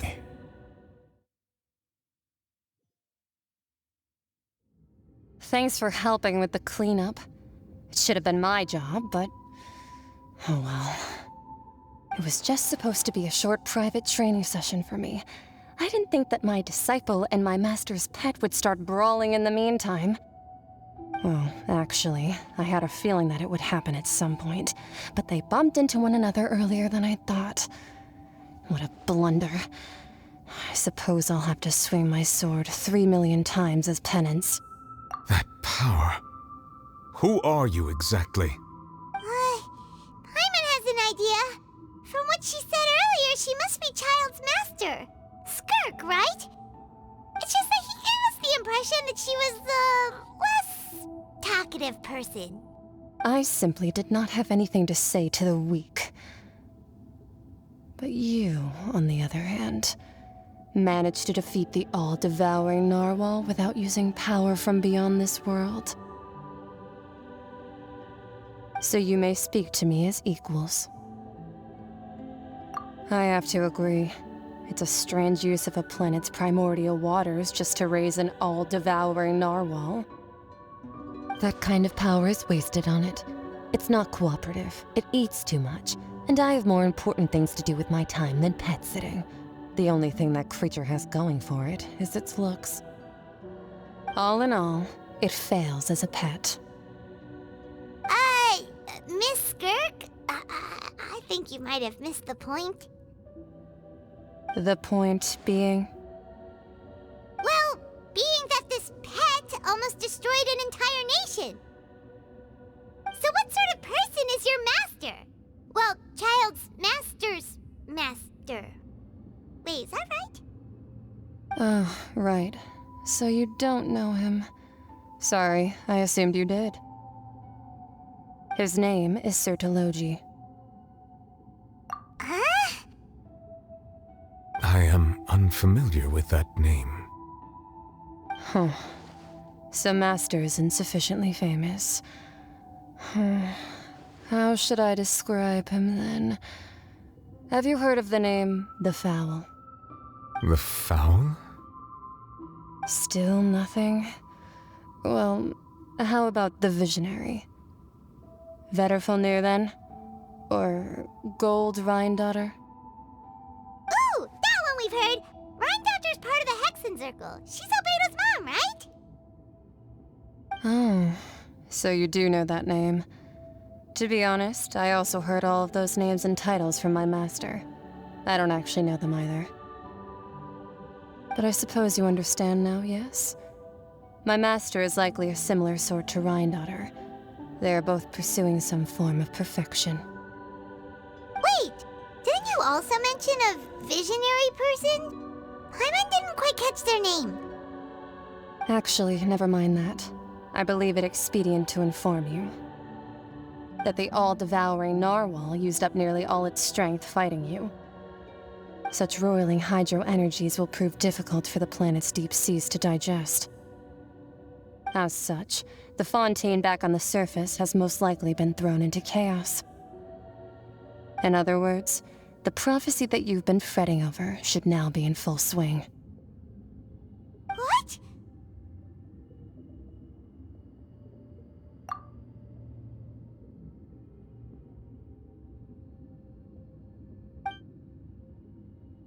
Not to worry.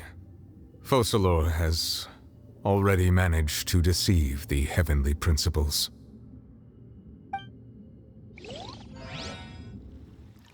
In the end, the people will all be dissolved into the waters, and only Furina will remain, weeping on her throne.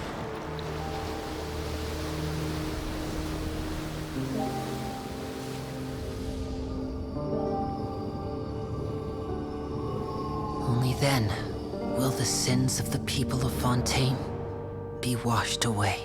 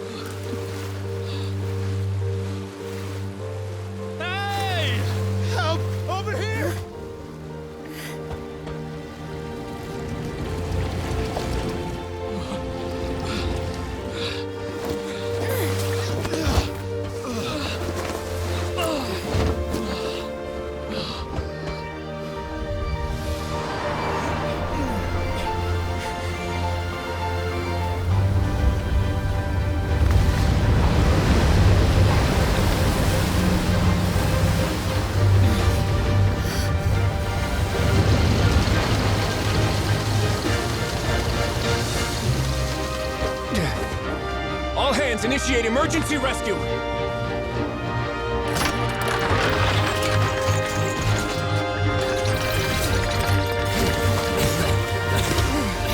Hurry!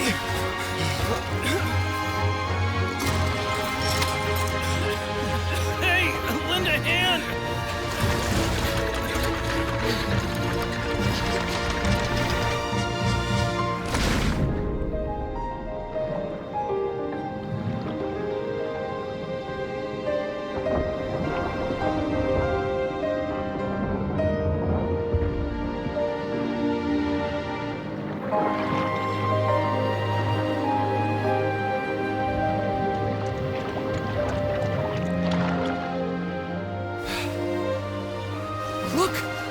Receding!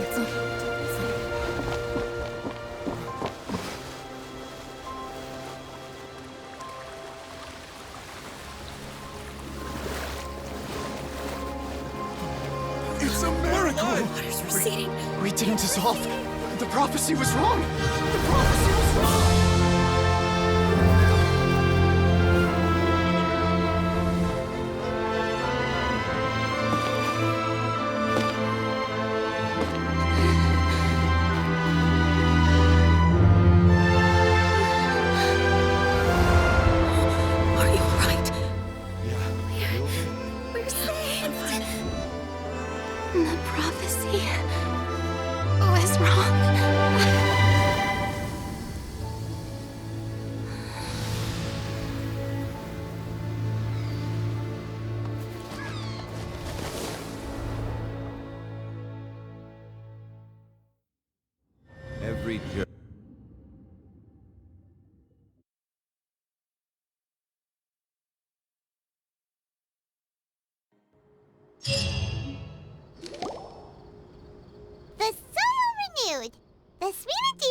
Attacks post-disaster rebuilding.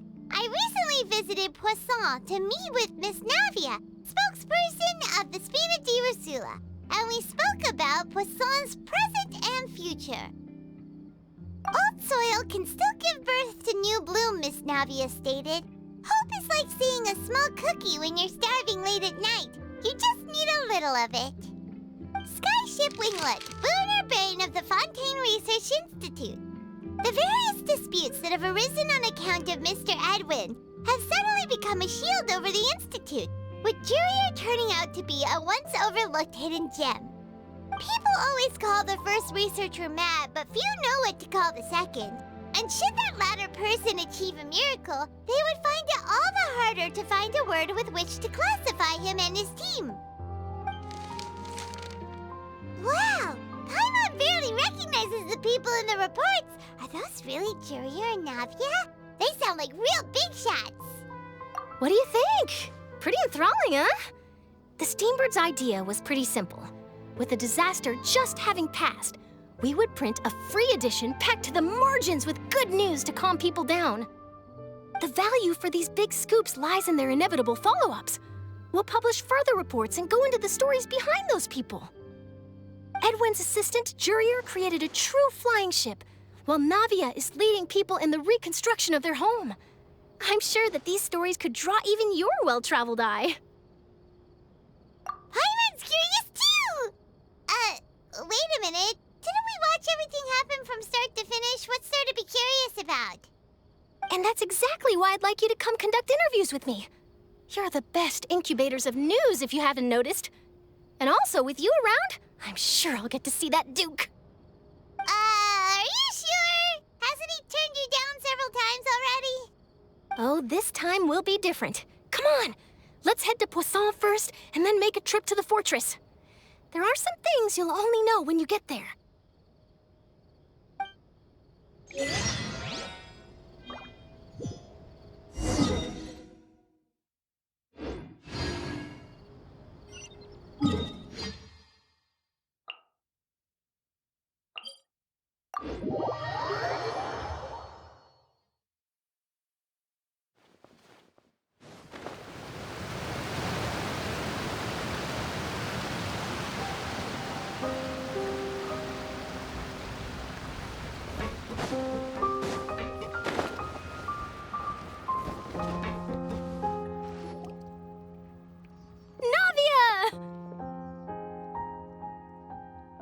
Oh, it's you.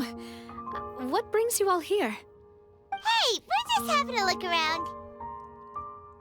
I'm here to update myself on how things are going here.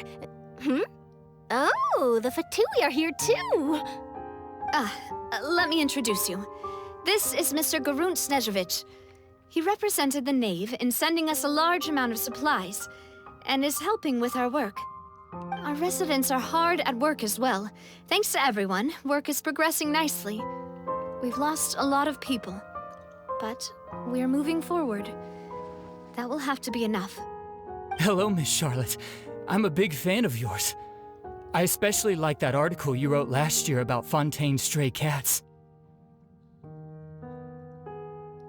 But if you don't mind, could you not emphasize our role too much in your report? It's not charity we're doing here. We just happen to share the same interests as the Spina. I get where you're coming from.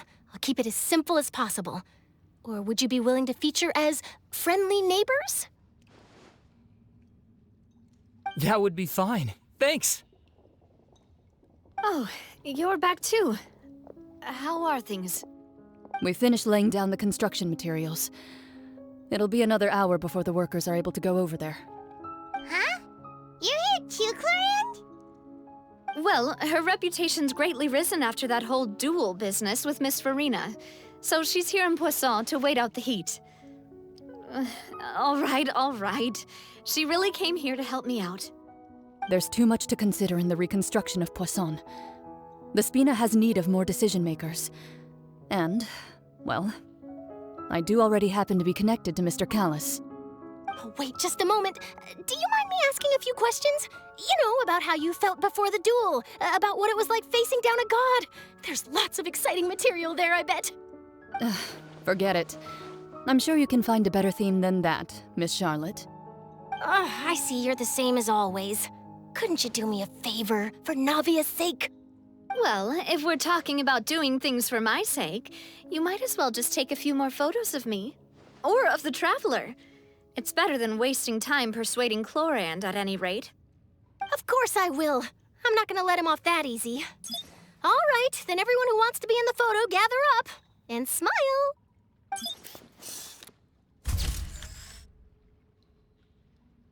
How did it go? Was it a good shot? Did Paimon look cute in it? Not bad. Your addition really helped the composition of the picture. All right, hang on a moment. Let me snap a few more shots.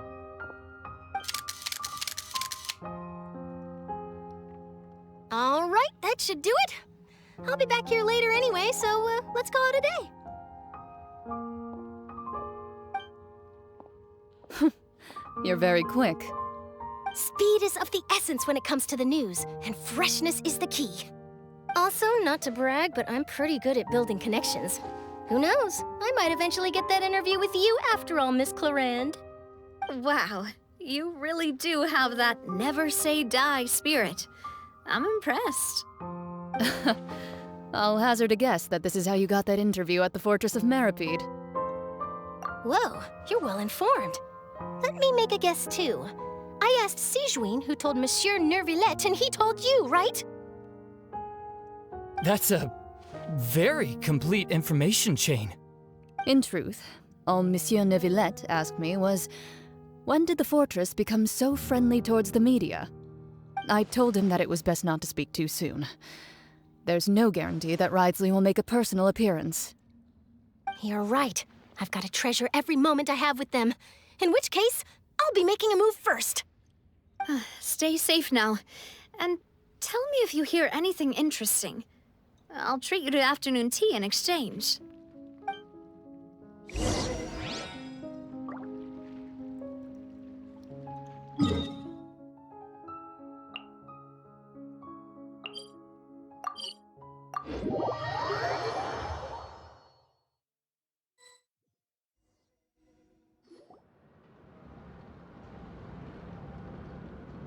Wow, guess we're here again, huh?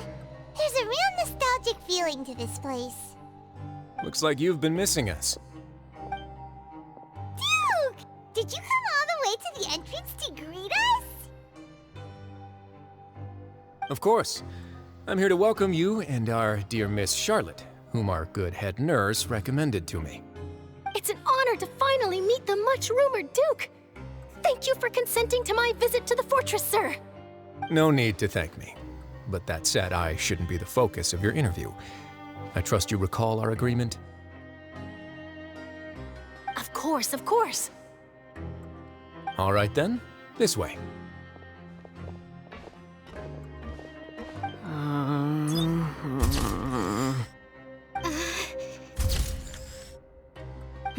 Hey, no need to be so nervous.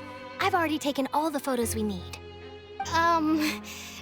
Miss Charlotte, do these pictures really need to be published on the cover of the Steambird? It would seem that Miss Lorvine doesn't want her face to appear beside that of Mr. Jurier, Sir, please don't say things like that. But it looks like dear Mr. Jurier denies it. Might this interview be very important to you then? No, I just... This is my first time being interviewed, and I'm very thankful to the Steambird for... Now, I might not look it, but I actually did meet Mr. Edwin once. And I'll be honest, I enjoyed chatting with you more. You've definitely got more of that genius vibe going on. The boat that brought about a miracle, the ark that saved the people. Why, you recreated a myth back there, like an emissary of legend. Still, if I might ask, where's that flying ship now? Looks like Charlotte's trying to get herself another exclusive scoop. I have to apologize, but that ship is presently in the bowels of our factory. I'm afraid it won't be easy for you to get a shot of it. Really? Well, then in that case, could I have an interview with you to make up for that loss?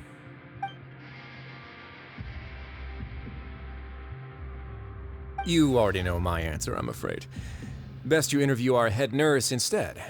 Or perhaps you'd like to take another photo of this couple of researchers? Did you really have to use the word couple? Well, then, 2 solo photos will do. Is my hair messed up? Please, someone help me have a look. Things sure are getting pretty lively here. We've seen this kind of thing before. Oh, Seems like everyone's here. Would any of you like to try this new drink I came up with? Ah, Siegeween. Hey, Miss Charlotte. Why don't you, take some pretty photos of our head nurse? Sure. Come on, Miss Siegeween. Over this way. Let's find a brighter spot. Sure. Do I have to smile? So, how have things been at the fortress?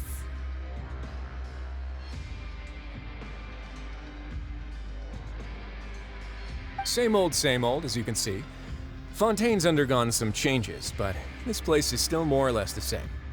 Other than that flying ship, it got a tad too much attention, I think. That's why I decided to let the interview go through. We should direct more public opinions toward the behind-the-scenes heroes. Am I right, Mr. Jerrier? Miss Lurvine? You're too kind, sir. I believe that you too should have your day in the sun. Not that you would want that, which is a pity. I'll just leave the spotlight to you two.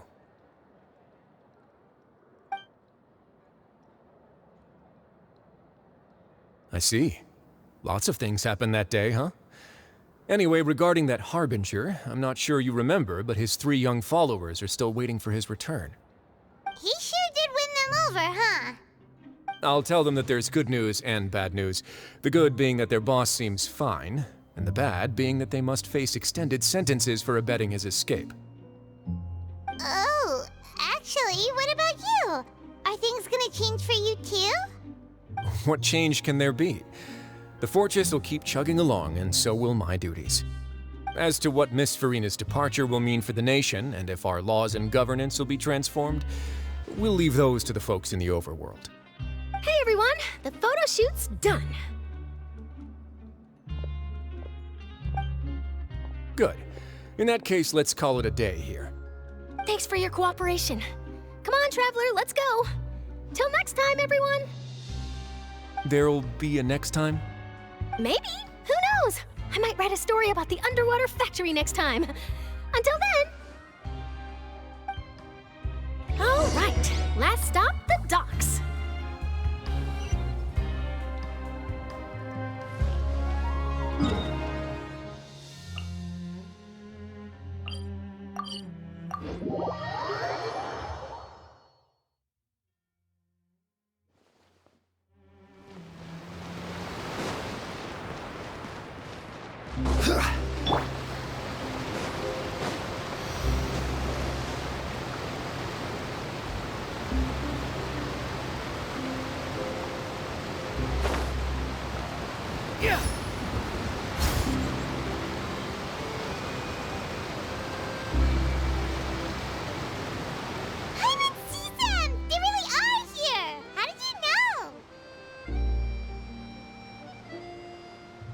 Navia mentioned that she stayed in touch with Linny and the others after working together. Apparently, they've been at the docks distributing these strange pockets the whole time since. Traveler, Paimon. Ah, and Miss Charlotte, too. Would you like a magic pocket? What sort of gadget is it? It's a wondrous bag that can be used to carry many things. The water level has returned to normal, but if you see any of your things floating around, you can use this to carry them. Or you could trick a friend into doing it for you. Trick a friend? I wonder which of my friends would fall for that.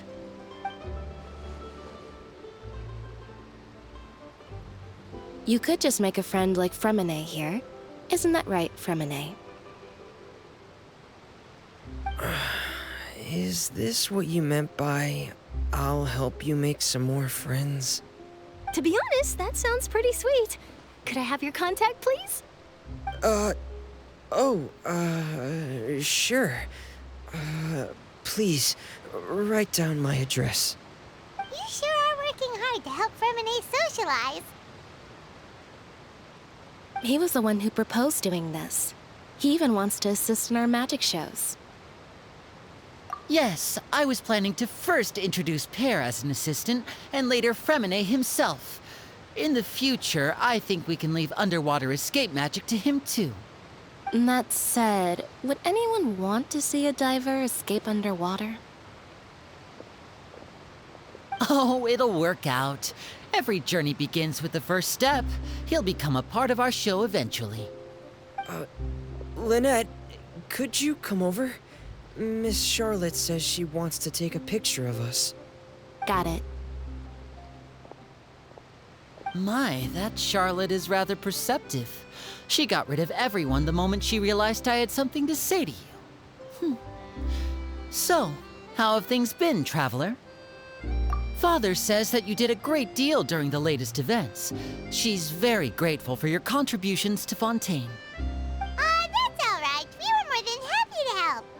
So, what's she doing now? Oh, I guess you haven't heard. Well, after Lady Farina left, Father and Monsieur Neuvillette opened negotiations, during which he gave Fontaine's gnosis to her as a diplomatic gift. A diplomatic gift? A gnosis? Yes, I was quite surprised at first myself. But when I thought it over, there were actually a number of things going for it. It could have been done as an apology for the incident with Lord Child, or as thanks for his help in tying the all-devouring narwhal down.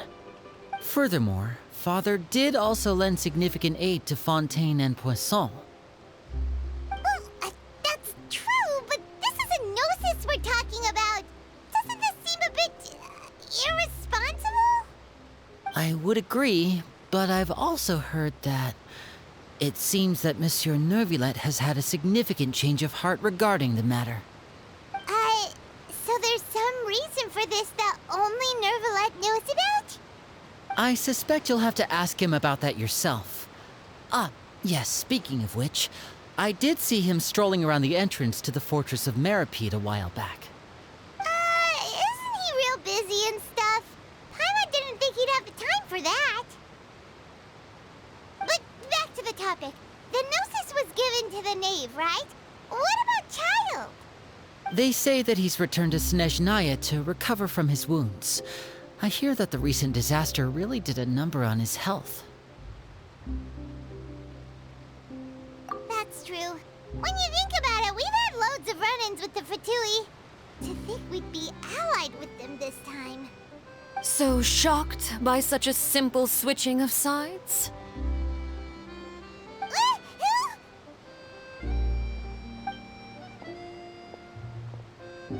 Father!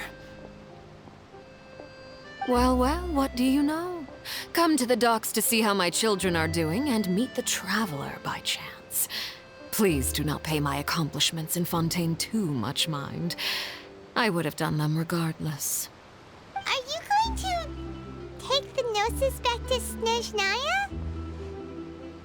That is our duty as harbingers, yes. Don't be too preoccupied with sides. The goal of the Fatui concerns not a single place or person, but the entire world. With such a grand goal in mind, it is inevitable that we must wear many masks. Switching my masks is something I've always done. Well, that depends on many things. No one truly knows what the future holds. What good is honesty if you can't rely on it forever? As for you, I very much look forward to our next collaboration. Good things cannot be achieved alone, and you've proved yourselves to be great partners. A vision? All right. I'll remember to return it. Thank you for keeping it safe for him this entire time. And that's a wrap for me. Huh? You're... Greetings, Miss Journalist. Hello. If I'm not mistaken, there are diplomatic channels I'll need to report to take a photo of you. That is correct. So forgive me, but I will not be able to serve as a subject in your article. However, feel free to write as much as you'd like about our dear magicians and our upcoming rookie talent. I will. The sea breeze is quite pleasant. I shall continue my walk while the weather remains so agreeable. Farewell. Farewell, Father. Oh, she has such an intimidating presence. I didn't even dare to take a picture. Thankfully, I've already wrapped up all my pre-scheduled interviews. Thank you all. This'll be more than enough for me to write about, I'm sure. Don't be too nervous. Why don't you take a magic pocket before you go? Here, Traveler, Paimon, you take one too. To move things about? That's right. Funny. I was giving out magic pockets when we first met too. And what do you know? I'm doing the exact same thing right now. So many things have happened, but the pockets are still the pockets. I guess this must be life. We will all follow our own paths, and serendipity will lead you to your fated friends. All right then. We'll be handing out pockets in some other districts later, so we'll get going now. Have a good day, you two.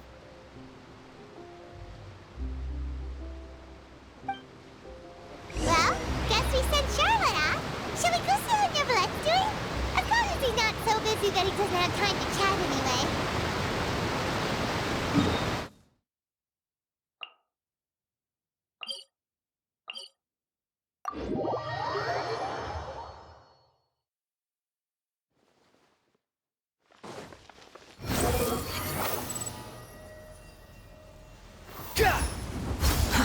Too slow. The wind rises.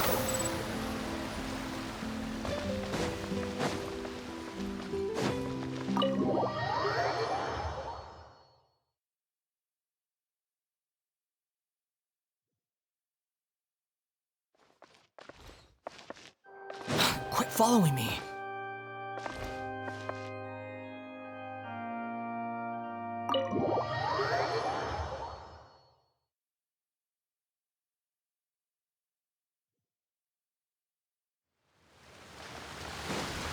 Behold! The entrance to the fortress! Ooh, he really is there!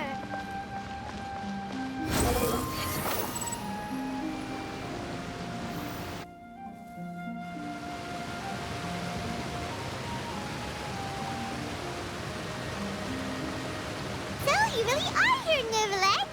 Paimon didn't think you were going to have free time this hour of the day. Really? Oh, I suppose you must have met Mr. Linney.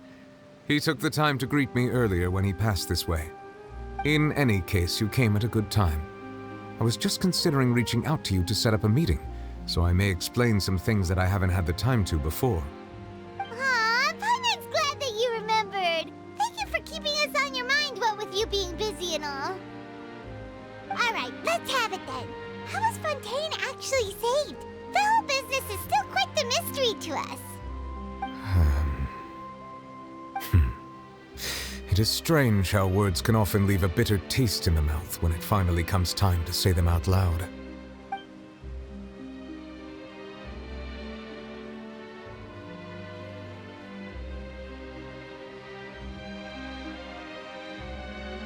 Whoa. So that's what happened?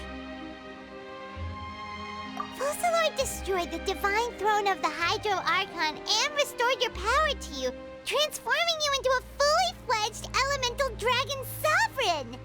But Paimon still doesn't quite get what you did to save the Fontainians from dissolving. For me, the authority of the ancient dragons refers to absolute control over the hydro element.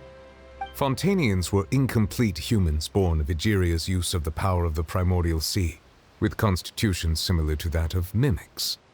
But so long as those primordial energies remain within them, I could use the ancient dragon's authority to grant them true blood, after the fashion in which life was first brought into being on this planet. In other words, when I gave my verdict, Fontainians became true humans, and thus would naturally no longer be dissolved by water from the primordial sea. Focalor must have counted on you to make that decision as well. Your verdict was the key to making the prophecy appear to have come true while saving everyone. Yeah, and in a manner of speaking, Focalor finally managed to fulfill the original Hydro Archon's wish to turn Oceanids into real people too!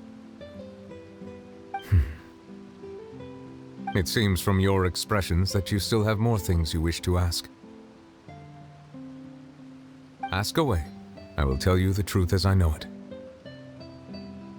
I have investigated his case along many avenues, and I have learned that he once fell into an unknown chasm when he was young. There, by chance, he awakened the all-devouring narwhal. But whether it be by sentiment or reason, that should not have been enough to consider him the root cause of the disaster. At most, he would have had tangential liability. As for the judgment passed by the Oratrice during the trial, whether it was due to that liability by association or Focalors deliberately using him to buy time for us on the assumption that he would be able to hold the creature off, I cannot say. Guess Focalors had Fontanians in mind the whole time. In the end, it was thanks to her that they finally became real humans. Hang on a second. Paimon suddenly got another question. Back when Fontanians hadn't yet become real humans, were the children they had also transformed Oceanids? Life has always flowed like water. Do you recall how Fontanians would often come to the Fountain of Lucine to pray for children? Yeah, Lynette said the fountain is where all the waters in Fontaine converge. In truth, even those couples did not know that such prayers were no mere custom, but instead a form of ritual.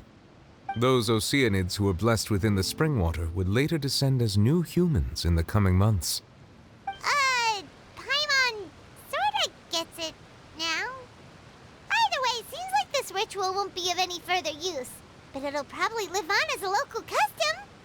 Ask away. I will tell you the truth as I know it. Yeah, about that.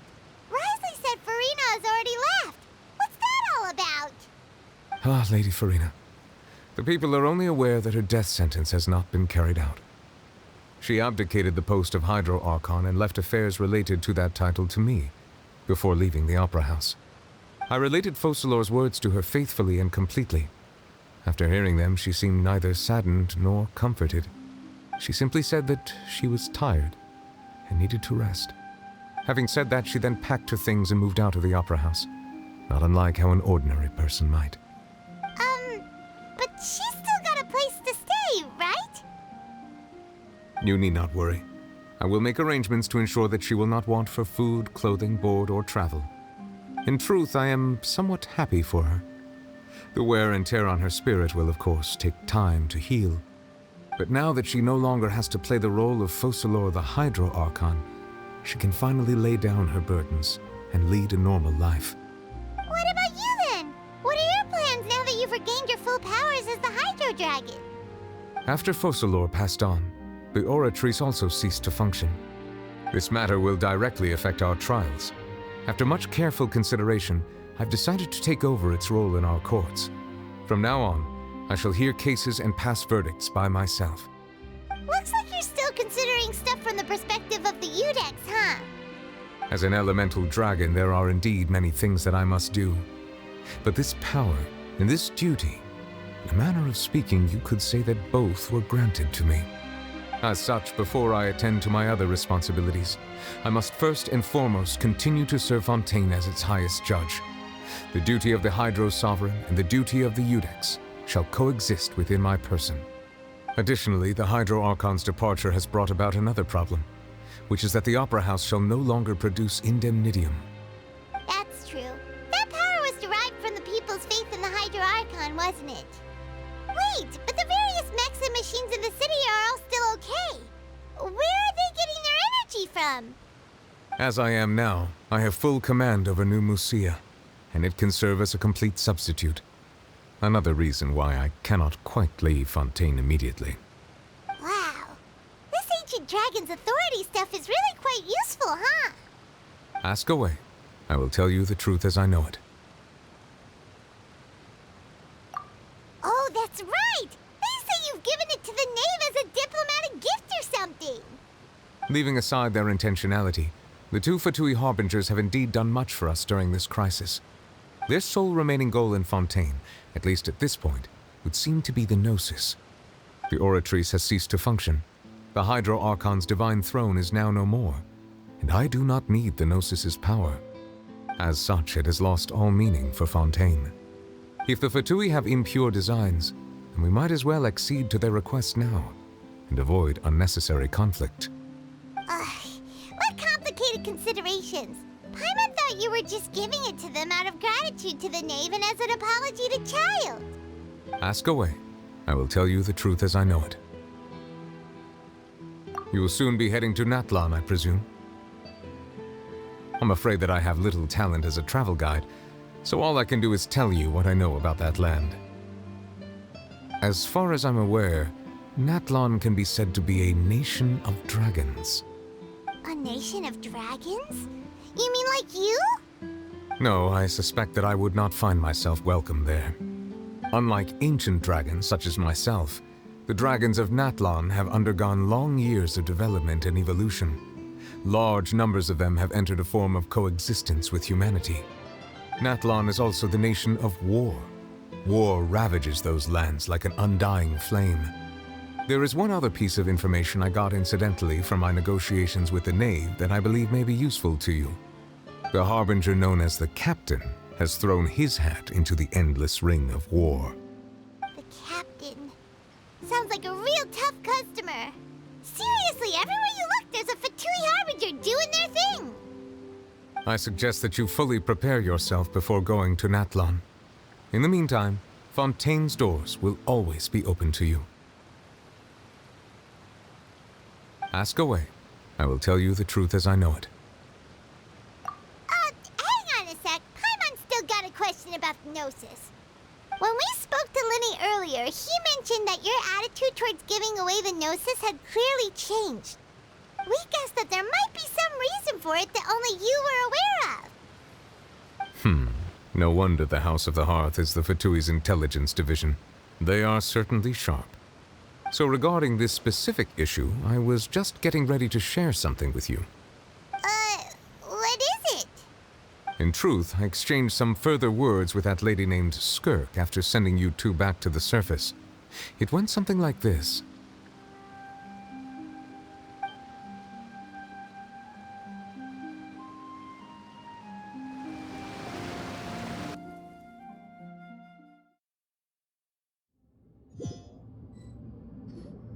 Well, we're going to head topside to see what's going on. You hurry over soon as well, all right, Nervalet?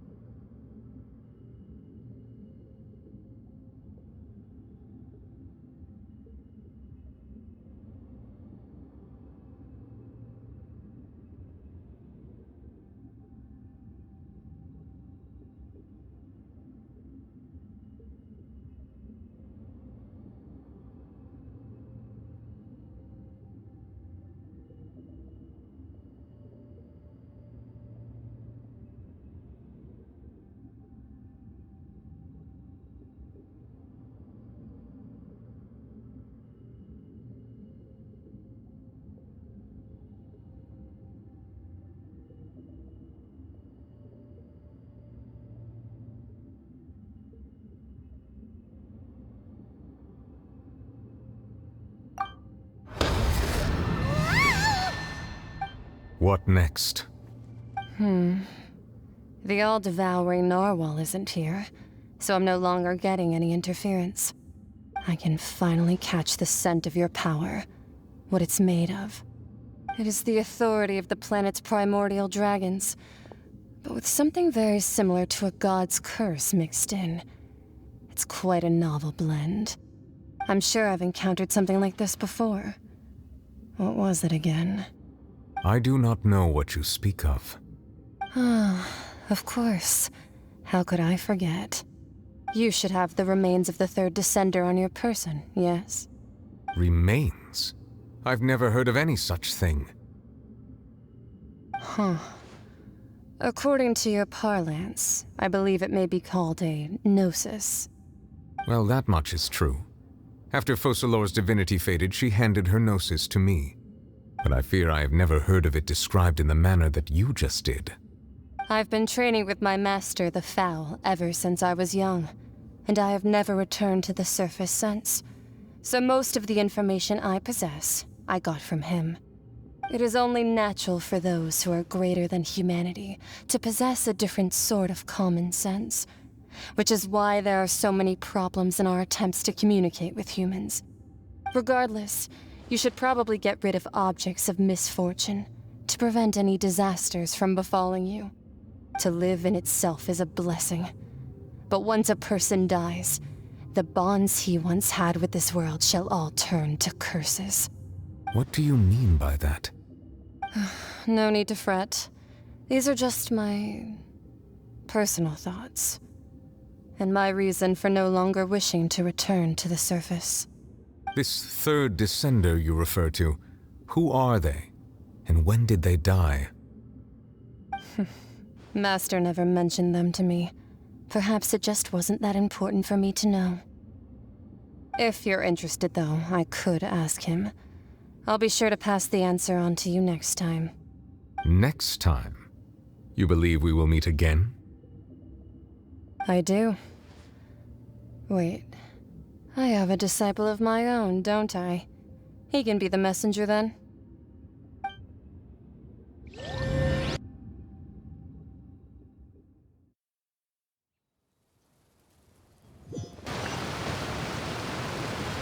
That's what she told me. Whether it would prove useful or not, I wanted to pass that information on to you.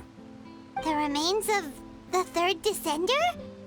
So that's what the no-sees actually are. Paimon just thought they looked like chess pieces. How could they be a person's remains? All the same, assuming that there was no misunderstanding or special metaphor at play, that is what she meant to say. And she said that it would bring misfortune and that you should check it, which is why you gave it to the Fatui. If she speaks the truth, then I would simply be putting Fontaine at unnecessary risk by keeping it here.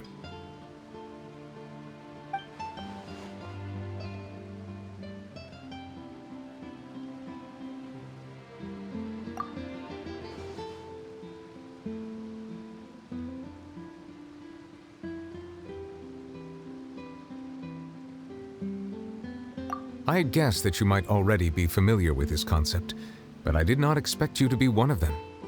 That means that the no-sees, which are exceedingly element-compatible and can even enhance elemental abilities, do indeed come from the third descender. I wonder, does your body also possess similar properties? Like being able to use elemental powers without a vision.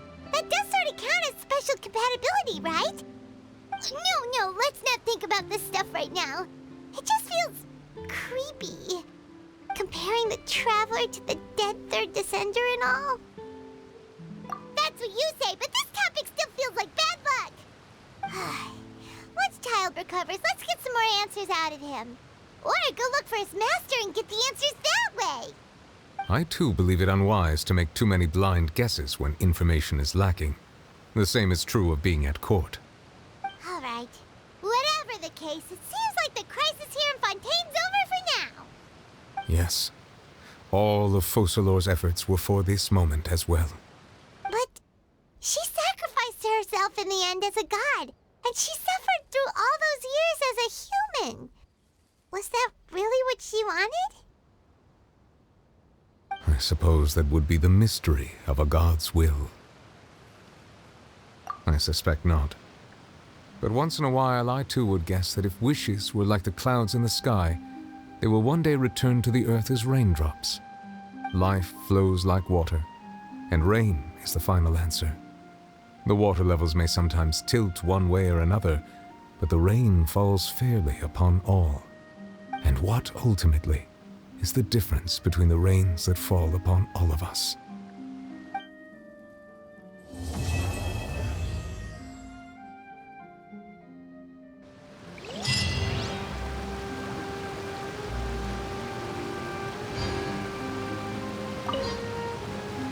It seems from your expressions that you still have more. Ask away.